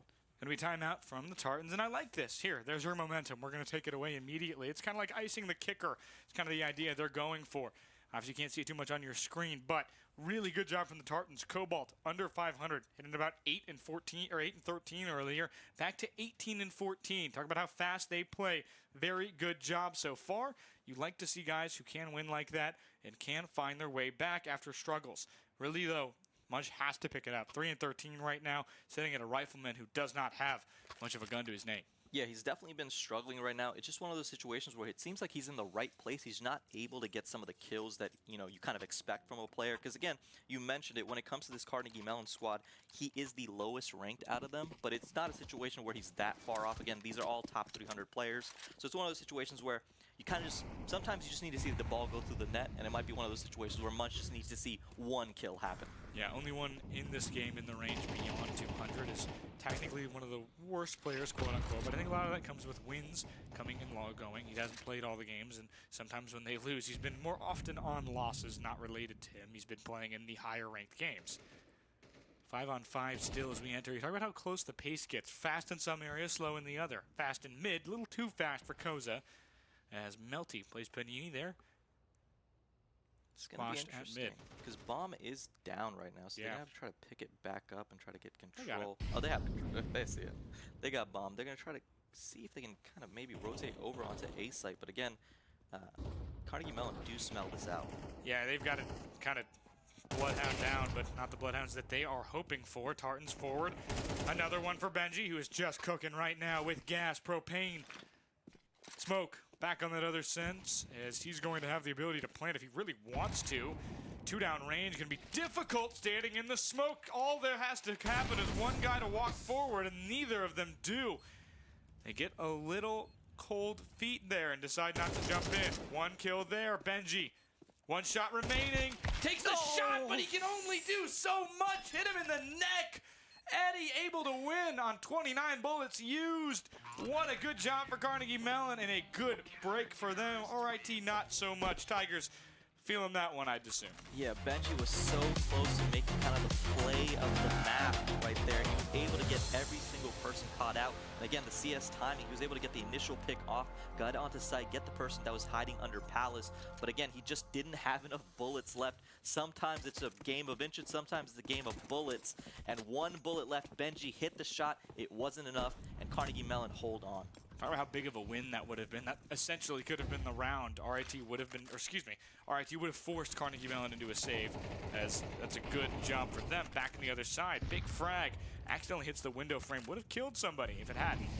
Other end, up in apartments, we're seeing some good util usage there as Captain just gets rid of Munch. Eliminated. Back in the other end. Very good job playing like SWAT right now, clearing corners together like a team. It's exactly what the RIT Tigers have been missing. Now that everything's back in their fold, they're feeling a little better. They get around here and there. Cobalt 2, though.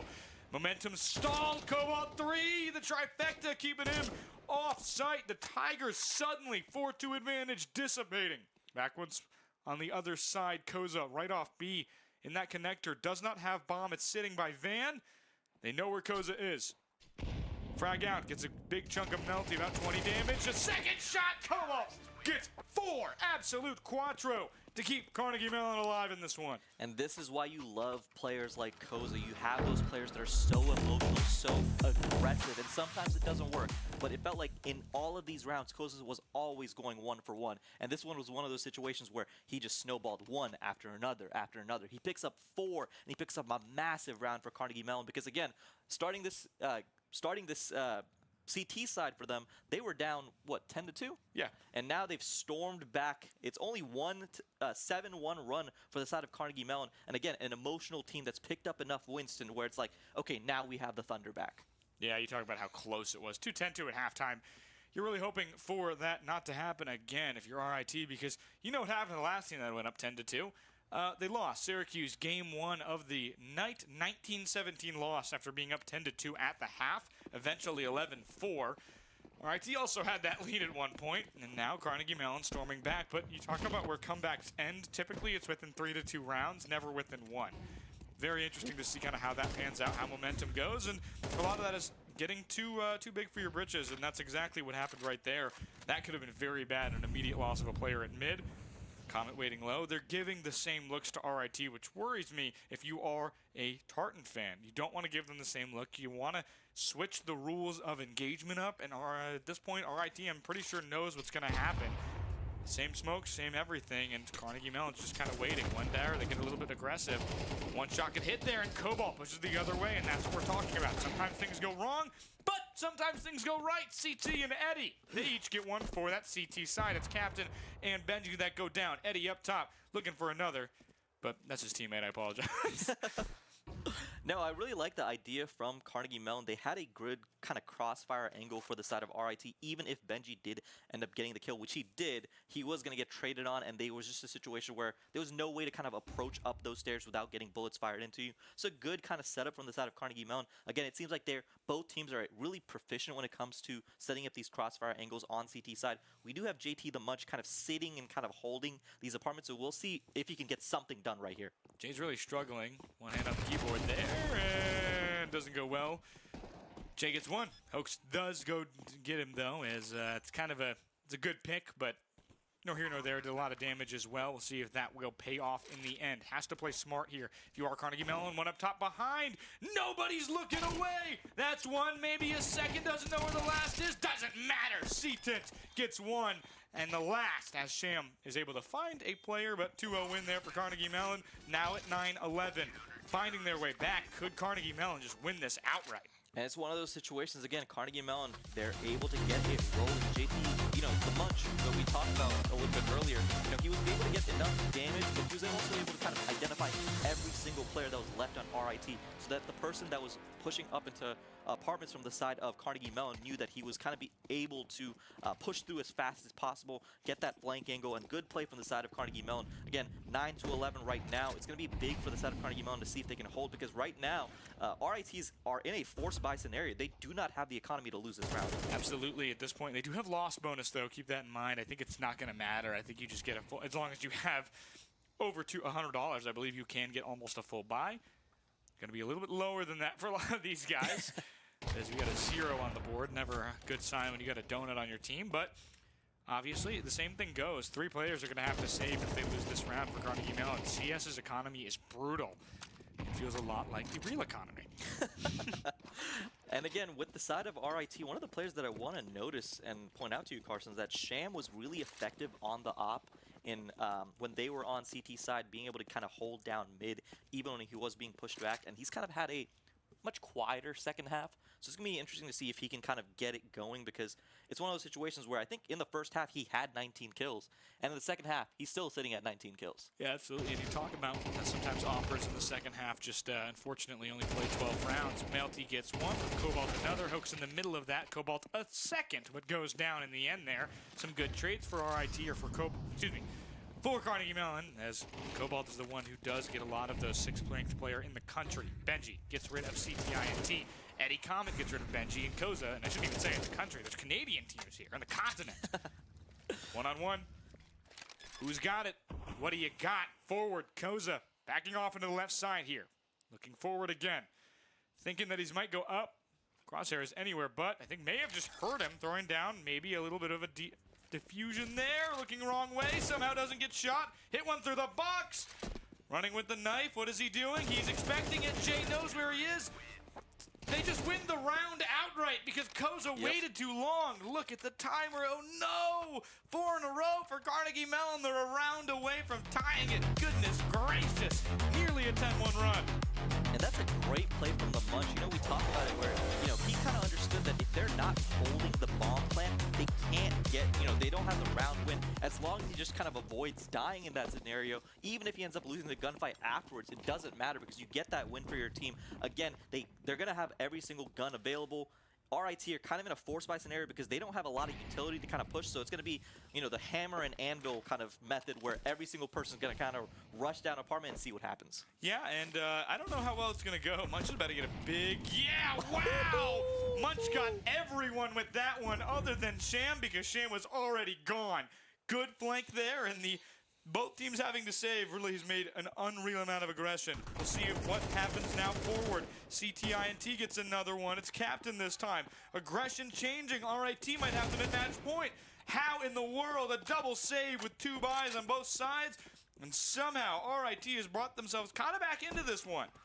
Yeah, and that's one of those scenarios where I kind of would like CMU to kind of play a little bit less aggressive. There's no reason they needed to push the apartments there because they had full control. They still have a little bit of utility left, and they could have controlled mid, which was going to be kind of the only way for the T's to kind of get out of apartment into a site with quick enough time. So it was one of those situations where I think a little bit too aggressive from the side of CMU, but they still do have the advantage because, again, that big nade from the Munch made it so that every single player on the side of RIT is incredibly low. Yeah, the Munch did so much damage for that team. Every single person left will be an assist for the Munch at this point.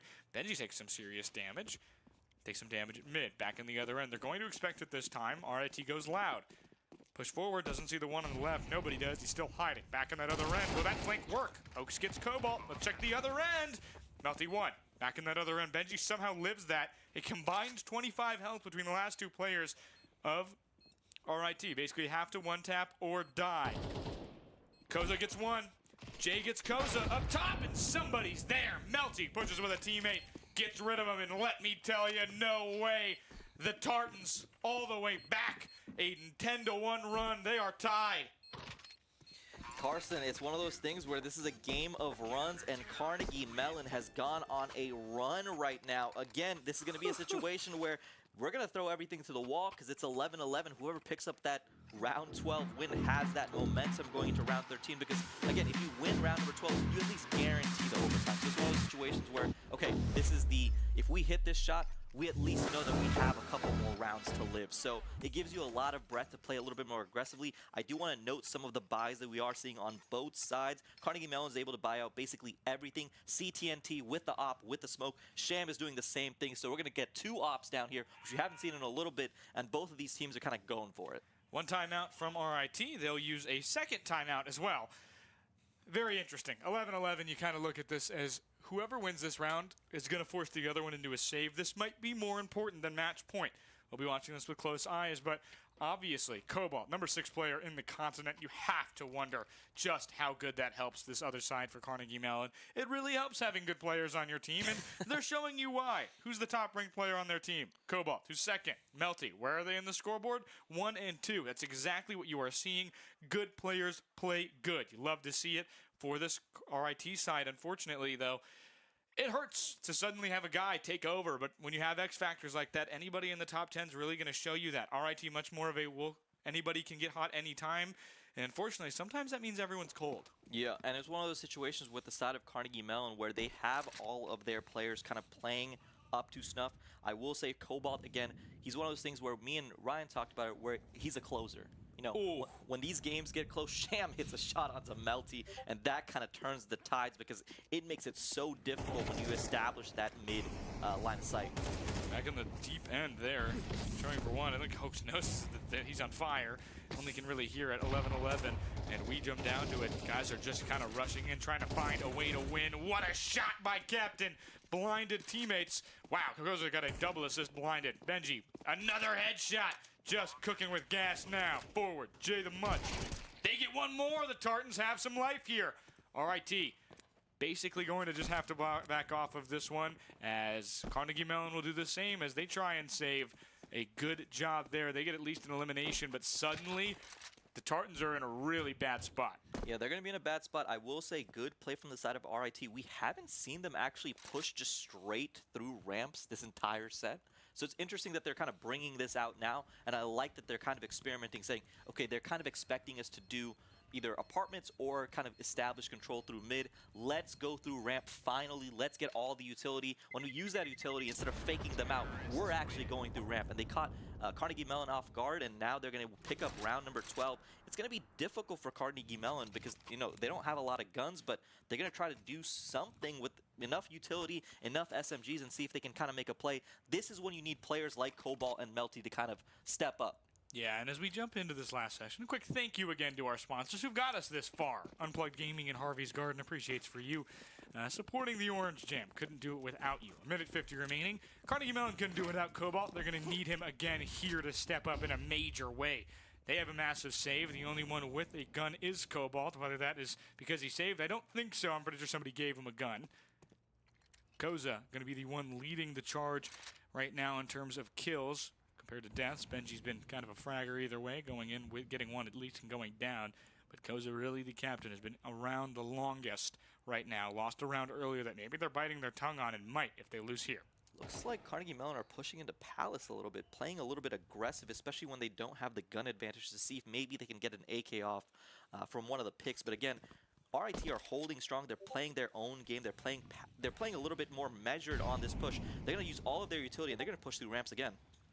Absolutely. Melting forward is kind of stuck now with that aggression. Seaton's able to get one. That's a massive trade. They're not going to get the gun, but they are going to get the player. Captain forward in the corner, but the gun advantage is too much. Benji gets one, but Sham goes down. Benji another. Cooking with the AK. Cobalt one more. Star power on display. Some of the best players in this game right now. Really putting it all on the line. 30 seconds until these teams' fates could be decided. Carson, they're very low. RIT is incredibly low right now, and they're sitting in sneak box. Oh, Cobalt goes down. Cobalt, Benji, one-on-one for the game. Comet running over. He's got to defuse at some point. He misses every shot. He missed every shot. Every shot he goes down. No way. It's overtime. He will have the time here because it was 14 left when he started. Oh.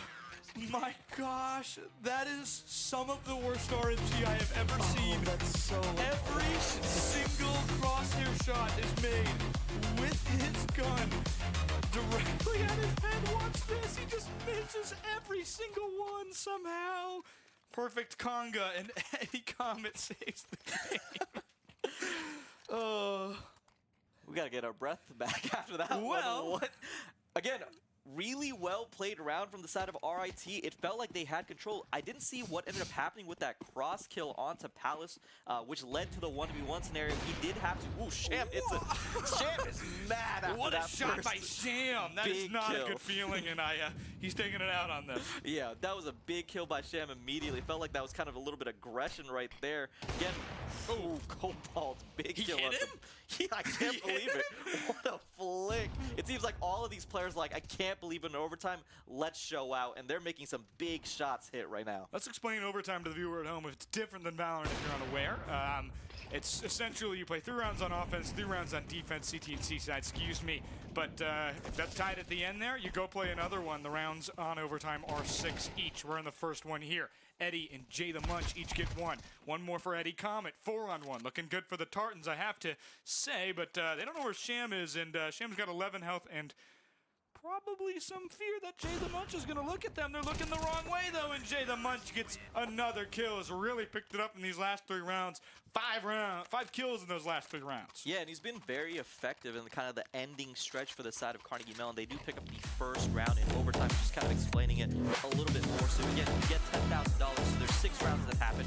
You have to win 4 out of 6. If you don't win 4 out of 6, then we go to another overtime. You get $10,000, and that is your economy, and you kind of just add onto it. So it's one of those scenarios where that first round is really important because it's not like a pistol round.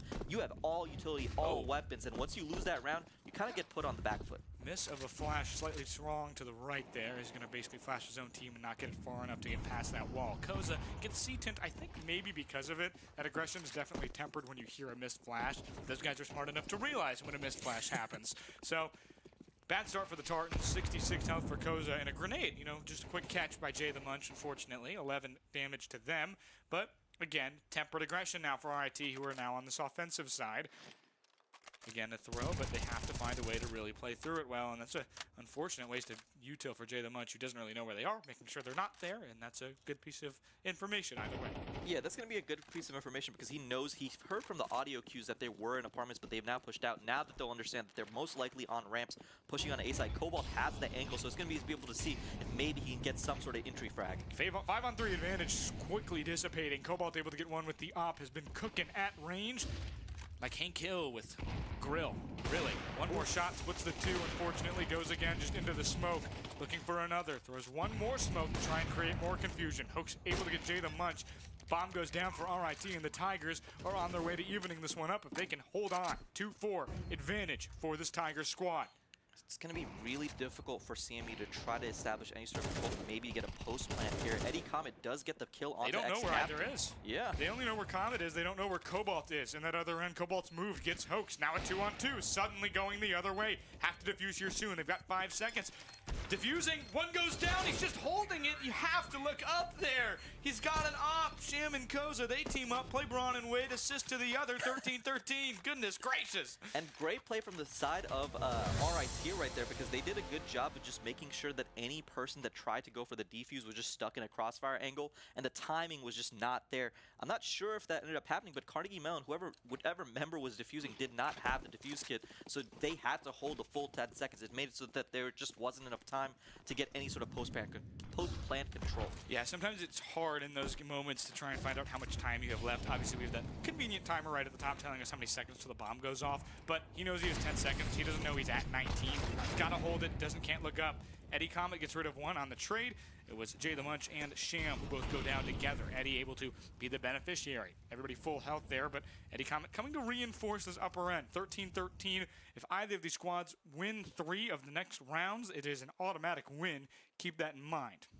It's going to be interesting to see if Eddie sees anything. He doesn't spot anything in apartments, so he kind of understands that they most likely have pushed back. He is going to try to see if maybe he can go for utility, but it looks like RIT are now going through underpass into connector, trying to connect into mid. Again, they are a little bit scared because they don't understand where the angles that CMU are holding, but it's going to be interesting to see maybe they can get control over connector now. 13-13. We could get into a situation here where you're going to have to run into a site basically full speed, and neither option looking good. Probably going to be A, if I had to guess. They're going to smoke off top. Would wonder if they're going to go under.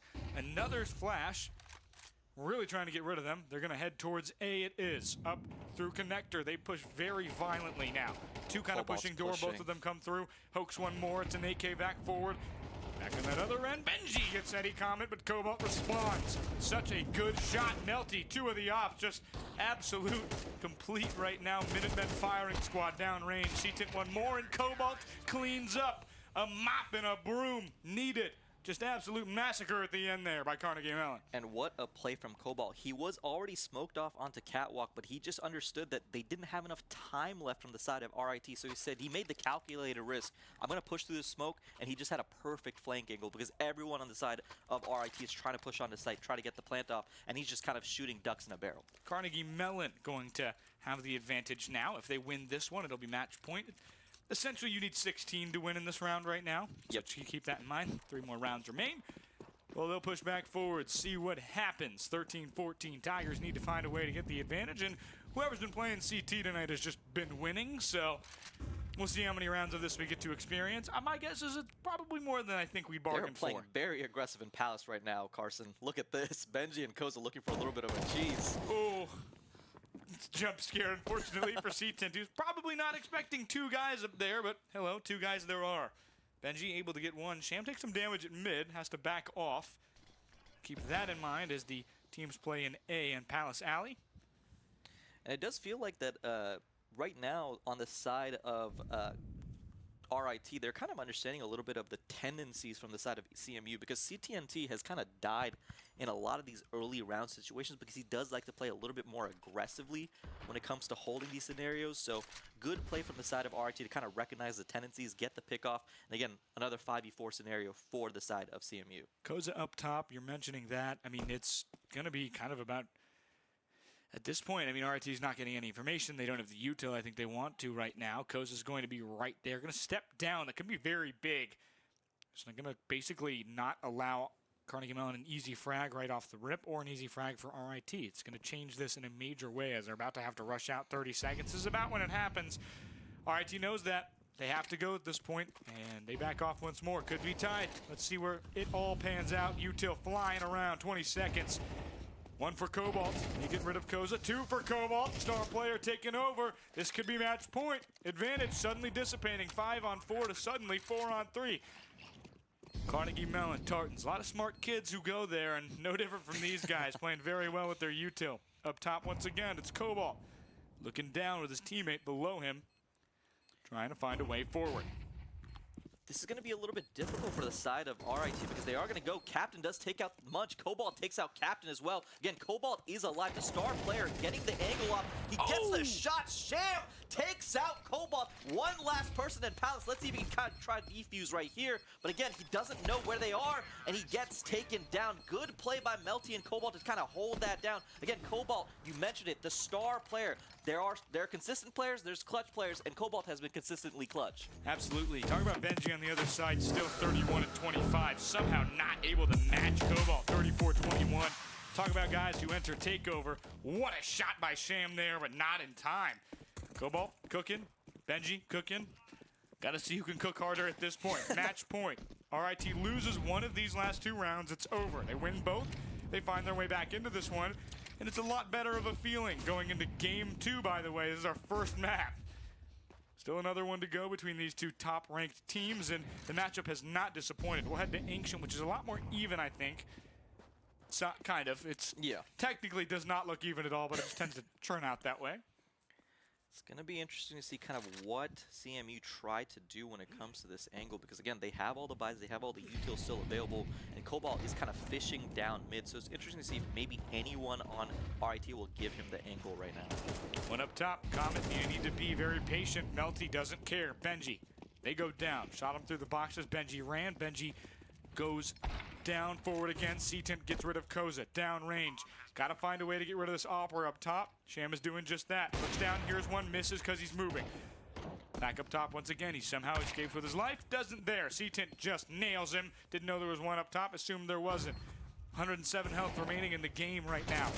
4-1. A second shot. Jay the Munch struggled so much. Got 3 kills in the first half. Mows down the last 2. And Carnegie Mellon returns from down 10-2. Can you believe it? What a comeback from the side of the comeback kids. Carnegie Mellon had to kind of mount that full comeback on the side, on CT side, go to overtime as well, and they played a masterful overtime game from the side of Cobalt. Again, MVP level gameplay for him. JT the Munch was able to kind of pitch in where he could and kind of get those final frags to end out the round. And for RIT, it's a little bit of a heartbreak because they went in so strong. It felt like they were just a hammer and a fist, able to coordinate everything. But when it came down to it, when it came down to some of these emotional and quick little gunfights, Carnegie Mellon came out on top. Yeah, and obviously you're up 10-2. Maybe you let the foot off the gas, and then Carnegie Mellon cut their foot off. There was no momentum to be had by RIT. The Tigers just mauled them. There was no way out of that one, and unfortunately, that's kind of just the way it is. Got to see how they match up in the second game, though. Surely Hope won't disappoint there. Another close matchup here on stream. Make sure you stay tuned. Carnegie Mellon and the RIT Tigers will fight once again on Ancient.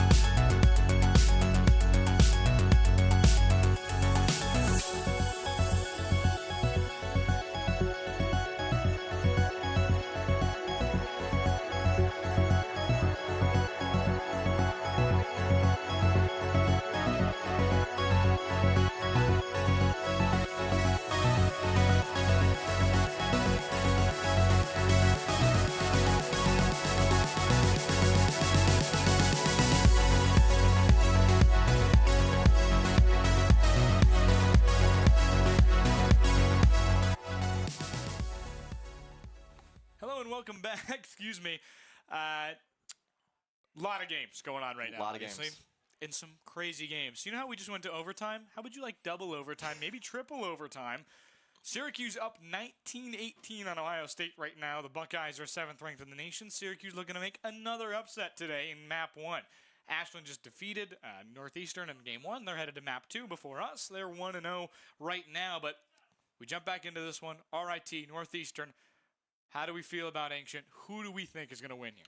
I think both these teams are incredibly close. Again, we talked about kind of the star power that is Cobalt right now. It feels like he's kind of making the difference because both these teams are kind of playing really well. They're playing really coordinated, especially when both of them were on CT side on Mirage. Yeah. So it's one of those situations where it kind of just ends up coming down to the star player, just like in traditional sports. Cobalt is like right now the LeBron James of his team, and he is carrying. He's doing a really good job for Carnegie Mellon, especially on a lot of those entry frags. It's really hard, especially as a star player, when you are the entry fragger, because he's one of those players where he has to kind of go in first, get the kill, and then immediately have to be like, okay, what else do we do next? So it's one of those things where he has a lot of responsibility, but he's doing a really good job at it. Yeah, and Benji, obviously, he's a bit more of your MVP Russell Westbrook. A lot of turnovers right now. Needs to find a way to play a little bit safer, keep his team alive, but still a lot to go here on Ancient. We're just finishing up warm up here, but I gotta wonder, at a certain point, it's going to be really fun to see just how these two teams play on a more even map. Mirage tends to be the map where 1 million points are scored, depending on T and CT side. But I got to think, I'm really thinking, could be RIT here if, no, we didn't disconnect. Heartwarming, okay. A little bit scared. A little bit scared. Yeah, when the game freezes and people's legs are moving and you just hear things, it's like, it's over, or I give it a minute. Yeah, it looks like we're still going to be finishing up warm-up. But again, you talked about it with Ancient. It is a map where, it looks like we are going to be starting into round number 1 for the side of RIT. CMU is going to be on CT, RIT on the side of T, and the match is already starting. Immediate start here and talking about this round maybe being a coin flip. It's all about how aggressive you can be. Benji, Koza, Sham all get 1. Cobalt 2 themselves. 3-on-2 advantage. Cobalt goes down. Can they survive without him is going to be the answer of this game. You're going to see a lot less Cobalt because of how Ancient plays out. Sometimes it's just setup. You're always going to be more trades here than I think anywhere else other than maybe Train. Holding these angles really well. Again, Munch is trying to get something done as they do this post-plant take, but it's really hard, especially with these long angles on the side of Ancient. Munch tries to get something, gets 1. 2-on-2 right now. They aren't able to get the pick. Again, damage is off, but he's running out of bullets. Wow, he hits 5 into the chest of Captain and Sham there, but you know, you talk about pistol rounds being a coin flip. Those guys would not have lived that situation. That was an AK. Because they didn't see the third guy, and the third guy would have probably mowed them down with a Negev level of efficiency.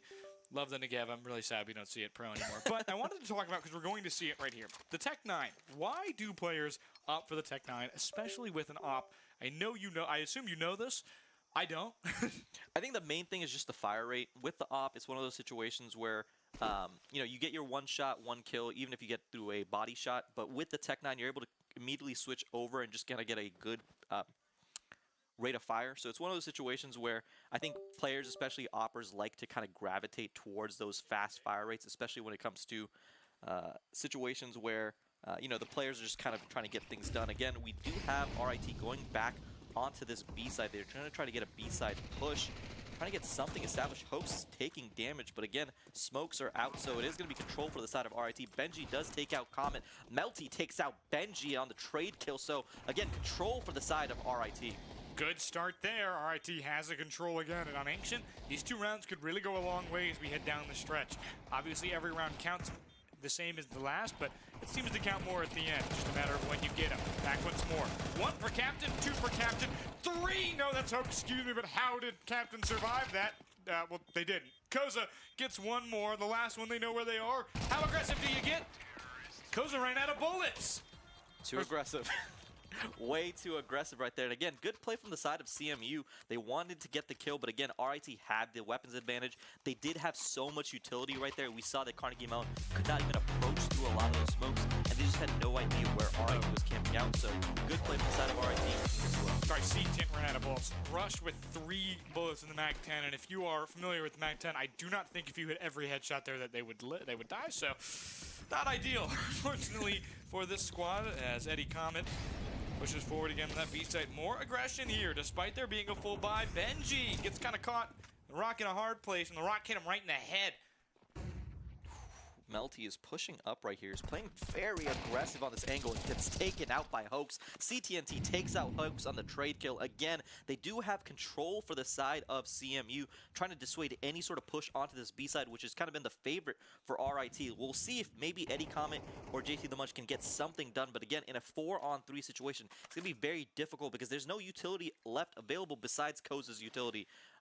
Let's see if they can kind of try to push onto site. Just a smoke left for this offensive side of Carnegie Mellon. Real advantage going here. They have a lot of enforcement here. 2 flashes and a frag. They can really find a way to get a kill with those, but it depends on where they're spread out. Almost all of them are between only, one player, basically. They're actually all on one player, because that's literally everything. But they have a lot of aggression here. They can temper it where they want to. They have Bomb as well, basically leading with Captain, who has nothing but a rifle to their name and a hope and a dream of a round win. But really interesting. Look at the map in your top left. Jay the Munch nearly goes a little far, sitting in kind of an untraditional spot, which may work out really well. Going the other way, CT just not where Captain expected. They meet him there, and argument goes the way of CT's side. One more, Koza settles it again. Again, shooting far downrange, has the ability to just walk over here and move to the left, and he will. Jay the Munch still waiting in that CT side of Nuke. He's still camping out right here, so he's going to try to get some sort of plant down. But again, Jay the Munch does have the appropriate situation, and he do end up getting the kill out. Again, Jay the Munch will defuse this, and this should be the win to the side of Carnegie Mellon. Very good job. Carnegie Mellon does a great job playing that well. Jay the Munch, obviously we mentioned how much they struggled earlier, really picking it back up. Getting it to defusal and the clutch. 1-2. Carnegie Mellon answers back after immediate follow 2 rounds. And one of the things you mentioned was that CTNT was kind of in that untraditional place sitting in CT spawn. He was able to get the pick onto the member that's kind of pushing through house, and that was just kind of big in dissuading any sort of push that RIT did have. JT the Munch was able to sit onto B side as well and just kind of camp, and so big play from the side of CMU to kind of get the advantage up. Again, this is more of an even-sided map, so we won't see the 10-2 start. These teams should be kind of evenly placed. Just a brutal economy right now in this game. I mean, RIT won the first 2 rounds, only loses 1, but they spent too much on that last round, which means now Carnegie Mellon will basically have advantage for maybe 2-3 rounds. We'll see. Seaton gets 1 with the fire. Jay another with the AK, but Hope's able to get an answer back. They won't be able to get that gun. It's a little too far for them. Back in the other sense, there's just 2 waiting in Donut 3, excuse me. So you've got 1 million people in Baskin Robbins. 1 more, Eddie Comet cooking. 3. Wild card is Yahtzee, as he gets 1 more. As many terminologies as you can use. As 2-2, Carnegie Mellon answers. Carnegie Mellon pick up the win right there, and again, you mentioned it, RIT just didn't have the economy. They had to kind of stack onto a site, see if they could push through A main and try to get onto A site. It just wasn't enough, and the damage from the side of CMU was just too monstrous. They had all the utility. It's going to be another difficult round for the side of RIT. They do buy some utilities, buy some MAC-10, some Deegs as well, but we're going to see if RIT can kind of get something done. They do have the utility to kind of push out some of these camping and closer corners that CMU is sitting in. 2-2. Mentioned how close this game was going to be. So hasn't disappointed far. Wow, I didn't say any of those words right. Has not disappointed so far. Excuse me. Day's getting a little long here, folks. I've been on the mic for about 4 hours. 8-4. 4 deaths for C10, who has been very hot right now. Talk about 4s. What's the rule of 4s? You enter round 5, economies are almost always equal, but RIT, again, we talk about that advantage. Again, they have such a hard time getting this money back. They will get it if they lose this round or win this round. Back in that other end, good shots with the Tech 9. Has 1 basically in 1-shot range. It's Melty sitting back there. Oh, Cobalt just gunned down by a Tech 9. Melty with 1 more. Shannon Hopes go down. Eddie Comet through the smoke. And how are they living? Switch to the secondary and started cooking. Eddie Comet again with another hat trick. What a play. Again, Eddie Comet kind of came in to make the play right there because, again, Cobalt just wasn't watching the proper angle. He didn't realize that every single member from the side of RIT was pushing through secret onto B. So it was a big play by Eddie Comet to kind of get those entry frags as they were kind of going onto site. Big play. CMU does end up... I didn't actually see. Oh, it looks like RIT does end up taking the timeout to just kind of regroup and regain. This is going to be a really big round, Carson, because, again, this is going to be the full buy, all weapons, as much utility as they can afford. But again, if they end up losing this round, even on all the loss bonuses, they're not going to have enough. So it's one of those situations where you don't want to lose this round because, again, the momentum starts building for Carnegie Mellon. And we saw in map number 1, Carnegie Mellon is a momentum-based team. Once they put together 1, 2, 3 round wins, they put together 7 in a row. Yeah, 3-2 right now, and things are looking bad for IT. It doesn't look impossible, but right now when you watch it, you just really feel like sometimes that the other team has more of a shot. Back on the other section here, we watch Benji, who just nearly got out with his life, and you're just watching this RIT squad struggle to hit their shots. Suddenly, Carnegie Mellon kind of pulled themselves up, tied their shoes, and they can run now, full speed, and the Tigers are not able to run away at this point. Just too fast, too quick, and they're playing really aggressive on this offensive end, and now suddenly they have to temper it because Carnegie Mellon is just so good in the ones. Yeah, and I love, my favorite POV to watch, honestly, is CTNT because he plays so aggressively. He does not care that you are playing the CT side. There are going to be smokes to kind of get him out of that corner in mid, get him out of totem as well, and they're going to push onto mid for the side of RIT. Again, they have the weapons. They're going to try to get some sort of angle over onto red and house and try to get control onto B site. Molly comes out. It's going to prevent Cobalt from moving in towards mid. Koza waiting up top, really struggling everywhere across the board. Nobody above 4 kills, everybody above 4 deaths or at 4 deaths. Jay kind of stuck between 2, Rock in a hard place. Under pressure, though, 2 things can happen. The Rock can break or can turn to Diamond. Jay the Munch has been turning to Diamond as of late. Sees his teammate there on the other end, and the pressure fades off. They decide to get maybe a little tempered here, but timid. Smoke comes out, covering one teammate. They see it there. Jay watching long again. Cave, one there. They get them. Hoax and Benji together on Jay the Munch. Benji and Sham, then Koza. Melty and Cobalt go down. An advantage. RIT maybe could win their first round. Talking about how it feels unwinnable at certain points, but when you do things like that. C-Tint, but again, cooking. Gets one more.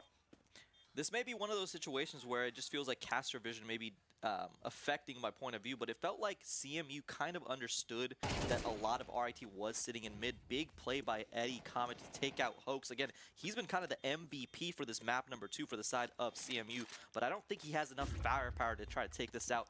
Is going to save the gun, is going to save the utility and the gold, and go on to round number 6. Which is going to be, round number 6 is going to be picked up for the side of RIT. Oh my gosh, Eddie has $9,000. What? $9,000. He's picked up so much money from all of these kills, and he is rich. Do you buy somebody with 4,000 here? Is that I think you do. I think Cobalt should probably get Please buy an me. AK or something from Eddie. Nope. That Nope, looks like they don't Eddie's just gonna hold on to it. No, there it is. There it is. Pretty funny there. He just hold on to it. He buys 2 guns actually for his teammates, and he still has more money than all of them, other than Jay the Munch, who has to buy a gun at this point. No chamber ops in this one. I may have just upset like hundreds of Valorant or hundreds of CS fans by making a Valorant reference, but hey, who cares? 3-3.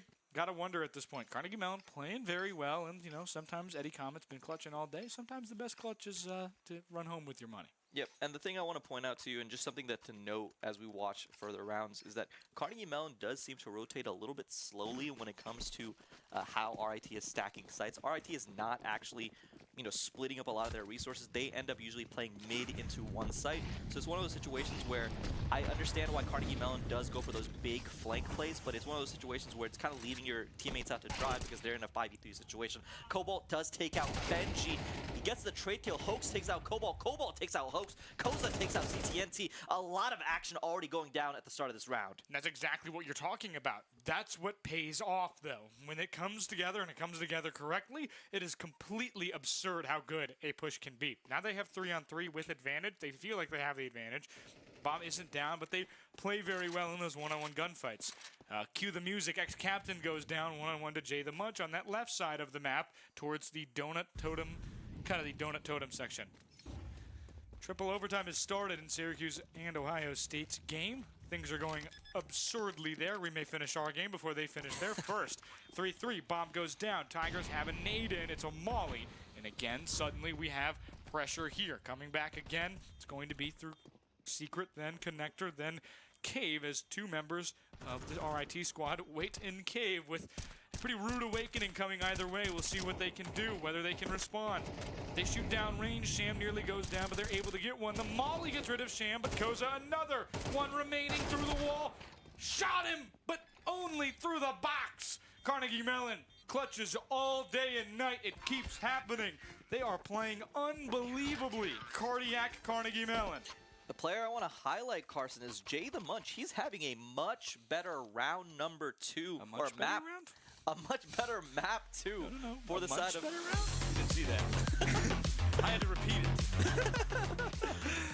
it. And again, his play, him being able to take out Captain on that flank angle, or sorry, take out Sham on that flank angle was really big because it felt like RIT had kind of a good crossfire section so that they could kind of stop any sort of flank.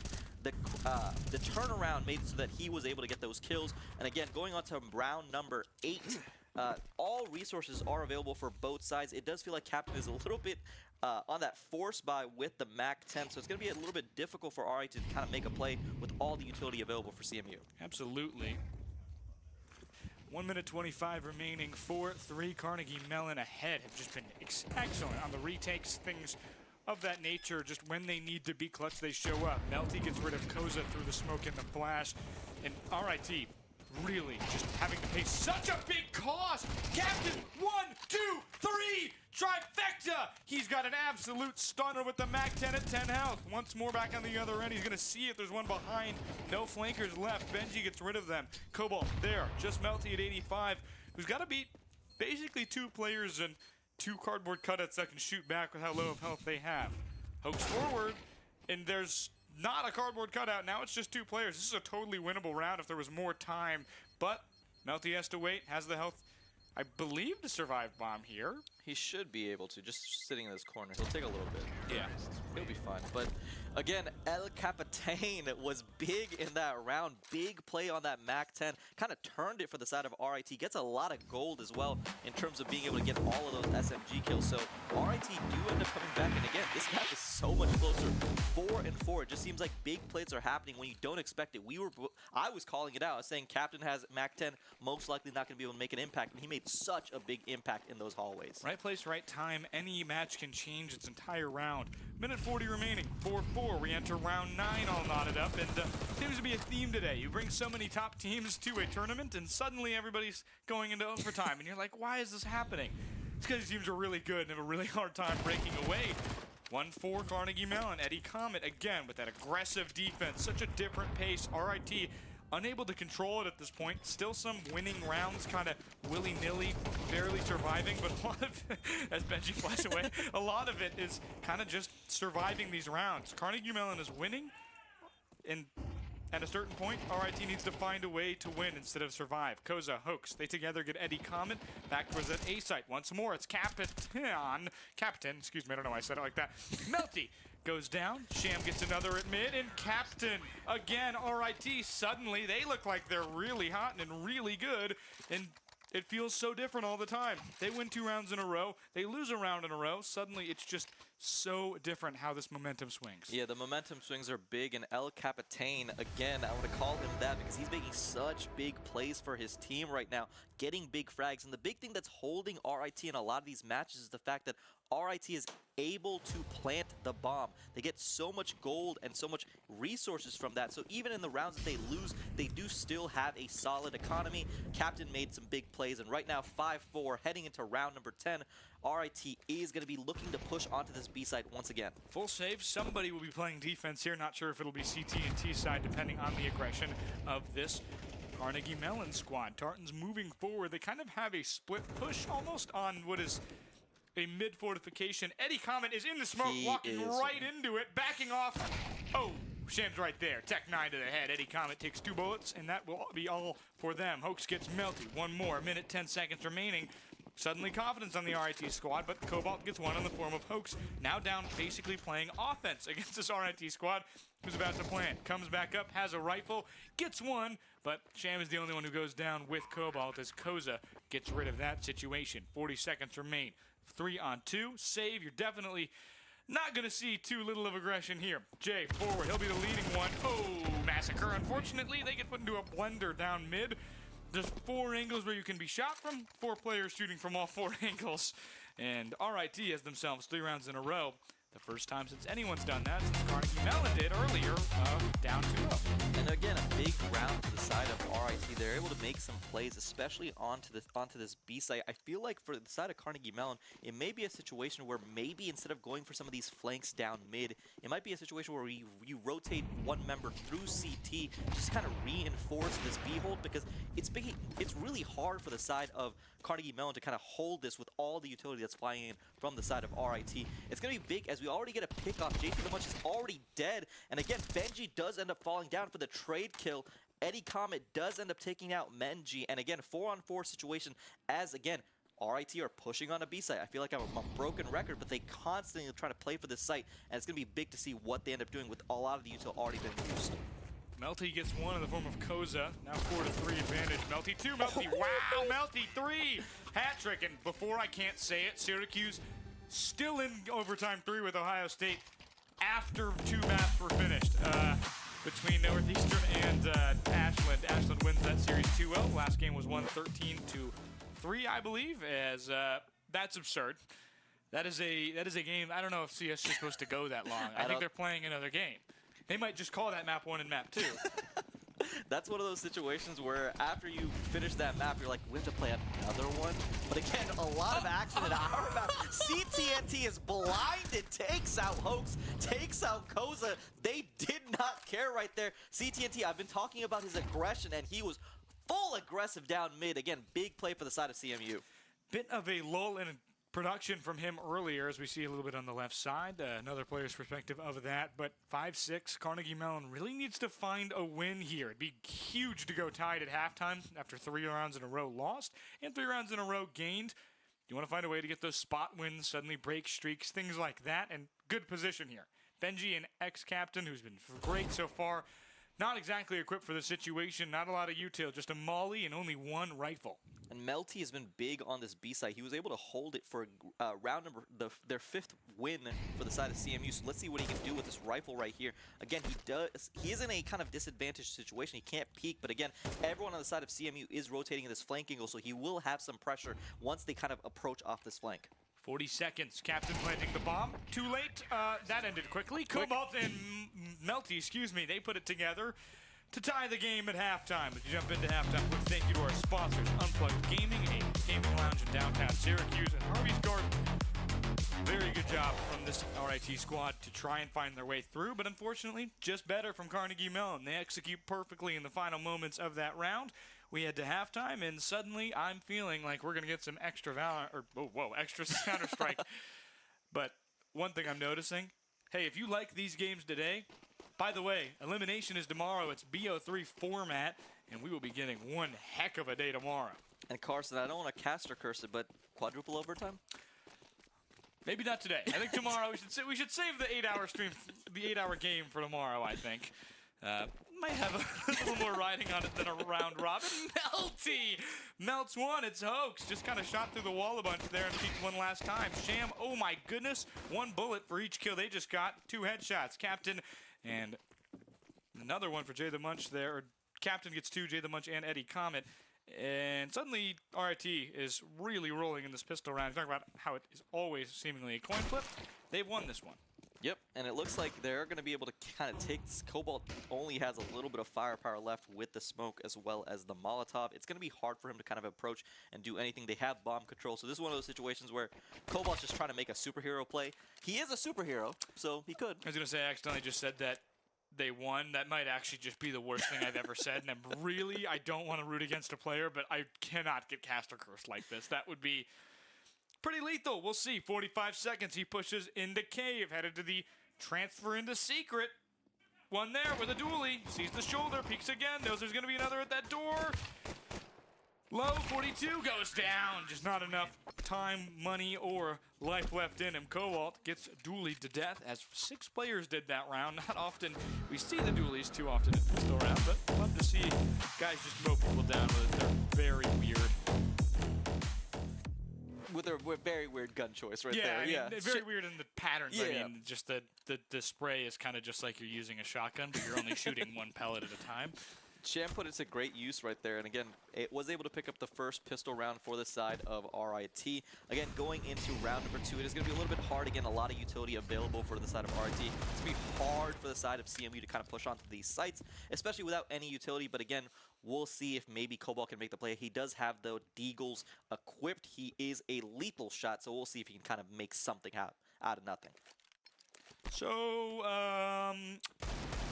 you know how there's like 3 OTs sometimes? You know how you said that we should go into 4 OT? Yeah.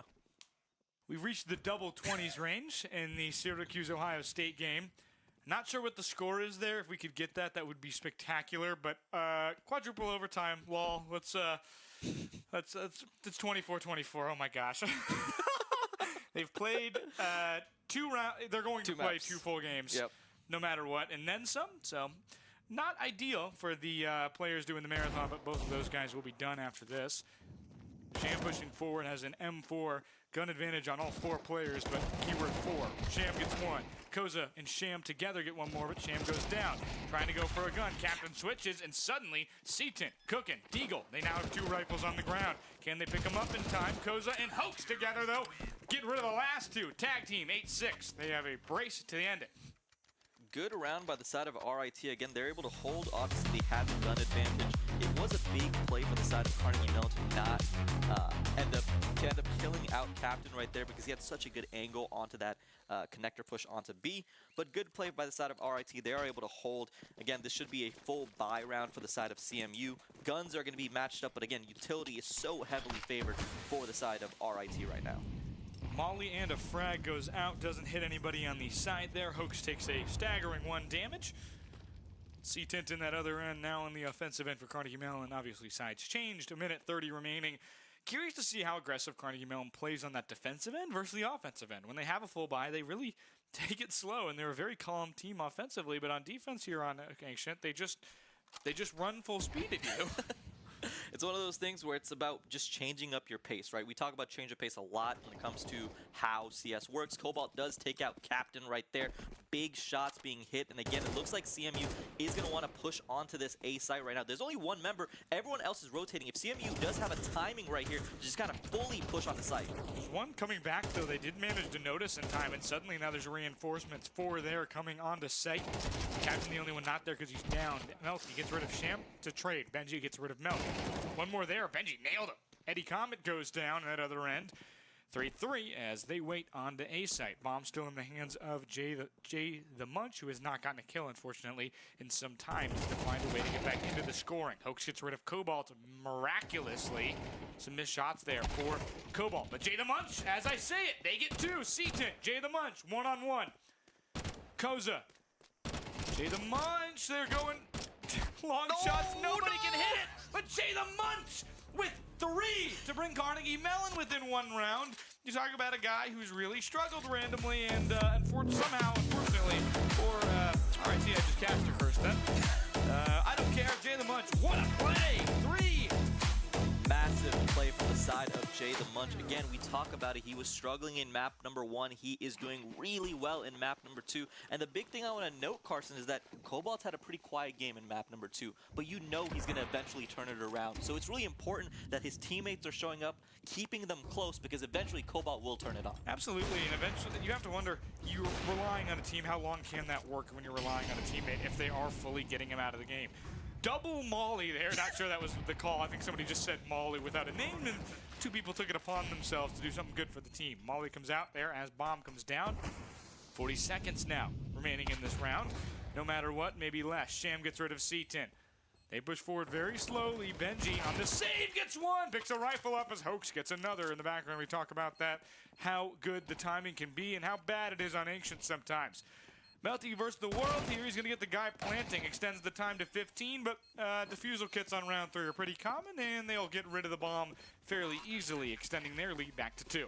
RIT pick up the round win. They only have 5 rounds to go right now, and again, big plays from the side of RIT. Benji's been big, Captain's been big, especially in those situations where they are, gun disadvantage. And now for the side of CMU, they're going to take that time out. Again, emotional team. They're a team that kind of runs off of these runs.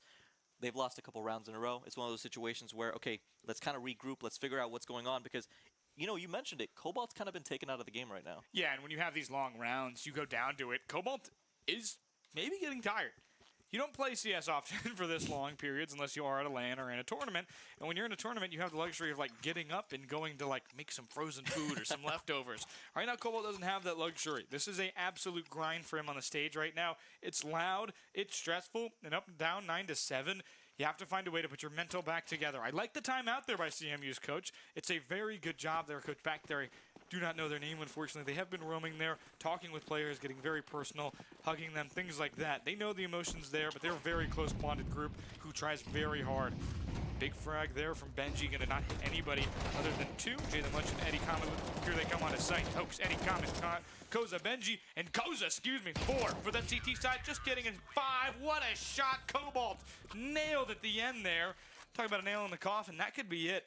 Carnegie Mellon needs to find a way to get back into this. Sadly, Carson, that's one of those meat grinder rounds where you don't have any weapons, you don't have any utility, and you just kind of run into the meat grinder. And Koza was there to pick up those kills happily.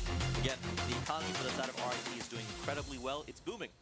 For the side of CMU, they're struggling, but they are going to get the full buy. This is kind of the round where they have to take control. Cobalt has utility. Cobalt has an AK. Let's see what he can do. And the big thing I say why I think that might be the nail in the coffin is the mental aspect. There are save rounds that are good. There are save rounds that are that. That one hurts. Have to find a way to put yourself back together here, and Carnegie Mellon's done a good job in the clutch, down a lot. Obviously, 10-2 is good. 10-7 isn't as hard, so let's see what this squad can do. Maybe come out with a win here without touching overtime, but Carnegie Mellon needs to find a way to really play together as a team. One in Donut, they see the arm. Surprised that Jay saw that. Very good eyes there. Sham does have the op here as well, so again, he's been very effective on it, and he gets Cobalt. We talk about shutting down Cobalt, and Sham has been really lethal on this op. He was lethal in Mirage. He does get taken out by Jay the Munch. Again, he's been showing up in map number 2. I keep mentioning his name. Big play right there, so it's going to be a 4-on-4. They are on the site. Captain is camping. He does get taken out by CTNT. They should have control of A site for the side of CMU. Coming once again, C-Tint in that other back site. Been so clutch, along with Jay the Munch. C-Tint been a little bit more involved in that mid-game than Munch has, but 10-7, they have bomb down. Could find a way to get within 2. Molly doesn't come in time. C-Tint relatively unharmed. 4 damage could matter. Benji gets Comet. Benji gets C-Tint, looking for the 3rd, trying to find the trifecta, but in Donut, he can't. He unfortunately goes old-fashioned, goes down. Benji going down is pretty big for RIT, but with 2 members, it might be enough. Has to shoot towards the bomb, and nobody pinged it. Koza gets rid of Melty. RIT now 4 rounds up after suddenly being tied. It's just been all Tigers the second half. Yep, 11-7 for the side of RIT, and we talk about it. Now, obviously, Sham doesn't know exactly who he's shooting, but it seems like taking out Cobalt is kind of the name of the game. The player that was making those plays in those situations where CMU really needed it has been kind of taken out. He's right now in a negative KD. He was effective in map number 1, but he's been struggling. And it's not a situation where we think that he's this defines him as a player, but it's just one of those situations where this map is those long angles, and Cobalt was really doing well holding those closer angles. Yeah, and obviously at that distance, you want your players, you want your number 6 overall player in the country to do good. Ancient is the map pick of RIT, and maybe they knew that. They've played a few times before. We saw it happen last year at Orange Jam, or last semester. Benji and Koza together get their first pick on Jay the Munch. Could be a pretty big one here. 11-7. If they lose this one, it's pretty much a full save. Pretty much a partial save, and you're going to not have any full buy in the last match point here. 1, though, for Cobalt. We talk about how he was struggling, going for a 3rd into cave. Will he get aggressive? Nearly headshots the last. 2 for Cobalt, the brace helping his team out. His captain goes down as well. C-Tint there, finally. When you have your teammate and you have Cobalt, it really feels like anything's possible for Carnegie Mellon. This is a real must-win match. You go into match point like this, you're not going to really have much of an advantage. You're going to lose so much, but suddenly, things looking good for the Carnegie Mellon. Melty gets Sham, and suddenly, 5-on-3 to 1-on-3. This squad is cooking. Pressure has switched over to the side of RIT. Big play from Cobalt, able to catch out those members. They rotate over onto A site, and this should be a round win for the side of Carnegie Mellon. Again, big shots by the side of Cobalt. Again, big thing that I want to note is that it felt like Cobalt was kind of listening to me on his ear, because he realized, hey, this guy's talking down on me. Let me make some plays. So he makes the play, wins round number 8 for the side of Carnegie Mellon as they go again. It's close to match point for RIT, and this is one of those situations where you lose this round, okay, that's fine. We still have economy. We still can kind of come back in next round. You lose the next round, you're like, is it happening again? Yeah. And that's where that mental battle happens, and that's where the IGL, that's where the coach as well, kind of behind you, has to say, guys, calm down. We're really close. Let's just finish it out. Yeah, 11-8. Now the score as Carnegie Mellon wins that one. My energy tapers can only imagine what's going on with these stressed players right now. Everybody in the lobby other than one in 11 to 16 or 17 kill range. That tells you a lot about how these two teams are playing. No star power, just kind of a grind as it tends to always be on Ancient. Everybody about the same assist totals as well on one side for RIT. It's really just a slog here. It feels like getting punched in the mouth repeatedly. And more so right now for Carnegie Mellon, but that's a big momentum piece forward. You need to find a way to win those tough rounds and to find your way back down. Maybe 4 to 3 players, 5 3 players. They just did that in Carnegie Mellon. When you get those momentum rounds, I like to call them, they are much better in shape. I kind of have a better feeling about Carnegie Mellon after that round, but obviously RIT's been cooking all day. Now it's a full buy on a full buy. Let's see what they can do. The thing I want to highlight, Carson, we do have Sham on the op right now. He has all util available. He is kind of primed and ready to make a play in round number 19 or round number 20 in RIT versus CMU. Back on that other end, Koza pushing forward, 1 minute and 30 seconds. You might have heard some screaming, 28-26. No, we're not watching football. Syracuse goes down to Ohio State. The number 7 ranked Buckeyes survive in a horrifying way. By the way, they're playing map 2 right after this. 1 minute 20 remain as we're about to finish our map 2. They got through their nearly map 3. So, 1 minute 15 now. Cobalt, kind of chilling. You talked about now the aggression needed, and now it's kind of tapering off. And this is exactly what RIT wants. They want to be played into. They want to have the ability to decide the pace, and right now, Carnegie Mellon is deciding, or letting them decide the pace. The benefit is that RIT was able to kind of slow down the pace without using a lot of utility. They still have smokes available, incendiaries available, a lot of flashes available as well. So it's going to be a little bit difficult for the side of CMU to get hold, but again, CMU is holding on to 6 flashbangs, so it's going to be a situation where we might have a lot of flashes onto this B site as they push right now. Carnegie Mellon's got a lighthouse over there as they throw 1, 2, here comes maybe 3. Jay nearly goes down. There's the 3rd flash. Hits one guy out of all of those. C-Tint, Eddie, they both together get 2. Cobalt another. Suddenly Carnegie Mellon in the driver's seat, but such low health around. Not going to matter much. This RIT squad going to save. Economy stays in check a little bit more when you get these saves, and the most important thing, now you get a force pipe probably with an operator. Yep. And this is one of those things that you talk about where, again, this is a game of inches because Eddie Comet is fully flashed, and he just sprays and prays and takes out the member onto RIT that's holding on to the B site. So it's one of those situations where they're going to try to get some of these kind of exit frags, but Sham, Jay the Much goes down immediately. Maybe a second one. Don't want to lose the op here. You cannot peek if you're Melty. 11 seconds, they're going to peek. I'm wondering. Or maybe he's just walking and trying to... Watch the guy coming from T right now. Yeah, he's trying to make a distraction. Can't lose that off, though. They somehow don't. Eddie gets one. Other side, just playing shooter. One more. Sham! Goodness gracious. Sham time, 11-9, and that's a pretty disgruntling loss from Carnegie Mellon. That may have just saved RIT's momentum. They're going to take a timeout, too. Say, hey, guys, we just lost that round. But Sham, that was cool. That's how I would say my momentum. That's one of those moments where you just kind of look at Sham, just give him a quiet, cool nod. Like, I mean, yeah, nice job. Carnegie Mellon can't afford an op now. I mean, they can, but like, are you gonna spend that? No, it's a big loss for them, and now we have one of the more interesting save rounds I've ever seen. If you go look to the left of your screen. I think this might just be Sham and the guys. This is going to be one of those situations where you just try to make something happen. I feel like you go all scout here, right? I feel like you go 4 scouts, right? I mean, you know, Sham, if you could trade in, Negev would be good. Yeah, I mean, that's like... If you could trade in CS, the game would be absurdly funny to watch because you would just have guys just be like, nah, I want Negev. I'm going to go mow someone down. It'd be funny to see. 1 minute 40 remaining. Obviously, that's not the case. No economy or no bank in CS other than what you have in your pockets. Bank of Self-Faith. Sham gets flashed, takes a shot, walks into fire, and ooh, big damage. 48 to Koza, 3 to Sham. It feels good when you do 52 damage without doing anything but just throwing an M1 flash. Ooh, nearly got someone there through that wall. Eddie Comet does end up taking out Koza with Wow. the grenade there. So again, one of those situations where no bullets were fired and Koza does go down.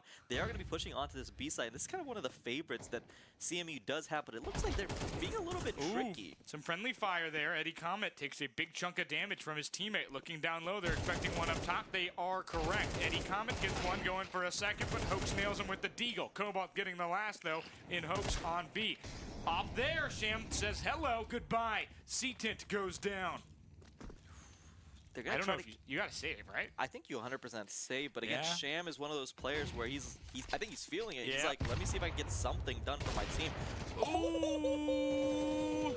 Round suddenly becomes scary to winnable. Gonna back off again here. Bomb is not down, so he's gonna keep fighting. 2-on-1, I think you're gonna have the money anyway to buy an op. They're gonna have the money to buy an op either way. It's the one you probably gotta go for, and they make the right choice. 11-10. This feels familiar, awfully familiar, doesn't it? You know what's better than 4 overtimes, Carson? 5 overtimes. Oh God, 28-26 is like a. I Like don't even know how like you a- turn the PC back on. No, I think that's one of those things where when you have to get out of the sea, you have to kind of get like dragged out. Obviously, Premier, you have ties and you don't have overtime. I would actually install it. Like, I would actually just turn the game off and go, yeah, I don't deserve it. They wanted it more. A lot of action starting off this round number 22 for the side of RIT and CMU. Again, not a lot of utility available for the side of RIT right now. A lot of utility available for CMU. Jay the Munch trying to get some shots down mid. He does end up picking up the pit. Captain, how did he survive? Captain able to get one. Not sure how Jay the Munch didn't combust, to be honest. That's a good kill for him. Bit aggressive and kind of got out of his element there, but teammates are there to save you. That's kind of what they're there for. 11-10, and suddenly Carnegie Mellon is in a position now where they could really find their way into this one, but Jay the Munch needs to not go down, and heck of a play right there. Heck of a smoke. Here comes the molly, and there... That was 4 mollies in 2 spots. Goodness gracious, they've got to really communicate that. Cobalt planting bomb. Benji right there. Jumped at the wrong time. That's an AK. I think I will, he says. Benji, smoke frag down, rather, as there's one more there. Suddenly, this map could go the other way. Barely 2 players left in terms of health. Benji, one more. They look the wrong way, though. Melty, downrange Koza, 1-on-1. This could be one of the most deciding factors. They peak! RIT! 2-4 disadvantage! Who cares? Tigers, 12-10 match point despite the odds. What a play. Koza says number 6 ranked player who makes the play. And again, big play from Benji. He gets the flank, gets the immediate kill, gets the trade-off, and draws so much pressure for the side of RIT. CMU was kind of discombobulated because they had 4 people on the site. They could have kind of held those angles, but they kind of got sucked into gunfight after gunfight. Big play for RIT, and again, we're in the same scenario, Carson, where 12-10 is one of those situations where they've kind of locked down overtime. Let's see how CMU responds. I really don't know how Eddie Comet jumps there. That's a pretty rough one there. Cobalt goes down. That could be huge early. Hoax and Hoax get 2 together. It's themselves. Jay the Munch is the other one that goes down. C-Tint, 18-18, been performing well along with Eddie Comet. They get 1. It's Melty who gets rid of Hoax in that fire. Benji with the aggression, nearly 2. Eddie Comet with such a swing. Hits a home run. There's another one. Not a lot of health between the 2. Oh my gosh, a frag! What a throw! He throws a missile from right field to third base, and he is out of here! RIT splits the series. Wow! Carson, the only thing I have to say for that call is bang! Bang! What a shot from Shams! Gets the kill onto CTNT, and RIT close it out in the most fashionable way I could believe. What a play! What a throw! Tom Brady, 4th quarter. No! I'm a Bears fan. Caleb Williams, Nicole Kmet, with no time remaining. Goodness gracious, I could go on and on. I don't know if you're going to see a better throw than that in a long time. And I don't even know if I mean the NFL, too. Goodness gracious, he running, jumping off the wall into another player to win the game. It's not often you see that. And the Tigers, they feel a lot better about that first game. You always want to win the second, especially in these round robins. They will continue playing on today. Same with Carnegie Mellon. They both have another 2 maps to play. But boy, that was exciting. One of those situations, again, Carson, where it's just like game of inches. Both of these teams were very equally stacked up. They had a really good map number 1. For RIT, they felt like we had such an advantage, and we kind of threw it away a little bit. And it's one of those situations where, okay, they're kind of coming back on us. What can we do? And it felt like Benji made the plays. It felt like CTNT, or sorry, it felt like Koza made the play, Sham made the play, and what a throw from Sham to kind of close that round out. What a great series. I expect the Kevin Harlan reference, but big thank you to our sponsor, Unplugged Gaming, Harvey's Garden. We've got more CS for you, by the way. Round 4 of round robins will be back in just a moment. Us 2 are done, but these players ain't. More action coming to you. Please stay tuned. We'll be back in just a little.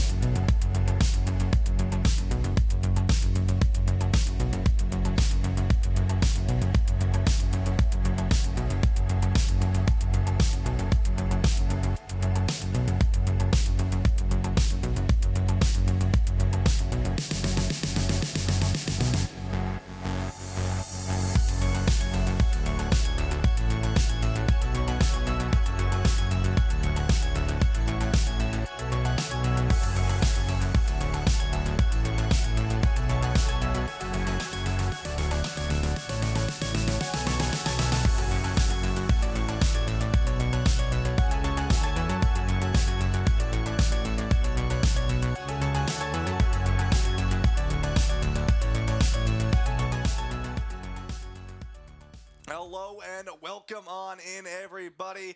It's been a while since I've been back here, so it's good to be back in the glass box. But this time we switched up the casters once more. Of course, I'm Ryan Blankenhorn, joined this time around with the one and only Martin Fields. Martin, how you feeling right now? Pretty tired. I mean, after that Syracuse OSU map 1, it's pretty hard to. But 28-26, really long, and we're gonna have more games. Good, thankfully. Yeah, I'd say so. You can't complain when you're watching video games all day, but yeah. Yeah, I mean, we've had a lot of matches so far today, right? Obviously, getting ourselves into this final matchup to see really where things are going to slate out right now. I mean, I'd love to give y'all predictions. I'd love to say where teams are going to seed out until tomorrow, but everyone in Group B right now is in their matches. The only two teams who are done at the moment are Syracuse and Northeastern. I think are the only two teams that are done for the day. So everyone else is still playing, so we really don't have any guaranteed answers. I mean, in case you're curious on sort of what that looks like, for instance, right now, Ashland, Ohio State, and Syracuse can all be either 1, 2, or 3 going until tomorrow. And then inside of Group B, a lot of things can still happen. It's really going to be between Carnegie, Radford, and RIT. Radford and RIT is going to be an interesting match as that one happens off stage, as Radford could bracket bust everything that RIT has been working on today, even after that 2-0 victory. So we'll have to see how that group figures out, but definitely in this Group A here where we have a lot of different things going on, it really is going to be an interesting one to see who's going to come out on top as we get this final matchup. Yeah, I mean, Radford especially. Radford took a map off of Carnegie Mellon, which was great win for them. They tied Drexel as well, both going 1-1. So they're playing really well. They have RIT now. Should be a good matchup, especially with how Radford's been playing. And yeah, like we said, Group A is just anything could happen right now. It's all out of Syracuse's hands, so gonna be fun. Yeah, exactly. It's been a very long day of matches. I mean, we are 4 rounds in, and these beautiful cards here, I can actually tell you exactly where we're on at the moment. Ohio State and Ashland is happening, and like I said, Drexel and Carnegie going to be happening, as well as Radford and RIT off stage here. So those matches will be happening, but we're 4 rounds into the day. It's the final round here. I don't need to hold that anymore. It's the final round here, so obviously a lot of these teams have been here for a very long time, and we're going to talk about sort of that mental momentum here in a second, but I do want to give a big shout out to Harvey's Garden and Unplugged for helping make this event happen. I mean, we've been here since 8, 9 a.m. in the morning. These teams got here as well, and now it's approaching, I can't read my watch, around 7 o'clock, right? Yeah. And it is getting really late, and that's one of the things to really consider here, right, is you've been playing almost all day here. Ohio State, their break was earlier in the day. They were a round 2 break team. They then played Syracuse in round 3, where they went into a 28-26 victory, a quad overtime, almost quintuple overtime. Not to mention a comeback, coming back down. Yeah. They were down 10-2 and brought it back to, what was it, quad overtime. Exactly, yeah, and they get that match, and then they ended up losing that second one there, and I don't fully remember the score there. I think it was 13-4, I believe, or 13-6. Maybe a bit more. So, one of the things that we always talk about at these sorts of lands when you play for so many games and so many hours on end is that mental momentum, right? Is when you're playing for so long at such a high level. I mean, every team here, for the most part, is in the top 20 in the nation, Martin. I mean, that is top-level gameplay here from all of these schools. And when you're Ohio State and Syracuse, they were slated going into this overall of all 8 teams seeded 4 and 5, respectively, but could have flip-flopped pretty easily. In this group, they're 2 and 3. That's how they were slated. They are right there neck and neck with each other, and they went non-stop into those matches. And then you wonder, was it a fluke that they ended up losing on Nuke against Syracuse there, or was it because you simply are just losing steam after so long? Yeah, I think it's really just a stamina issue. I mean, like we've said, 28-26, long round. Syracuse, they do have that home field advantage. We are in Syracuse at our campus, so having that home field advantage, knowing the area, being comfortable in these chairs, even with these monitors, whatever it may be, just allowed them to say, okay, long match, sucks that we lost. Let's go back. Let's win this next one. Yeah, exactly, right. And so now that they're in this matchup here, that brings you into Ashland, right? Because there are two sides of this coin, right? As there always are. There's a heads and there's a tails. That's how coins work. If not, I really want to see what that coin is. But outside of that, right, Ashland, they've had a break. They've had the ability to sort of recuperate, that's a big word, and they've been able to sort of really relax and get themselves back into the game and sort of just reset, right? They played their series and now they get to go and play this final one. They've had a break. Ohio State, on the other hand, they've been going back and forth nonstop, especially that Syracuse game. And so you question, right, which team is going to come out hot, right? The team of Ohio State, which has been here already, and they're ready to go and they're ready to take this fight, or Ashland, who has had time to reset. I think I'm going to go with Ohio State. I think they're going to pull at least one of these two maps.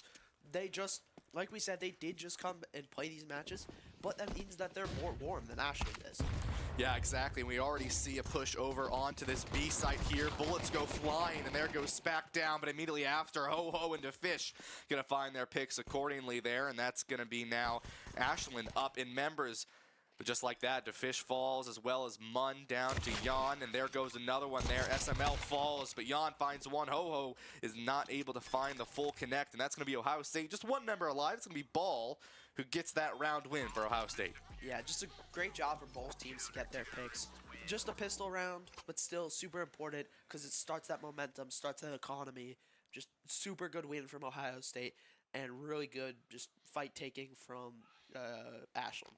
Yeah, exactly, right. And going into that next round, we talked about this before, right? You lose that round one, it's likely you're going to lose that round two, right? Just in terms of gun advantage. And so as we go ahead, and Ohio State, you can see, have bought a little bit more of a loadout here. A couple of force buys, right? Ho-Ho goes ahead and buys that AK, as well as SML and Jan have their guns accordingly. So they're going to look for something if they can, but already some smokes just to really put a stoppage to the push coming in from Ashland.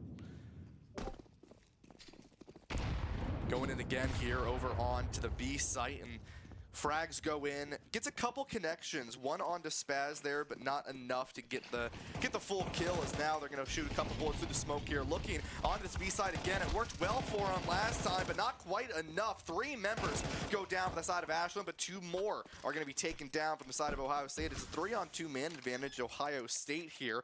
Ashland going to go ahead and get that bomb planted down. Zion going to get that down. SML, a player that has really been spoken up today from the players here. They've really respected this player and what they could do on this rifler roll. There's one, and you can see it already. A nice kill gets them up early onto this lead here. It's a 2-on-2.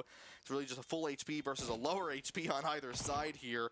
And immediately going to turn that corner. One falls, and there goes SML. It's going to be Ohio State again, just barely finding their way through this.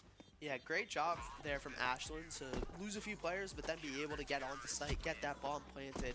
But then just Ohio State being able to crash, get the kills they needed, get the one, get that, and then get SML, and just get the bomb defusal.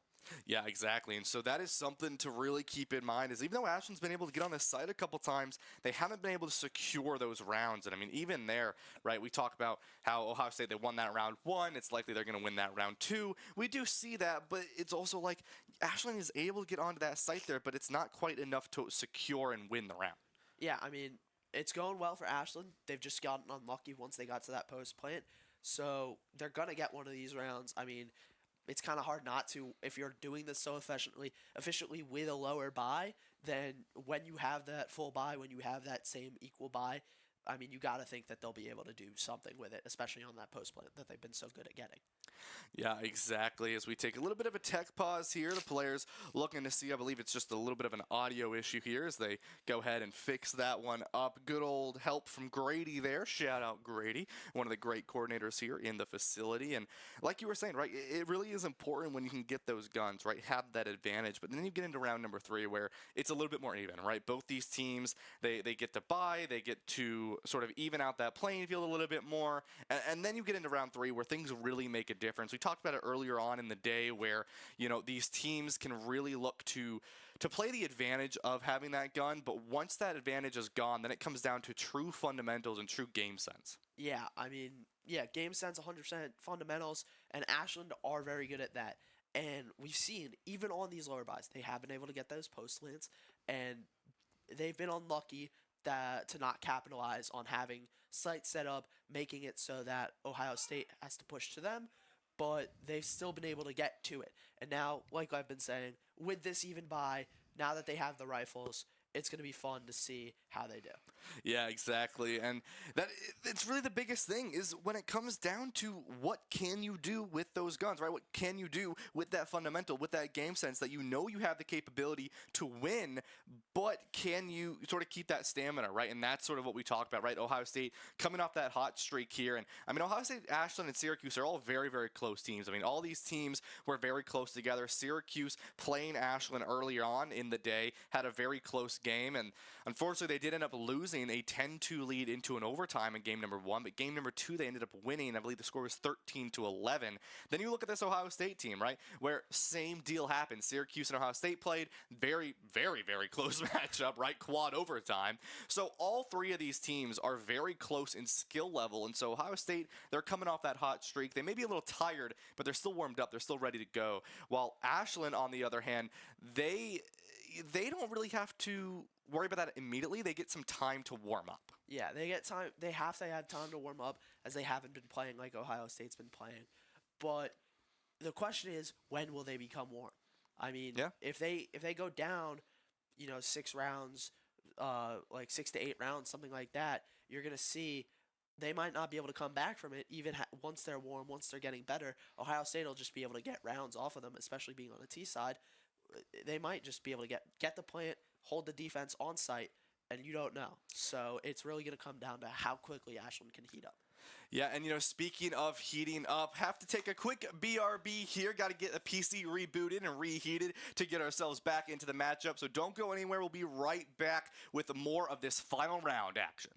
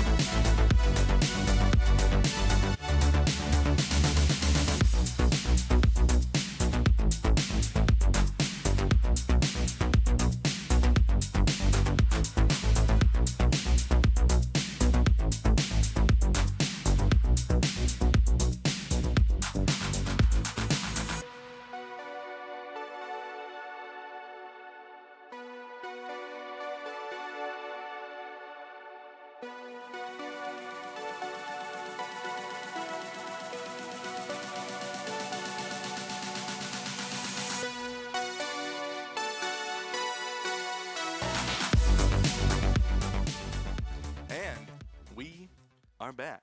You know, sometimes these PCs, they get overworked, right? They get overworked. I mean, you've been here all day. You've played a lot of CS. I mean, at the end of the day, the computers are the ones playing the CS, right? Yeah. Soon AI is going to take over, right?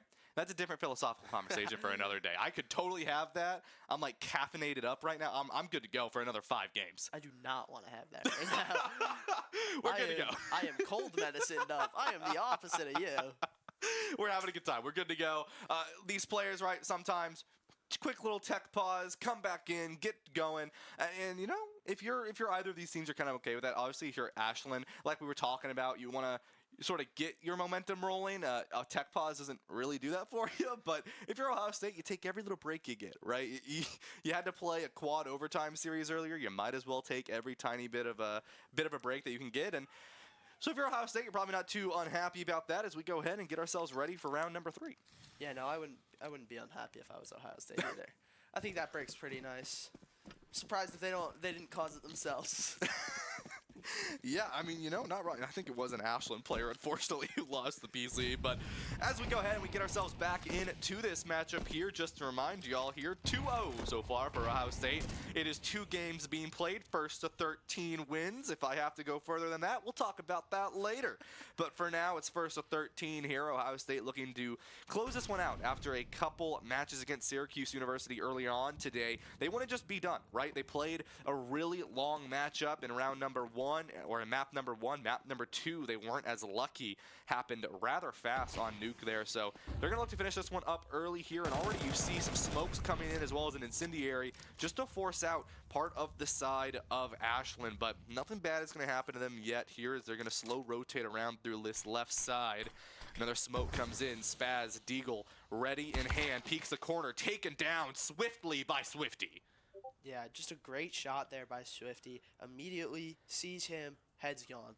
I mean, Yeah. can't really say anything much more about that. Yeah, and that's the thing, right? I mean, some of these players are just holding these angles at such a pristine level, right? I mean, we were making jokes earlier, but a lot of these players play on a wide screen, and what that offers is a little bit of an ability to sort of see these pixels at a larger, I mean, wider level of gameplay, and it helps them to really hold these angles a little bit better. Fight begins. Swifty takes another one down. It's going to be Ho-Ho that falls there. Swifty finds 3. DeFish goes down, but it will be taken down by Jan and SML, excuse me, going to be finding another one there onto Bucket, and there goes the bomb. Planted down. 36 seconds now for Ohio State. And this is what we were talking about earlier here, Martin, is when you get these guns on the playing field, you don't have that advantage anymore, and it really comes down to the gunplay and the gameplay. Can you win as a team versus off of the individual gun skill? Here comes the fight. Jan and SML go down, and that's going to be Ohio State taking the bomb. Yeah, and what a great round from Swifty there. I mean, 3 kills, and even though he got killed on that execute from Ashland, they still got massive damage. He still got massive damage done. I mean, we saw, was SML and Jan at, I think, 8 and 4 health respectively. I mean, even if you do manage to get one more kill, it's kind of hard, especially with all 3 of the Ohio State players converging on you. Yeah, exactly. And you know, when you have a player like Swifty who's able to find 3 picks rather easily, and that one really early on, right, was really crucial into helping Ohio State get that victory early in that fight. I do want to mention Op has come out on either of these sides. Zion and Mun going to be your oppers on either side of these teams, respectively, Ashland and Ohio State. And already You're going to see, once again, I do want to mention, right, all the way down the bottom right of the map, Ho-Ho going to be down, sort of lurking around, seeing if maybe there's a spot on A for the rest of Ashland to rotate over to. But right now, it's going to be a little bit of engage over onto this B site still. Patience from Ho-Ho down onto the bottom of your screen, or excuse me, bottom right of the map in the top left of your screen here. A little bit of a fight comes out, but it's nothing but smokes there, so you're just sort of shooting, hoping to find something. Ho-Ho begins to back up a little bit more, looks for a couple blind fire shots, not able to connect anything though. But I like this from Ashland, right? They're taking their time. They're not playing too aggressive, something that, at least for me, earlier today, we saw a lot of aggression in those first two teams of Drexel and Radford, and that was something to really keep in mind, is these fights happened fast. They were on each other immediately here. Just like that, SML going to take down Ohio State, one member. It's going to be a 5-on-4 advantage for Ashland. Yeah, and like we said, Ashland playing really slow, but Ohio State's letting them. Ohio State is ready. We've seen that they have been there. Unfortunately, not right then, but they've been there. They've been getting their picks, and then once plant goes down, they've been able to execute, retake site, defuse bomb super easily. Yeah, and that's one of the biggest things, right, is Ohio State knows they're on that CT side. They don't have to be any sort of worry. There goes the Mazel Tov over onto that left side, forcing out, remember, Swifty through the smoke, finds 4-3 onto the side of Ashland. Another one goes down. Swifty is taken as well, but SML will be the final one to fall. And even though you had that lineup, you were able to force out two members from Ohio State with that incendiary. It wasn't quite enough. I mean, Swifty is just playing out of his mind. I mean, Swifty has died every round, but he's gotten value every single time. And, I mean, it's kind of hard to not die when the entire team is pushing you, but when there's only one or two left after the entire team's pushing you, I think dying is fine.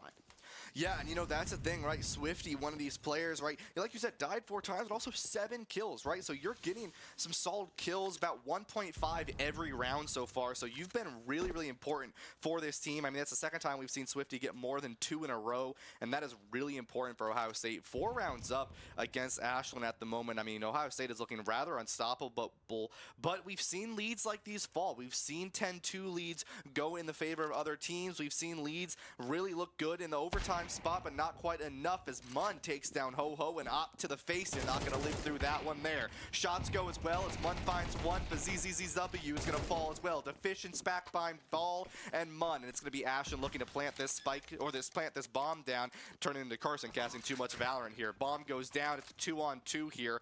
Op still online for the Fishman on Ashland. Swifty, though, this main fragger for the side of Ohio State, still alive. Spots one, takes a shoulder shot, but is going to be able to live for just a little bit longer there. 20 HP, 99 shield to their name. Not much to really live off of here. Bucket playing safe, waiting for Swifty to get in a spot where they can engage together as a group. 15 seconds left. SML finds Bucket. It's just Swifty alive.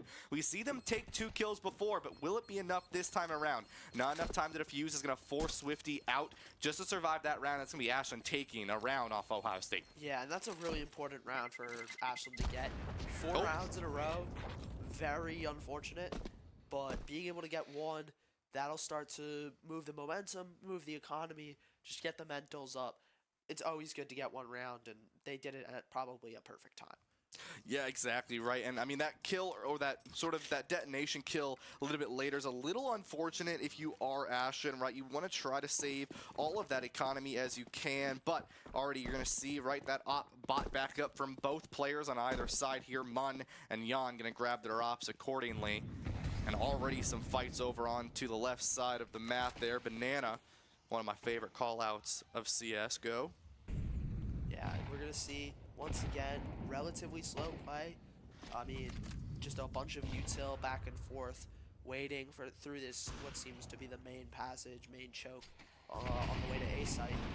And yeah, I mean, I think Ohio State is content with just sitting back, letting them maybe take site, trying to get 1 or 2 entry frag, or I don't know if they would say entry frags, but frags on the entry. Yeah, trade goes out there. It's going to be 3 members on either side now. An early op kill put Ohio State up in the lead, but that trade through the smoke brings Ashland back to an even-Steven matchup here. 3-round differential, and it will be Ohio State in the lead. Spaz is going to get that bomb down. Op shot goes in from Munn, but isn't able to find the connect. A member goes down. It will be Ho-Ho with the kill with the AK. Now it's going to be Ashland trying to just secure another round for themselves. Mun and Ball, look at that economy there on that left side. They do not want to lose these weapons. They don't have to, especially that op. That's a lot of investment you make to buy that gun. You do not want to lose it so early on in this round as things can start to snowball for you. Shots go through the smoke, but at the end of the day, Ashland knows they're probably going to win this round. They don't want to peek, obviously, into anyone from the side of Ohio State. You don't want to give them any more of that extra economic value, and they're going to win that round. It's going to be 2-4 Ohio State. Yeah, just a great job from Ashland there. Yes, they did lose 2, but they were able to get their kills back. They got 3, good enough, and they were able to get on site. Kind of realized pretty early that Ohio State's remaining 2 players were not going to push. They were just going to sit back, save, and so Ashland had the opportunity to just kind of sit back, not have to really worry about that post play. Yeah, exactly. And we go ahead, we take a quick look over on the bottom left side of our screen here, and we do see a little bit of an economic save, right? Bucket, Swifty, and ZZZZSW gonna have, you know, not quite the guns that they want to have. It's gonna be a little bit more of this sort of pressure-y play. They're gonna go fast through these smokes, go hard, go fast, try to look for something early on to this Ashland squad. Jan still holding on to that off, a couple AKs as well, looking for the side of Ashland. So they have the gun advantage here. I like this patience, though, coming back through the smoke. No one knows that ZZZ is behind them here. A member goes down, it will be Mum. That off is down, but no connections gonna come in, but the fish will still fall down. It's a 3-on-3 here for these teams as Ashland looks to put down that bomb, but doesn't quite find it quite yet here. There it is.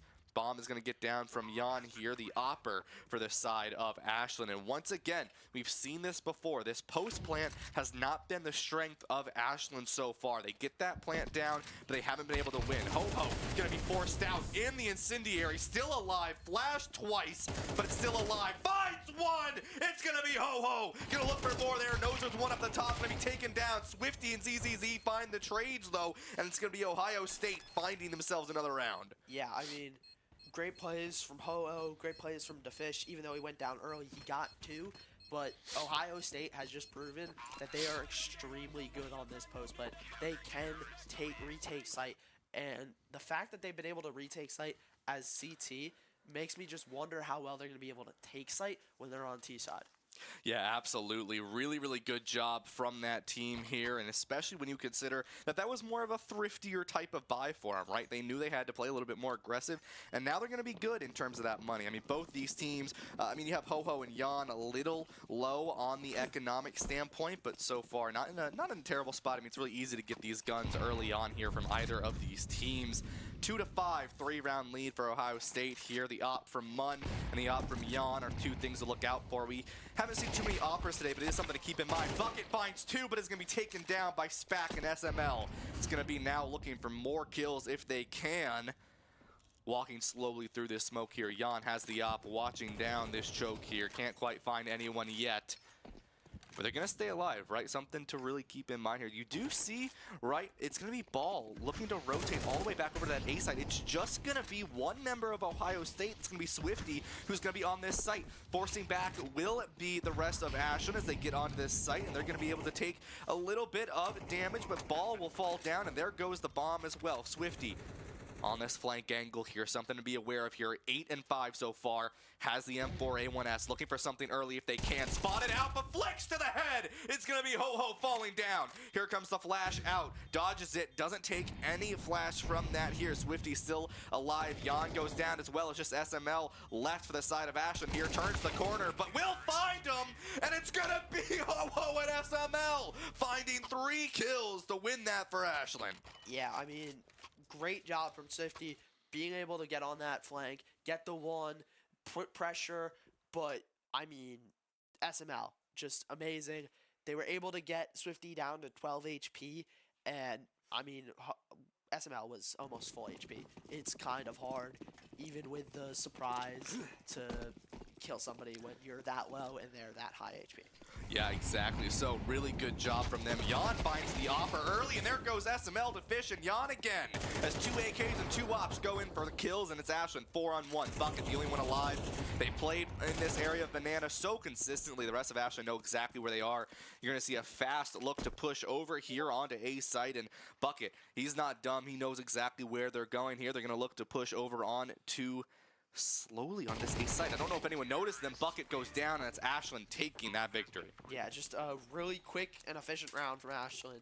I mean, they're on a bit of a streak here. They had an unfortunate loss a bit halfway through this 5-round swing, but I mean, that was just insanely fast.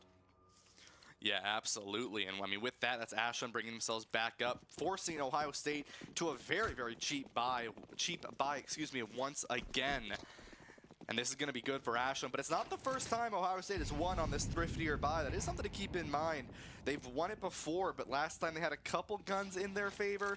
This time around, they don't have that quite as much, but they're playing safe. They're playing these angles a little bit different than what we see, right? Sometimes you just see a team give up that round for free, especially if they only have these pistols, but it looks like the side of Ohio State might try to contest this. Bucket is taken down, the only member on that B site there, and it's going to be a rotate coming in from Ohio State as Asha just gets B site over here for free. It looks like Jan has this op and is going to go ahead and get that bomb planted there. A little bit of a scuffle down there on the left side of second mid, and it's going to be a flank on the right side. CZW taken down. Ho-Ho, finds 2. Hollow, Travis Yang. Quick shout out to our competition director there. Ho-Ho going to be taken down, and it's going to be 4-on-5. 1 round differential for Ohio State. Swifty, the only one alive there. Ball is going to go down. Ashland gets that round win there, as it's going to be another kill onto Swifty. And even Steven here, 5-5. Yeah, I mean, I think that they weren't really going to win that pistol. I mean, it's very difficult not having a single auto-fire weapon, being solely on those kind of one-tappy weapons. Is going to be hard against rifles. They tried, but they just got sprayed down. I mean, Ho-Ho had, I think, what, 269 damage or something like that. So, yeah, kind of hard to make it back from that, especially losing people so early. Yeah, already you do see Ashland looking through this angle. Ho-Ho going to take a lot of damage to that incendiary. Kills on either side. Mun to Fish, Ball, and ZZZ going to fall down. Ashland will be at the advantage 4-2 now. And Ashland starting to heat up, like we were talking about earlier, Martin, right? Is Ohio State, they're already on fire. They're already heated up from the matches they played against Syracuse University earlier. Ashland, however, they've had that past couple of hours to take a break, and they are totally okay with that. I mean, they played Northeastern earlier on during that time in round number 2, and then they got a break, so they got to sort of test some things out against that Northeastern squad, see what they liked, see what they didn't like. Then they got a nice break, and now they're starting to heat up here, 20 seconds on that bomb before it goes off. I mean, you have a couple members, Ho-Ho and SML, a little low here, but Ho-Ho gonna look for something if they can. It's an angle gonna be looked for, but will be taken down. Jan, though, forces it out with the bait of Ho-Ho there, as they're gonna find Swifty. It's just Bucket alive for the side of Ohio State. That bomb's gonna go off, and Ashland's gonna take their first lead of this round. Yeah, I mean, we were talking about... Oh! Wow. But... Bucket didn't want to go down that fight. I mean... That's great for them. Getting all but the op off the board, forcing the buy forcing more buys from Ashland.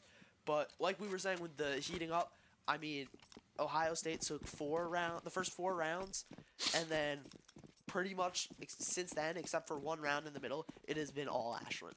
Yeah, I mean, it's been a 5-round run for Ashland so far here, and obviously if they can, they want to make it a 7-5 moving into the half. Both these teams full buy here, and like you said, those kills were good because then it forced a little bit more of a buy here. And I mean, if you look at the side of Ohio State, they just don't have full gun weaponry here. Mun was able to buy an SSG that's not an op, so a little bit less in terms of the damage. That body shot's not going to one-shot anyone. They're gonna have to go for the headshot here, but these players, there's a reason they're here. There's a reason they're top 20 in the country. It's because they can get some really good pressure and some really good shots off of those angles here. Swifty, now as we take a look here, throws an incendiary just to make sure that Ashland doesn't try to push in off these smokes. I like this from this player, right? You see a lot of smokes come in. You expect these lineups to come in. You expect a very fast push from the terrorist side. You put an incendiary down, and it's like, okay, well, now they're not going to push through, right? So you see a little bit of a rotate here down onto that left side ramp into mid for the side of Ashland as they're going to look to begin a push over on to A here. I do want to,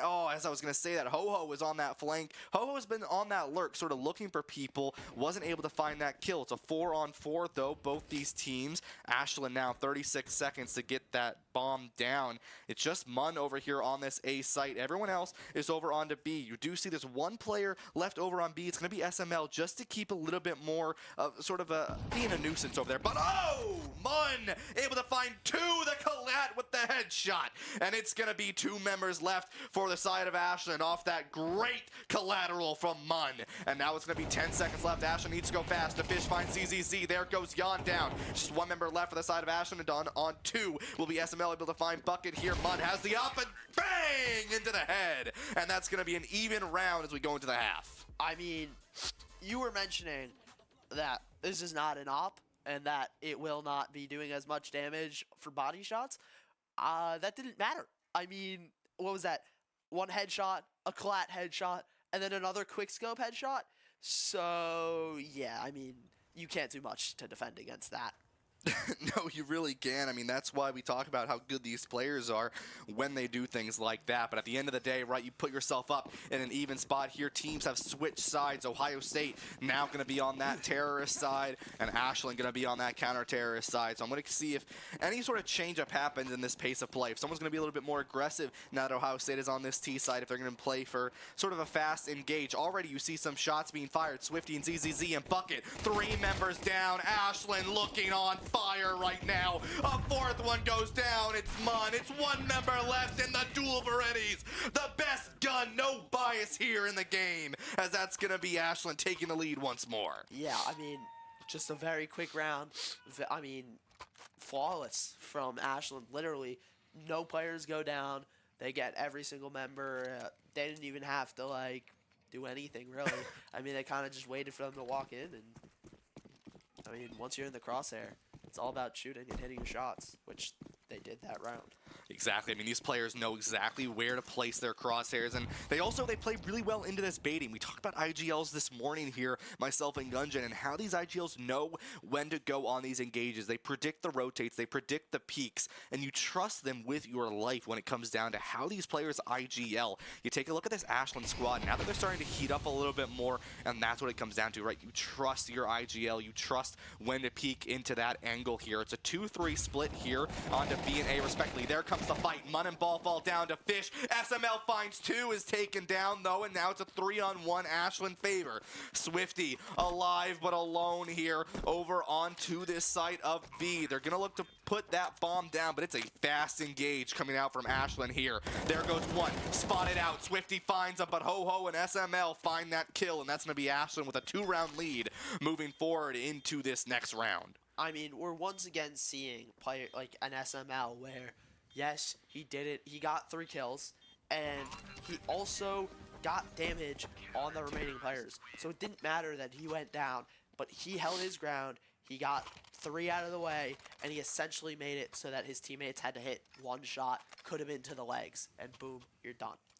Yeah, really well played from this team, Ashland, and really starting to pick themselves up here into this series. SML, by the way, we are on round number 15, 23 kills. Beautiful from this player here. 23 and 10, really just carrying for this fragging side of Ashland. You take a look over on the side of Ohio State, a little bit more of an even-Steven type of situation here, right? 15 kills for Bucket, 12 for Swifty, right? You take a look at some of these players, it's a little bit closer overall, and that's something to keep in mind, right? When you have sort of these star players that are really dangerous and get these really fast kills, then you have teams that are, you know, they're not going to be as flashy, right? They're not getting the 4 pieces, the 3 pieces every single round. They're not going to be dropping 30, 40 kills, however, or 20, 30 kills. However, a lot of them are going to be getting kills equivalently, right? You get a lot of players in that 15 to 20 range instead of 1 or 2 players in that 20 to 30. I mean, yeah, I mean, it really comes down to, do you want that 1-star player who's going to be getting all those kills, and once they go down, maybe you're not going to do the best, but it doesn't matter because Ashland has a bunch of star players, and yes, SML has been getting a majority of the kills, but you still have the Fishman on 12. You have Ho-Ho on, what is that, 7. You have Jan on 9. It's not like the other members of this team are slouching. Yeah. It's just kind of hard to get more kills when SML has 23.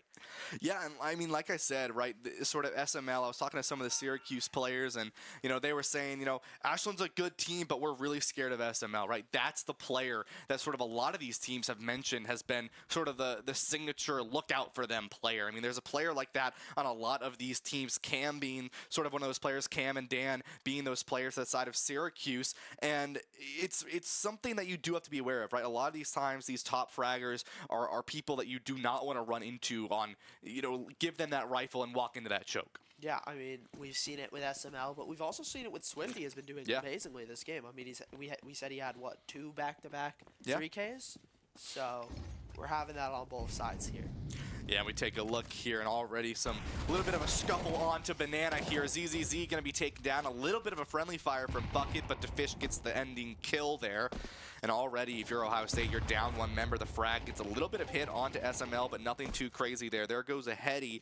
Not quite enough, though, to get that final kill. SML has the incendiary to help just a little bit more on this defense onto B side. There's still a lot of separation from this Ohio State squad. You have 2 members over in Banana, but you also have a couple members over near Boiler on the side of that A site. So that is something to keep in mind as this Ohio State squad is not really committing to a site yet. It's a 3-2 split as well. It's a 5v4 for Ashland advantage, so you don't want to put yourself in a disadvantageous position. We do see, right, that bomb gets picked up down there in the bottom by Swifty as they're going to throw it a little bit closer into Banana as they look to find just where they want to play, right? Where do you want to go if you are Ohio State? Because you know that this Ashland squad has this set up. I mean, this has been universal from this team, this 2-3 split pretty consistently.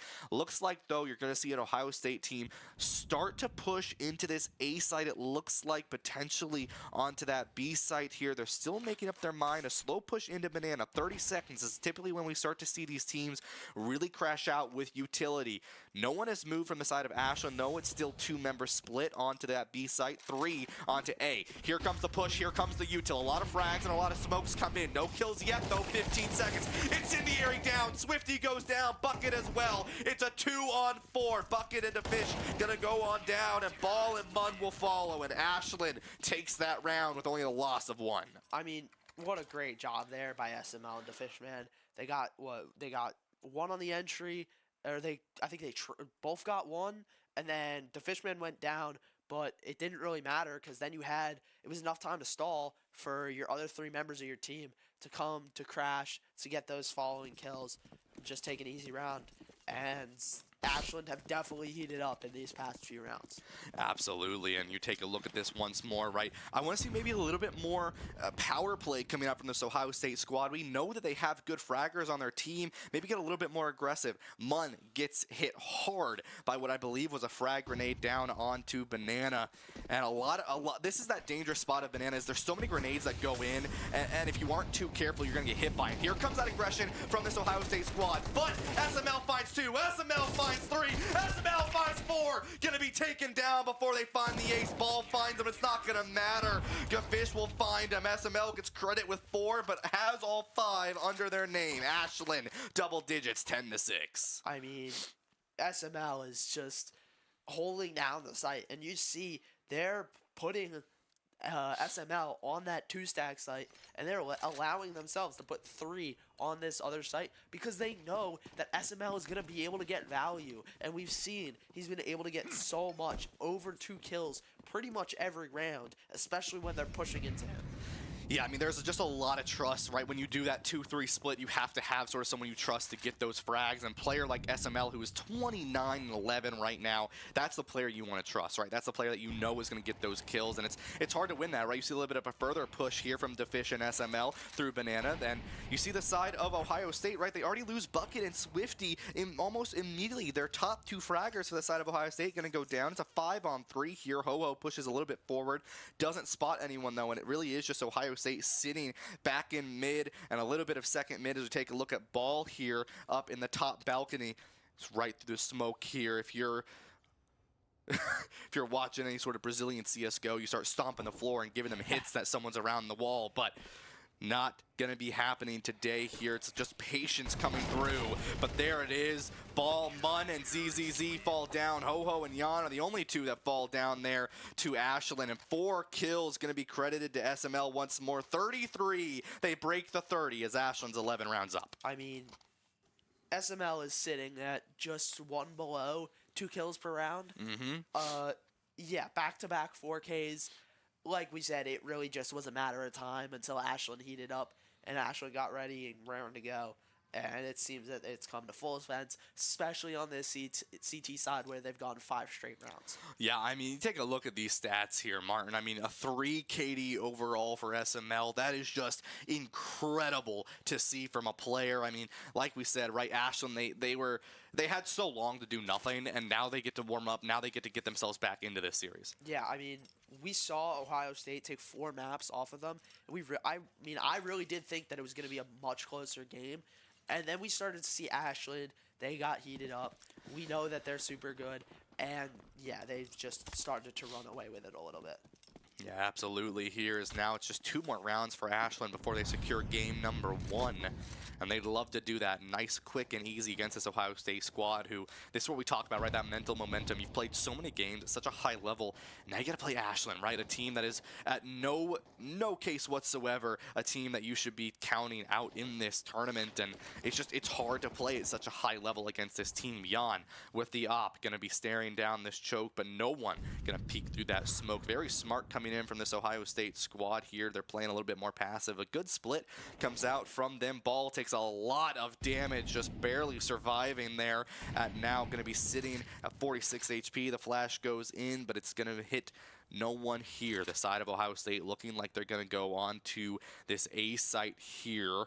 A slow push here through top mid and a little bit of short as we see from the side of Ball and ZZZ. Ball sitting pretty, waiting for the rest of their team to come in for the side of Ohio State. Here comes the utility onto the site. Drops down, spots no one, but immediately Spaz, Ho-Ho, and SML. Ho-Ho with another one. Spaz there as well, and they're going to find some wonderful kills. 3 of them, and a 1 round away from game number 1. I mean, that round really just shows that it's not just SML on this team. It is the entire team. Spaz gets 3 in that round, and yeah, I mean, yeah, when you have that many star players on one team, and they're all fraggers, and they're all getting their picks, it is pretty difficult if you're Ohio State to win this map. Yeah, I mean, if you're Ashland here, just 1 more round. But we talked about this a lot earlier today, is closers. Can you close? Can you secure that deal? Can you secure that win? And it's something that a lot of teams today have struggled with. It doesn't matter who you are. Even RIT, right, sort of that seed 1, that team to beat, was struggling to secure earlier on in that match. And you see a nice shot from Jan. Ball drops down, and that's going to be a 1-member advantage for Ashland here. It's 4v5 here, 6 rounds for Ohio State. It's been a 6-round run. Actually, no, it's been an 11-round run for Ashland if you count the last half. Wow. I mean, that is pretty damn impressive, if I do say so myself. And I think Ho-Ho got a pick on a Swifty there. And he is low, but they really have been doing a great job that Ashland has at making OSU push them, making it so that they don't have to put in the work. They can just hold their angles because they know that eventually OSU is going to have to go and plant somewhere. Yeah, and speaking of, they're looking to plant over onto this B site here, but Mun and Bucket go down. SML finishes out the series 36-11. Look at that. And Ashland takes game number 1 here. Remember, each team is playing 2 games, and it goes into the seeding for tomorrow. Yeah, I mean, it's looking very good for Ashland. I mean, like we said, 13-6. I don't know how many rounds in a row that was. But when you have SML on your team dropping 36 kills, I think that you're in safe hands. Yeah, and I mean, you take a look at some of these other players on this team. I mean, you have Defish went 16-12, but you also have all these other players, right? We saw Spaz, Ho-Ho, and Jan all get their kills accordingly. Like, sure, you look, right, 6 kills from Spaz, 9 from Ho-Ho, 11 from Jan. You think, oh, well, you know, they're not dropping 34. This is true. SML definitely killed the most amount of people in the lobby, but it's also about getting the kills when you need to, right? It's not always about getting a couple kills. It's always about can you get the kill when it counts the most? Can you get that lurker on the side? And not only for SML is it the 36 kills, but we see he has 8 assists. That's the most in the lobby. It's not like he's the only one getting kills, and even when he doesn't get the kill, he's still doing damage. I mean, yeah. Really good job from Ashland there to sort of come off of that break and stay locked in and get that victory. Ohio State, a team that was really, really strong earlier today. You can sort of start to feel that fatigue start to set in as we approach 8 o'clock tonight. It's getting late for these teams, and it's been a long day. Obviously, it's been a fun day. A big shout out, obviously, to Harvey's Garden and to Unplugged for making this such a fun day and helping us make this possible. But these teams, they're looking to battle it out. Obviously, there are some other matches happening in the pit, and we're going to go on a quick break. I'll go ahead and get those match scores so we can talk a little bit more about the seeding, but don't go anywhere. We got one more match on stream when we come back.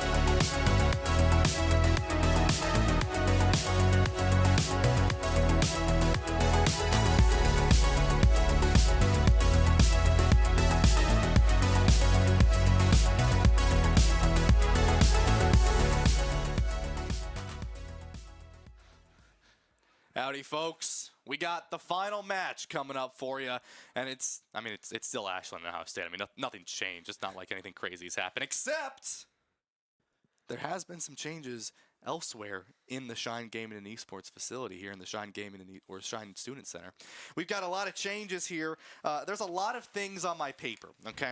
And I can't read my own handwriting. There's a reason I use a computer. Problem is my computer is currently about 30-minute walk away from here, and so I can't type it all down. But what I can do is I stole a pen from one of our TOs up on stage because she stole mine originally. Shout out to M out there.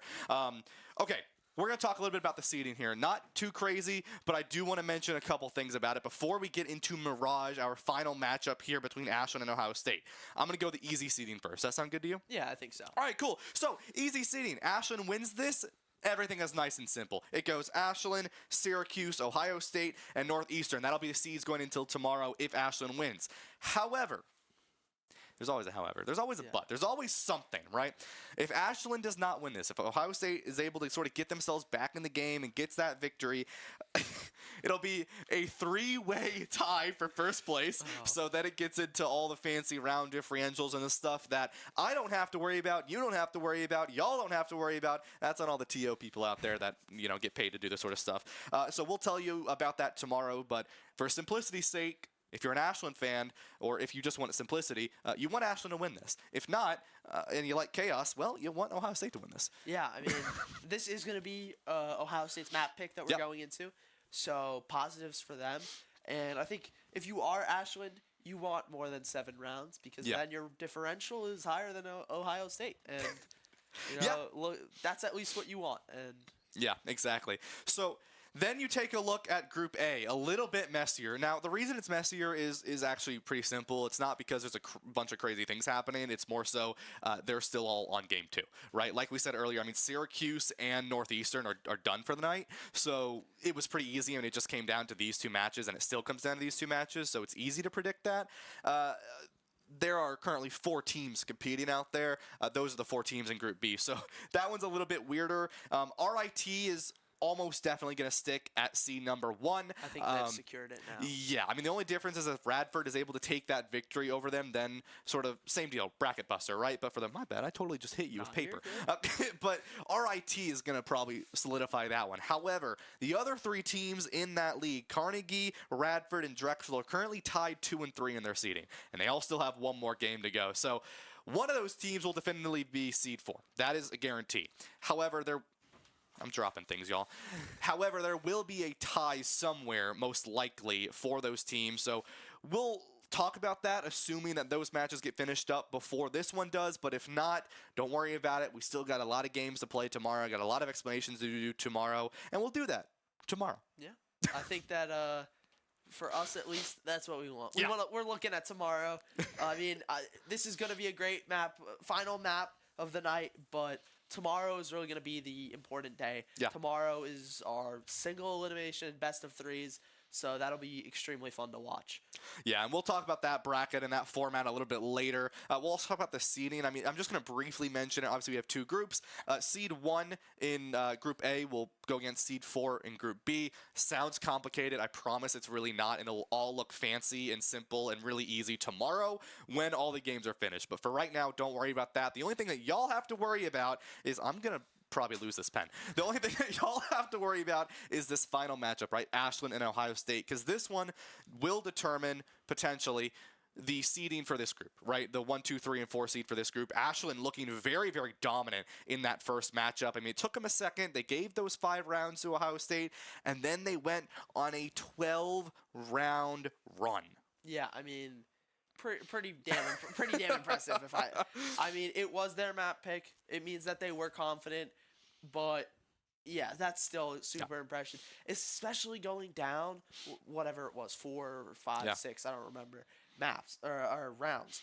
Being able to go down, being able to claw back and win pretty dominantly after that first 4 rounds or so is pretty impressive. Absolutely, and you know, we talked about that, right? Is at the end of the day, are you heated up, right? Can you get into this? Ohio State, they are tired. I mean, Oh. they have been here, obviously the same amount of time as every other team, but Ashland did get that break, and that is something really important is, you know, you start a little bit behind, right? You don't have as much steam, but then you talk about these teams, right? How long does it take for you to gain that steam again? For Ashland, it takes them about 5 rounds, and then they just go crazy. Yeah. For Ohio State, it's like, this is a very good team. You cannot deny that, right? Syracuse and Ashland. Ashland ended up being Syracuse.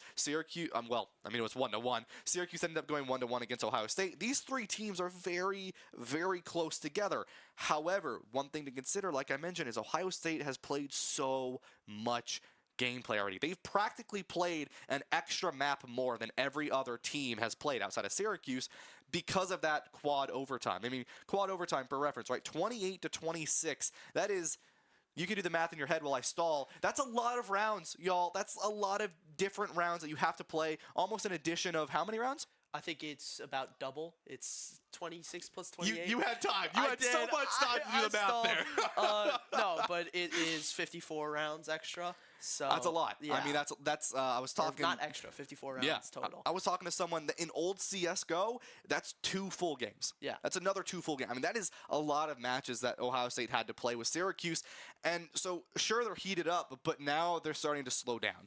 Right, and that is something that you need to be aware of is you start to slow down and you have to just keep your steam going. I mean, obviously with this, I mean, if you're Ohio State, you're facing a situation of either you're seed 3 guaranteed or you are going to be 1, 2, or 3. Yeah. I mean, it's a rough spot because also, you know, if you're going into the next seeding of tomorrow, if you're seed 1, then you're going to go up against the seed 4 of Group B. But if you aren't seed 1, then you kind of could go up against a Carnegie Mellon, a Radford, or a Drexel, and that is a little scary because all those teams are good, challenging opponents, and you want to put yourself in the best position, but it's hard to do. So the question is, do you sort of invest everything you can now, or do you kind of just do what you can, maybe experiment a little bit? We're going to Mirage right there, map pick. Do you experiment a little bit, and do you maybe sort of relax for the rest of the night? I mean, I think if it's me, this is the last map. I think if I'm Ashland, I'm going full force, trying to get past that 6-map barrier, because then you even if you don't win the map, you're gaining yourself the round advantage, and you're making it so that it's even more of a chance that you're going to be that 1 seed. Yeah. Yeah. I mean, you really do just want to go full out if you're Ashland. Yeah, and I mean, if you're Ohio State here, you're starting off strong here. It's 4 members, 1 left for the side of Ashland. It's going to be Jan who's able to find 1. It's a 1-on-3. Ohio State is able to get that bomb down, and immediately you're in a good spot. But Ball going to be taken down. It's a 1-man army as Jan is the only one alive. It's a 1v2 now. It started out as a 1v4, started to go down low. There's another one! Jan just needs 1 more kill, and they're going to clutch up this first round. But ZZZSW is going to shut them down, and Ohio State is going to take round number 1. I mean, that very much gives me shades of Inferno. I mean, if I remember correctly, that is almost the exact same situation. We had a 1v4, and Yeah. I mean, Jan almost secured it. He was 1 headshot away. Yeah, I mean, that's the scary thing. I mean, you have such powerful players. That's what we're talking about, right? Jan, I believe they only had about 7 or 9 kills last game, but it's the kills that count, right? It's the kills that matter. So really something to keep a lookout for is all these players are very, very talented. SML going to take a little bit of some fire damage there. Not a water-type Pokemon, so not going to be, resistant to that. But the fish goes down, and there's a lot of kills. Ho-ho, SML and Spaz. Jan will follow. And immediately you have Ohio State finding a swift round. I mean, yeah, once again, this is Inferno again. I mean, OSU, once again, pretty much just getting these quick rounds, getting these good points, and they're up 0-2.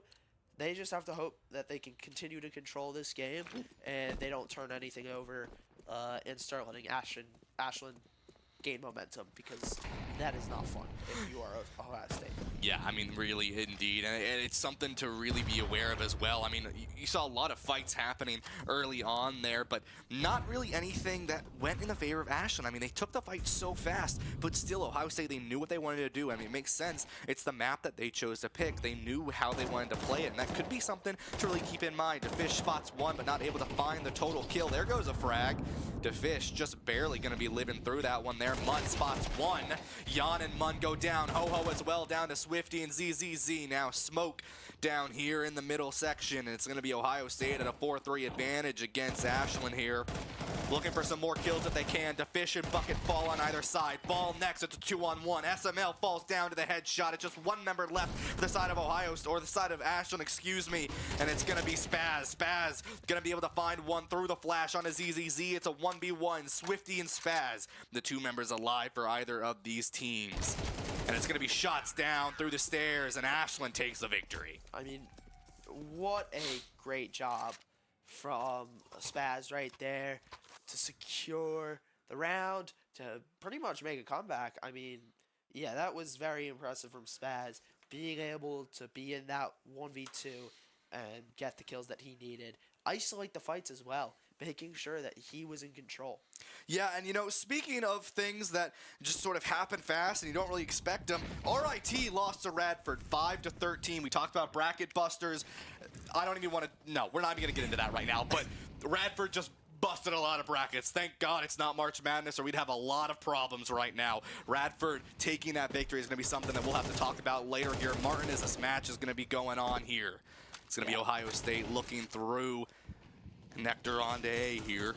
No kills yet, but as I say that, SML and Spaz go down. ZZW, the only one who falls down for the side of Ohio State, as they're going to get that bomb down.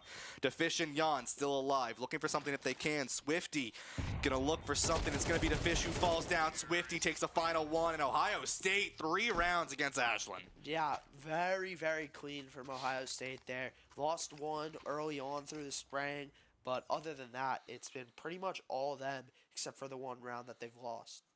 Yeah, and there you go. I mean, that's just such a great way for Ohio State. I mean, this is what they like, right? This is what they wanted to do in this matchup. They wanted to sort of get themselves back in the swing of things, give it their all, right? Like you said earlier, Martin, it's like, it's your final map. You might as well give it everything you can and then get a good night's sleep. You know, maybe have some popcorn, rehydrate yourself, and go to sleep, because you've got a very long day tomorrow of best-of-3 matches, and with how these teams have been playing, it is very likely that we will go all the distance here. ZZZ going to clear out this window in the side of Connector, I believe, and they're going to look for something if they can. Immediately looks around the corner, takes one down. SML, the main fragger for the side of Ashland, going to be taken immediately. ZZZ going to flank on the side. Ho-Ho goes down on to Mun. And Ohio State, they have a full clear sight over onto that A side. A good smoke comes in as well, and it's going to be Swifty slow pushing onto that site. But, I mean, it's a big split for Ashland. ZZZ going to be taken down, though. It's a thrifty buy, I might add, for Ashland. Another one, Swifty goes down. It's now a 3-on-3. What started off at such an advantage for the side of Ohio State has now fallen to an even matchup here. The only difference is there is a gun advantage for Ohio State. That is something to keep in mind here, as this team is able to keep a little bit of their own sort of dignity, in a sense, into this matchup. But Mun finds DeFish. That's a great one for Ohio State here. It's 2 members left for Ashland. It's going to be player number 6, Mun, with the bomb here. As we take a look to see where they're going to end up planting on the site. Spaz, really good patience, turns around, taken down by Bucket. It's a 1-on-2 for the side of Ohio State here. Jan going to be looking to push into this very slowly onto A site here as they take a look. No one sitting up top, and it's going to be Jan taken down. You get the extra money for the bomb plant, and a great win for Ohio State. Yeah, just really clinical there for Ohio State. They lost some members, but they were able to keep it even for the majority of the time. And then even when they did start to lose members, they kept their calm, they kept their cool. They were able to get those trades back. They were able to secure them. Yeah, really, really good job coming out from them. And now it's Ohio State, right, keeping themselves in this series. 3-round lead so far, but we've talked about this before, right? Ashland, they have the ability to snowball, and we've seen them snowball it before. I mean, an 11-round run is something to keep in mind here. I mean, Ohio State, they were able to get up to 6 rounds last time, but they didn't keep it, right? They weren't able to keep that momentum going, unlike Ashland, but this is a great way for Ohio State here. You do keep in mind that both teams have a full buy on either side. The op pulled out from Jan, but no op from the side of Ohio State here. Munn is not going to take that yet.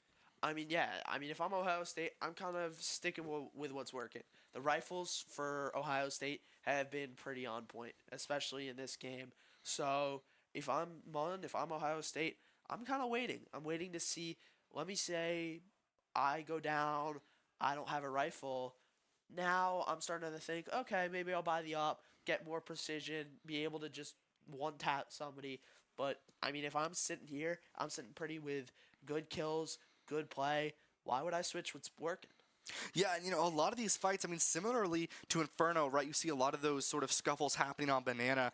You see a little bit of things happening here, right, as well, from Cat, mid, connector, sort of that middle section of the map in the top left of your screen. That's where a lot of these fights are happening as well. And one thing I also want to mention is specifically, like, I think it was, I believe it was ZZZ, right, earlier on, right, using Underpass to come around the backside to get on to that A site is something that is really, really, or excuse me, not A site, on the B site is something that was like really, really useful for the side of Ohio State to get those early picks, and it's something that you need to be aware of, right? No one really checks that underpass all the time, and if you can get someone through there, that flank is going to be really, really good, even if you have someone perched up in that sort of mid-window area.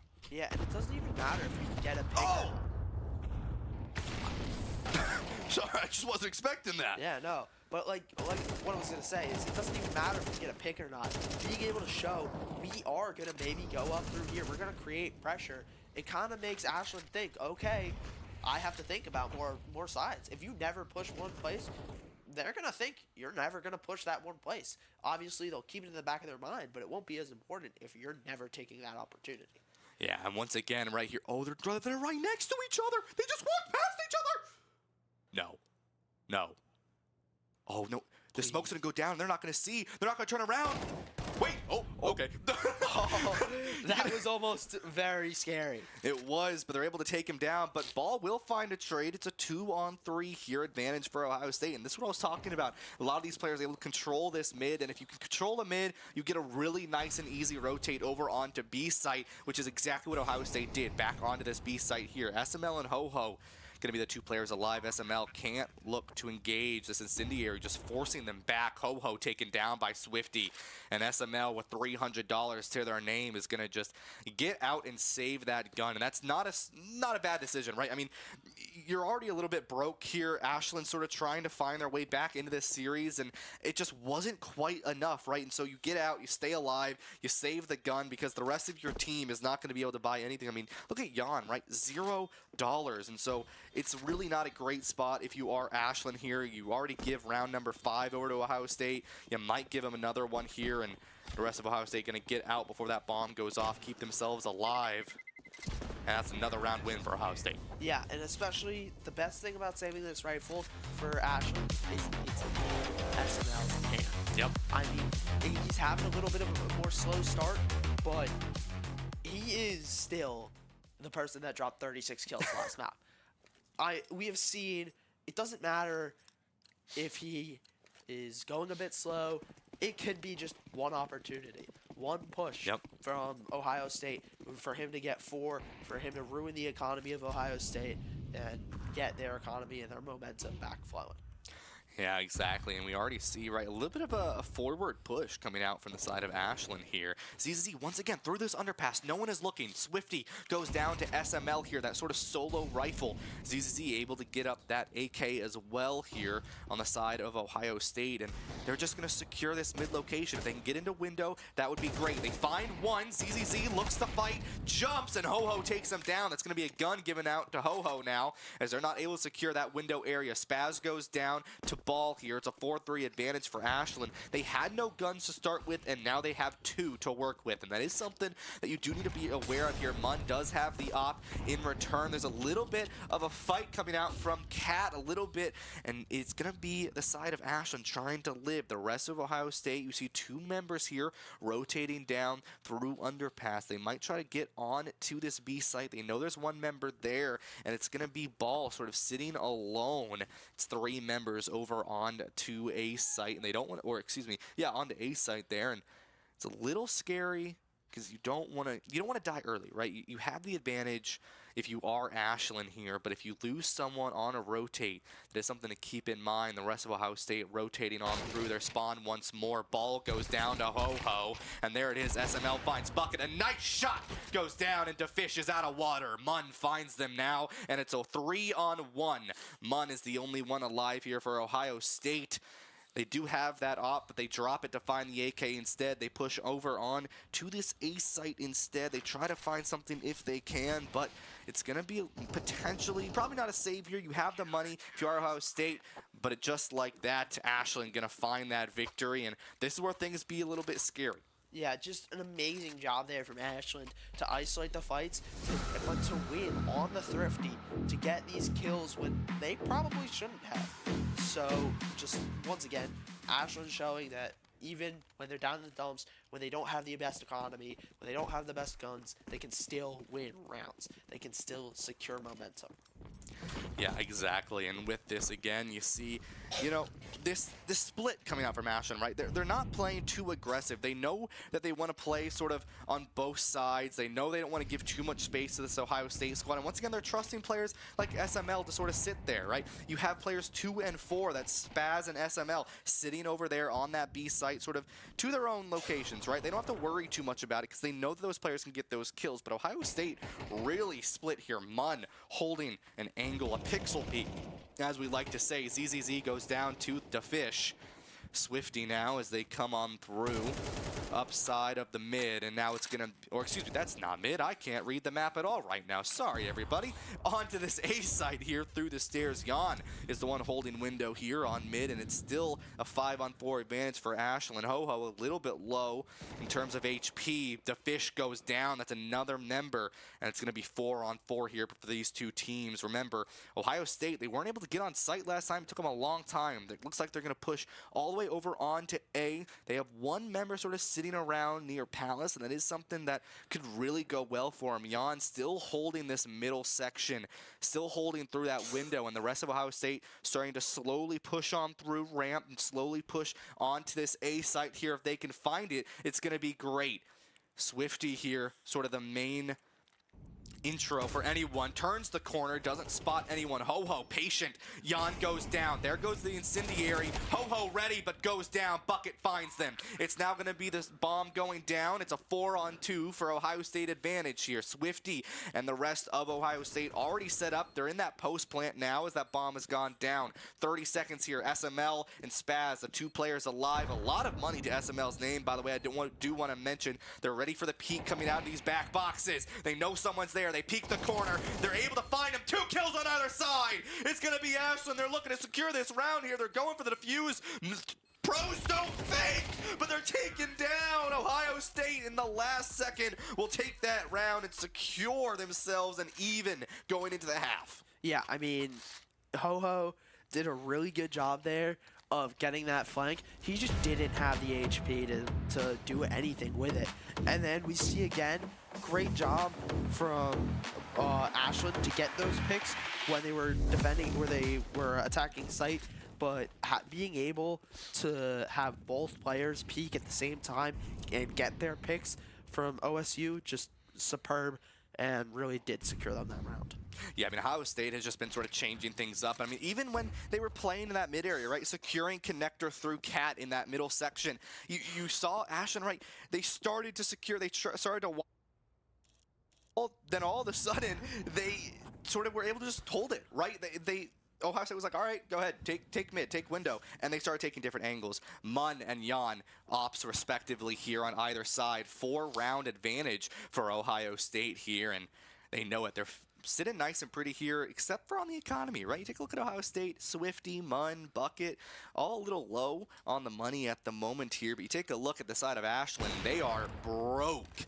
Looking like real college students over there on the left side there for Ashland, as immediately Incendiary goes in and they're forced to back up outside of apps here on this B site. SML securing this side, and it's still 2 members, right? We talked about this again. SML, a player that you trust to sort of sit on these sites by themselves, or normally 2-member splits here. They're also sitting with Spaz. These players have been really good together this entire series.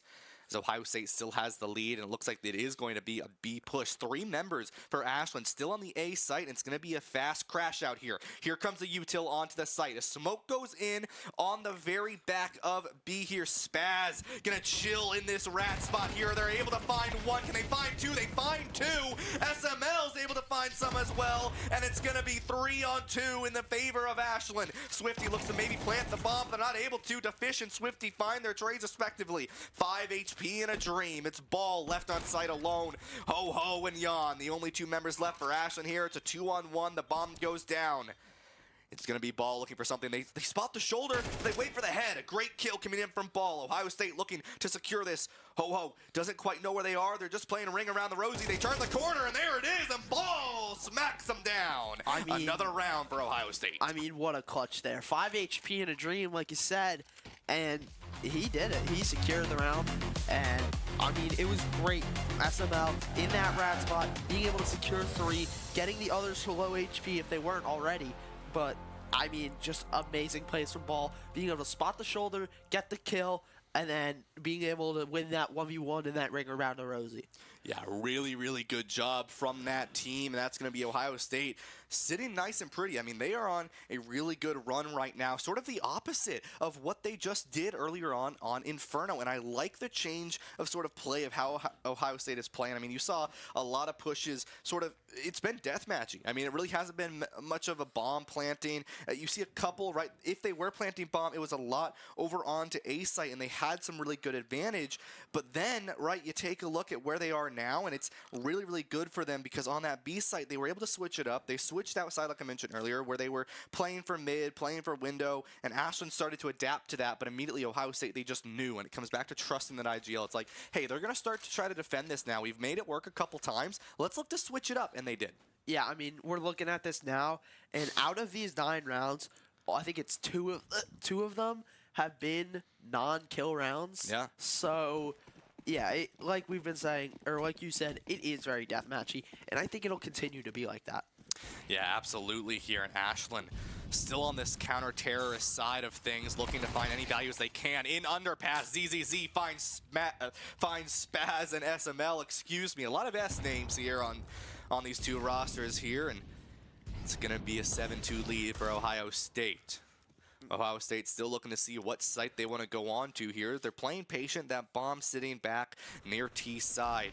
Next to Swifty, who's been sort of on this lurk. Another kill as Ho goes down to ZZZ. Jan goes down to ZZZ. I believe that's 4, if I'm counting correctly, for ZZZ. Looking for the ace. The Fish, the only one alive on A here, sitting, trying to live if they can near Palace. But now Ohio State, they're going to play aggressive. Here comes the smokes on the left side. No one's there. There's 1 kill, but not quite there. The Fish goes down, and ZZZ did get 4 kills. Ohio State is trying to run away with this one. Yeah, I mean, amazing job from ZZZ, and also not on a rifle. Yeah. So it's just proving that you don't have to have the best guns. You don't have to have a rifle to win these rounds, to get kills.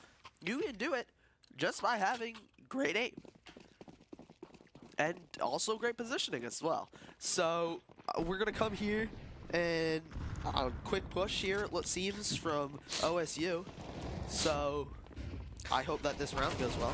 Yeah, I mean, kills though right outside of Palace, and it's going to be Ball, Swifty, ZZZ, and Bucket going down. It's 4-on-1. Ashland finding their way back into this game. It's just Mun alive, but not for much longer, and a round win puts us at 8, 9, 10, 11. I had to do that math out loud. Sorry, everybody. 1 round away before they switch the sides over on to the defense for the side, or the counter-terrorist, the side of Ohio State, and the terrorist, the side of Ashland. 1 more round, a full investment on either side. Jan grabs the op. No op grab for Ohio State, but it's 1 more. I mean, look at all those skulls. It has been 2 rounds, like you said, where it's been nothing but kills. Yeah, I mean, like I was saying, quick round from OSU. I don't think that they wanted it to be those quick deaths, but quick round nonetheless. Yeah, I mean, that's kind of what happens. Sometimes you can push through Palace like that and live, other times not so much, and sometimes you get unlucky. Jan takes 1 to the head and goes down. SML, though, spots 1 out. It's a couple shots going on either end. Ho falls low, though, and shot through the smoke and through the wall. Taken down over on mid, I believe, and it's going to be now 2 members live for Ashland. Swifty finds SML in that firefight, and it's going to be Ohio State securing over onto this B site here. Swifty trying to get on top of Van and getting through here. And they're going to be on B site, almost secure. They have to get the rest of their team there, though. Bucket goes down to Fish and Spaz as well. And Ohio State 9-3 as they switch on to the sides. I mean, what a half. We saw them get momentum on Inferno and not be able to transition into the best of halves. They did make it even, but this map, they really have ran away with it. It is their map choice, so I assume they are much more confident. But by the looks of it, knock on wood, we are going to get complicated in these rankings. I mean, yeah, you know, we already bracket busted over on to Group A when RIT decided to, or Radford decided to take that win over RIT 13-5. That is just incredible.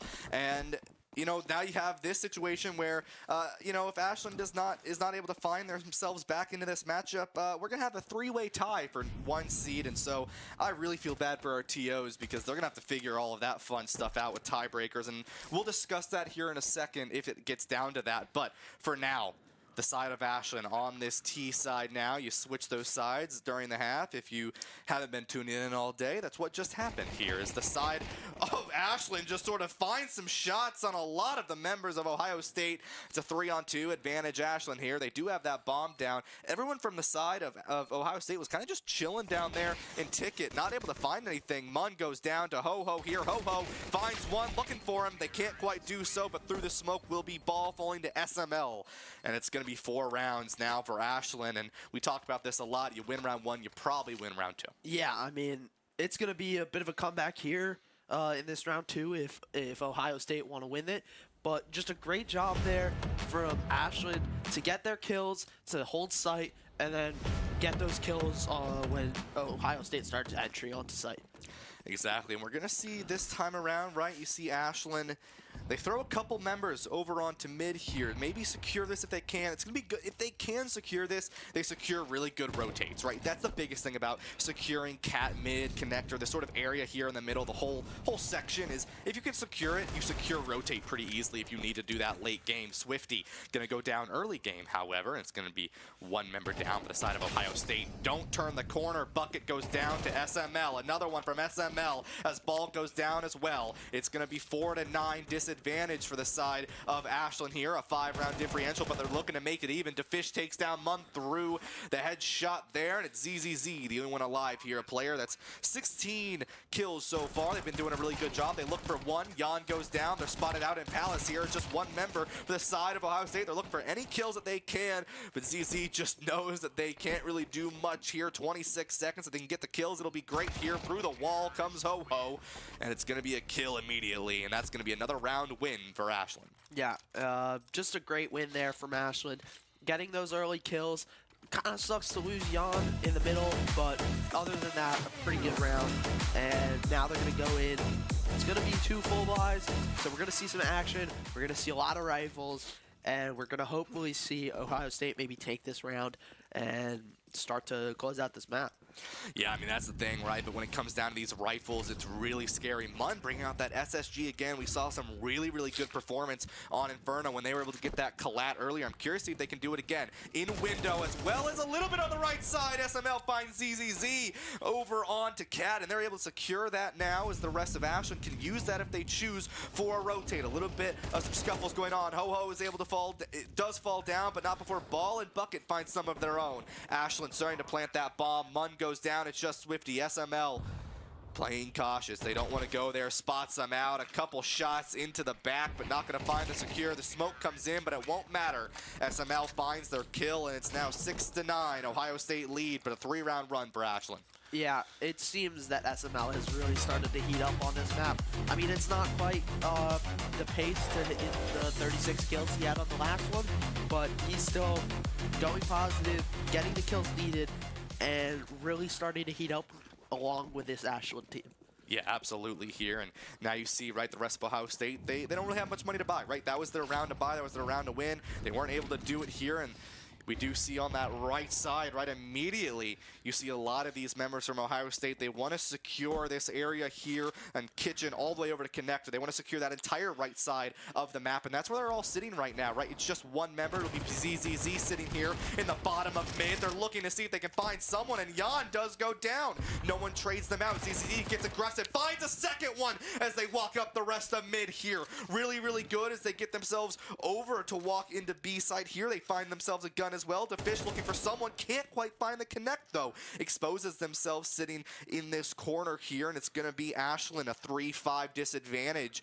Ohio State could definitely win this round and bring it to start to bring themselves back into this game here. Smoke goes in. DeFish surrounded by enemies here, goes down, but not before Munn is taken down as well for the side of Ohio State. Spack goes down. ZZZ finds 4. It's just one member alive for the side of Ashland. ZZZ, another chance for the ace. Ho-Ho looks for something if they can, but they're trapped behind these boxes. They don't know what to really do to get these kills because the rest of Ohio State is in such a good position. Everyone crossed through. This is that control of having cat, mid, and connectors. There's nothing you can really do until you can secure that area. ZZZ, 4 kills. Ohio State, 10 rounds. I mean, yeah, ZZZ getting 4 kills again, and once again, for those first, I think it was 2 kills, not having a rifle, being on the lower buy, and still managing to get these kills, get the rifle, swinging around in their way, getting one step closer to winning out this map. Yeah, I mean, Ohio State, they're in a good spot. We talk about closing a lot, though, and this is a situation, right? Ohio State, they were struggling to close in that overtime, but they were able to do it, but it took 4 overtimes, quad overtime, 54 rounds for them to secure that victory there, and that's a lot of rounds, by the way, for CSGO, if you are confused. And already, right, Ohio State, they want to secure this. They want to just win this if they can. Swifty and Munn buying rather cheap guns here for the side of Ohio State. On the side of Ashland, though, this is sort of their final buy, except for a couple players, SML and Jan, in a relatively good spot. But once again, early peek on through window here as they're looking to see if they can find anyone early. Jan chilling in mid, playing it a little safe here. A little bit of a fight comes out. SML draws the short straw there as Bucket's able to take them down. One member hides in the smoke as Jan is there. Bucket gonna go down. Ho-Ho as well. Jan and DeFish go down. It's a 1-on-4 disadvantage for Ashland here. Spaz just sort of alone in the universe on site here. Spots one, but immediately after, Munn turns the corner and takes him down. And that's gonna be another round win for Ohio State. Yeah, Ohio State there really did a great job of letting Ashland play into them. They started, they got that first early pick, then they got a second, and then the third came from almost a backstab, essentially, across that mid-tunnel. So, just a great job from Ohio State to allow Ashland to play into them, to keep control, and not to do anything stupid. Yeah, absolutely. And Munn now switching over to that op as they're going to sit through window. Smoked off, tries to timing someone, but it's not quite there, and they're just going to back up. No reason to get too investy there. The frag goes in to split out that smoke. Very smart play from the player, but no one is there peeking through. Except for one. ZZZ goes down to SML. There's one player. It's SML looking through mid there. They're backing over onto boxes as you see, but the rest of Ashland, fast push onto B site here. Ho-Ho takes down Swifty, but it's traded out by Munn and Swifty respectively there. Ashland gets that bomb down. SML, I like this lurk. They're chilling in boxes, waiting for rotate. That's what I was talking about, controlling this middle section. You get everyone who typically likes to rotate through that area outside of all the way from Vent and Market for the side of that CT side. So really, really good. Bucket looking for anyone who's willing to peek out a shoulder, seeing if they can find anyone. Jumps out. The bullet is going to go there. They know someone's there. Ball goes down, and there goes Jan and Spaz respectively as well. Ashland, another one down. DeFish goes, and now it's going to be just the side of SML. The defusal is there, but he finds the kill, and it's going to be not enough time. Just enough. SML finds it, and Ashland going to take that win just barely, and all 10 players have seen the grave. I mean, just a great job there, I think, from SML, of knowing to go mid and hold mid. You're SML, you know that you're going to be able to win a majority of these gunfights, especially at long range. So you hold mid, you allow your team to know, hey, they're really only going to be pushing out of this one section. Even though you go down and you lose, you stall enough time so that you can win the map, let bomb defuse, and you get the op especially out of the hands of Munn. And he is going to buy a new one, though. I mean, you know, why not, right? You have the money, you have the advantage here, you might as well. No op bot for the side of Ashland. Couple bullets go into SML, just barely. ZZZ and SML gonna fight near that cat area. ZZZ gonna back up over on to B site here, but not gonna be able to find anyone. Ball, Spaz, and then Bucket. It's gonna be in return. Mun will fall down. Ashland has the advantage of 4-on-2. Swifty and ZZZ, the only two alive here, as the rest of Ashland stacks over onto A site here. A smoke goes in, and now you see Swifty forced to back up here as they're gonna go through underpass and just look to save here, right? You have no ability to sort of buy in. You don't want to let this start to snowball in Ashland's favor, so really, really smart play here from Swifty and ZZZ and the rest of Ohio State. They're gonna give that round to Ashland, only losing one member. It will be Spaz, and you're pretty confident if you're Ashland there. It's a good round to win. It's a good economy boost for your team, and that's a great place to start. I mean, also, if I'm Ashland, I forgot to mention this last round, but I've got the 7 rounds. I don't want to say secures first place because I don't really know off the top of my head what the round differentials are, but if I do remember correctly, it's pretty close to giving them the first overall, especially with that next round win. Even if they do lose this map, it does seem like they're going to win on round differential.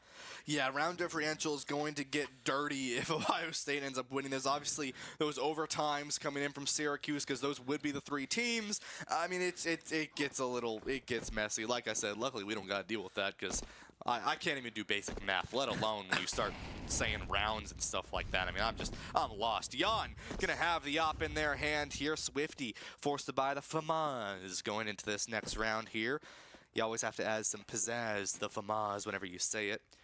Jan looking for something if they can. The rest of the side of Ashland gonna begin to push over onto this B site rather quietly as they're gonna be near Kitchen. Nothing crazy going to happen. Once again, though, SML sitting. Look at where they're sitting. They're near that sort of underpass mid area. Just really taking advantage of anything. Spots one, but they're going to be baited out. Beautifully played from Ohio State. Someone was sitting in window. It was Bucket sitting up there in window. They're able to find that kill. Immediately, Ashland knows they need to go fast. Ho-Ho falls down. There goes Swifty, though, through the smoke. The op is there. Jan spots one. Swifty goes, and there's the shot. Bucket to the head. Ashland gets the bomb down. It's 8-11. They turn around. They're sitting in Kitchen. They can't quite find the shot, though. There goes the incendiary just to hold off the rotate for a little bit longer. It's a 3-on-3 for both these teams. Spot out, and there it is. The shot not quite going to connect the right line. Yes, it is. ZZZ goes down. It's a 2-on-1. Mun is alive. 18 seconds left. 4 seconds if they have the defusal kit, which they do. Jan goes down to a beautifully placed frag grenade. It's the Fishman left to the side of Ashland here. 10 seconds. They might tap for the defusal here if they can, but not going to spot on the right side. They thought they were hiding in Kitchen, but they were not, and Ashland takes another round win. Yeah, just a great job there from Ashland to stall time even after they lose a member. They lose, I think, multiple members. They're down numbers, but perfectly done. You have Jan up top with the op, getting, I think, 2 or 3 that round. Just perfectly played from Ashland. Yeah, really, really good from this Ashland squad. I mean, take a look at both these teams here. Really, really good. I mean, look at all these kills, right? Very even overall here. And immediately, I mean, you see Ohio State, they do not want to give up this mid area here, but there's going to be 3 members, including the bomb, traveling over through mid. It's going to be DeFish falling down. Mun and Swifty get traded out, as well as Bucket and Ball. It's just ZZZ sitting over on Cat all alone, and it's going to be Ashland, a 4-on-1 advantage. They're going to push fast. They're going to get themselves onto site. A is fully clear. You take a look over there as Ho-Ho is like, hey, get over here, get the bomb down, and it's going to be 10 rounds now for Ashland as ZZZ goes down. I mean, Ashland have just been dominant on this T side. They have lost 2 rounds only. They are going through this extremely quickly, and I mean, they're doing really well. I mean, yeah, it's kind of hard not to be surprised almost. I think at Ashland, they were down 9-3. I mean, maybe a 9-3 curse here, but yeah, just very, very good from Ashland to keep the mental up, to say, okay, we're down rounds, we're down a lot of rounds, but we're still going to go. We're still going to keep our mentals. We're still going to win this map. Yeah, I mean, a 3-round run and a 4-round run. Looking for 5 here. Ashland is on a hot streak indeed here. If they can even this up, they're going to be in a really good spot, especially because you see a force buy coming out from Ohio State. If they lose this, they're going to be in dangerous, treacherous waters, and that is not a place that you want to be if you're Ohio State looking to secure this round and potentially get yourself in that first seed here. Ashland wanting to secure it, but Ohio State sort of wants to get themselves a chance into that lead as well. Looking into this now is looks like it's going to be a little bit of a switch up coming in from Ashland here. Jan goes down to ball early. It's not great here, who's sitting a little bit up in Pallet's going to drop down, but the rest of the side of Ashland walking through ramp, and there goes ball. ZZZ sitting here in window, can't quite find anyone, and a full free rotate comes in for the side of Ashland. Bucket goes down, the op not going to find the shot, Munn as well. Spaz starts to rotate down through Ticket, but no one's going to be there. ZZZ, however, finds a bullet to the head from Ho-Ho. There's one there from the side of mid, connecting through connector. Swifty finds 2, and it's going to be the plant goes down. 25 seconds left. Ashland, it's a 2-on-1 advantage. Swifty, a player who has been able to do a lot for this game, but not going to be able to take that win, and we even the series 11-11 with Swifty falling. Yeah, I mean, I think this really goes back to what you've said about closing the map out. Ohio State is just not able to do it. They've gone to overtime. We've seen they don't want to do that again. I can tell you none of these players want to go to overtime and have to stay here longer. It has been a long, long day. Both of these teams want to get out. Ohio State is going to be on a low buy. They're going to have to make the right plays. They're going to need this hero rifle from ZZZ to just really pop off and get them this win. Yeah, I mean, we talked about closers, right? Like you said, I mean, Ashland on game number 1, they closed it. They were able to close on Northeastern earlier, a nice, beautiful 2-0 early on in the day on round number 2. And obviously in round number 1, right, when they were playing Syracuse, they were really close. I mean, Syracuse had the advantage. It was 10-2 in their favor. Ashland pulled that one back. They were able to get in overtime, and they take that win. They lost that second one 13-11, very close. But, I mean, if you're asking me, Ashland's looking like the Harvey Specter of this league. They're able to close it. They are able to get that deal done, and it's been really, really good for them this entire series. Ohio State now on that thrifty buy, so a little scary, right, if you are Ohio State, and you got to be aware of that, right? If you are on that thrifty buy, I mean, if you lose that, Ashland, they only need one more round to win. Yeah, I mean, especially closing. Not only is Ashland great at closing these maps out, but they're also doing amazingly at getting back into it when they're down. They were down 10-2 against Syracuse. They were down 9-3 here. They were down 0-4 on Inferno. They have been doing a great job at keeping that mental level and being able to come back, win these maps, even when they're pretty much down in the dumps. Yeah, I mean, Ashland, they are a team, I mean, like you said earlier, right, down 10-2, and they were able to pull that one back out into an overtime, right? And then even that close match against Syracuse, you lose that, you come around, and then you dominate the Northeastern squad. I think the score was 13-4 and 13-6. Yeah. I mean, they were ready. They take a break. They started off really rough there. On Inferno, they were down 5 rounds, 5-1. Immediately, right, they lose 1 round early on that switch sides, but then they fully steamroll into a beautiful 13-6 victory. Now here, right, they're down 8-3 or 9-3, right? They immediately turn it around, and they've gone on. They went on a 3-round run. They lost 2 rounds, giving them over to Ohio State, getting them up to 11. And then Ashland just went bang, bang, bang, bang, bang, bang, bang, bang. Had to do it 7 times. And immediately got themselves up to 11 rounds. Now they're facing 2 more. They close it. They're done for the day, and everyone's out. Yeah, I mean, Well, they're in, but they're out. yeah. But not only is it's once again, honestly, the being able to keep that mental level headed. They lost 2 rounds. They went 3 in a row. They thought, oh, we're sailing 3. We have the mental. They're going to be a little bit down. They haven't won a round yet on this CT side. We are up. And then they lose. They lose 1. They think, okay, just 1. Then they lose another. And then you're like, okay. But they keep level-headed. Yeah. And now they're on a 5-run streak. They tie the game up. 2 more rounds, close it out, and then we go home. Yeah, I mean, that's the thing, right? That's what Ashland is thinking. It's also what Ohio State is thinking, right? Both these teams are thinking 2 more rounds. I mean, it is getting late into the night here. I mean, it is 8:30. I mean, it is getting late. These players have almost been here for 12 full hours. They had to get here at 9 a.m. It's 8:30, 8 p.m. That means 22 minutes until 9 p.m. That means 12 hours. In case you were wondering, I can do math. I am a college student. I just don't like math. But that's a lot of time that you've played CS. It is a really long time. I mean, even me, I can only play ranked for about 3 hours before I'm like, all right, I'm done. I can't do this anymore. Yeah, I mean, yeah, like you've been saying, 12 hours. It might not have been playing the entire 12, but you're still here. Yeah. You're not able to like really sit down much places. You're up or you're playing, and that takes a lot. That drains you a lot, and they have to come back for tomorrow. Yeah, Ohio State here as we get back into the matchup here after a quick little tech pause.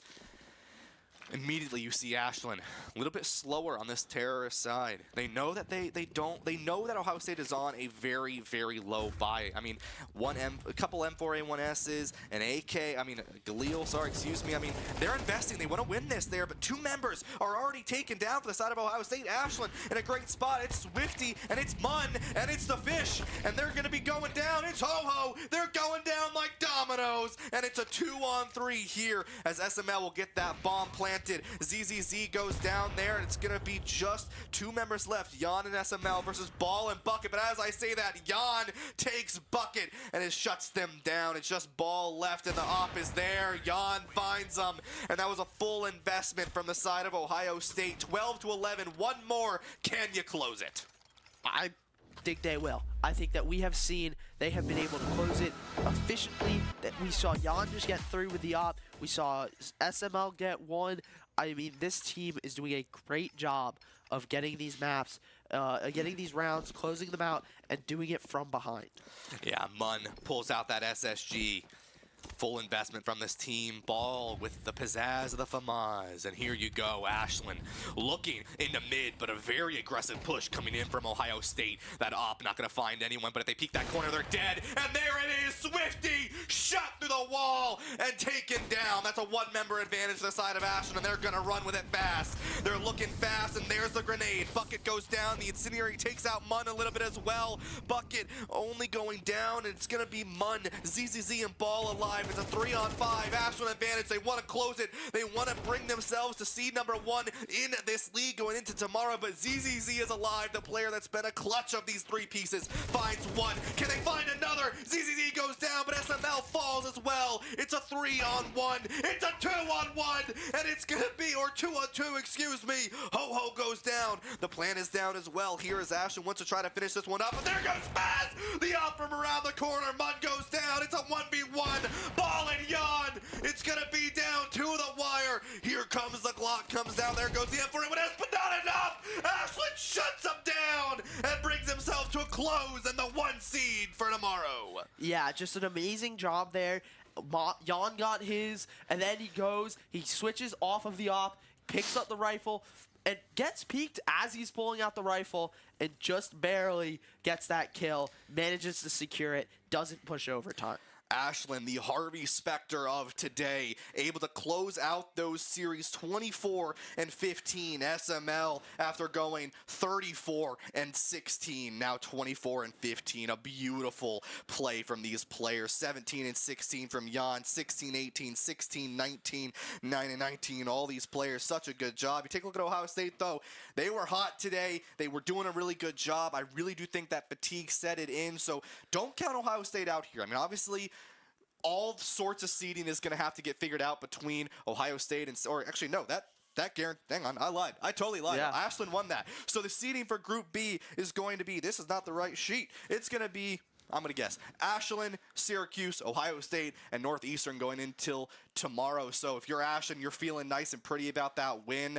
Obviously, that other group still, I believe their matches are getting or are finished up, so they're reseeding and figuring stuff out. Obviously, that bracket buster is something to keep in mind, but some incredible matches, some incredible replays. I mean, we take a look at some of these. I mean, these 3 pieces that were coming in, this was just phenomenal. I mean, Yeah. a 2-piece into the head, the collateral. I mean, Ashland was on fire tonight. Yeah, I mean, Ashland played amazing. Even though they went down both maps by, 4-on-1 and more on the other, they were able to bring it back, secure the win on both maps.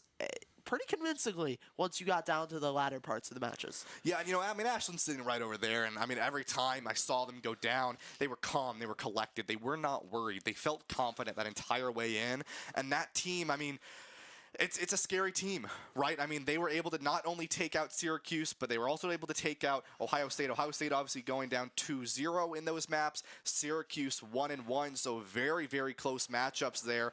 And I'm curious to see where it's going to end up going for tomorrow. Yeah, just going to be an amazing game tomorrow. Amazing playoff bracket. All best of threes, which means we could be here longer. Yeah, there's a lot going on. I want to give one major shout out, or one more major shout out for Harvey's Garden and for Unplugged for helping make this possible. But I mean, we've kept these players in here for a long time. We've kept Prod in here for a long time. A big shout out to everyone who's been working this event, from the TOs to the Prod to ourselves. I'm going to thank myself. Yeah, I'm going to clap myself. I think I'm going to thank myself as well. Pat on the back. Pat Whatever. on the back. You get the idea. Point proven. Thank you to everyone. But that was just today. There's still a lot of games to play tomorrow, so be sure to tune back in. I believe the first match starts at 10 a.m. again, so don't go anywhere. Well, I mean, you can go to sleep, I guess, but don't go anywhere, because there's a lot more matches to be played tomorrow. Can't wait to see y'all there, where we're going to have that single elim bracket, best of threes. We'll obviously talk about all of that tomorrow morning, so get a good night rest. A lot of these players are going to get a night rest, and wherever you may be, morning, evening, afternoon, we'll see y'all tomorrow.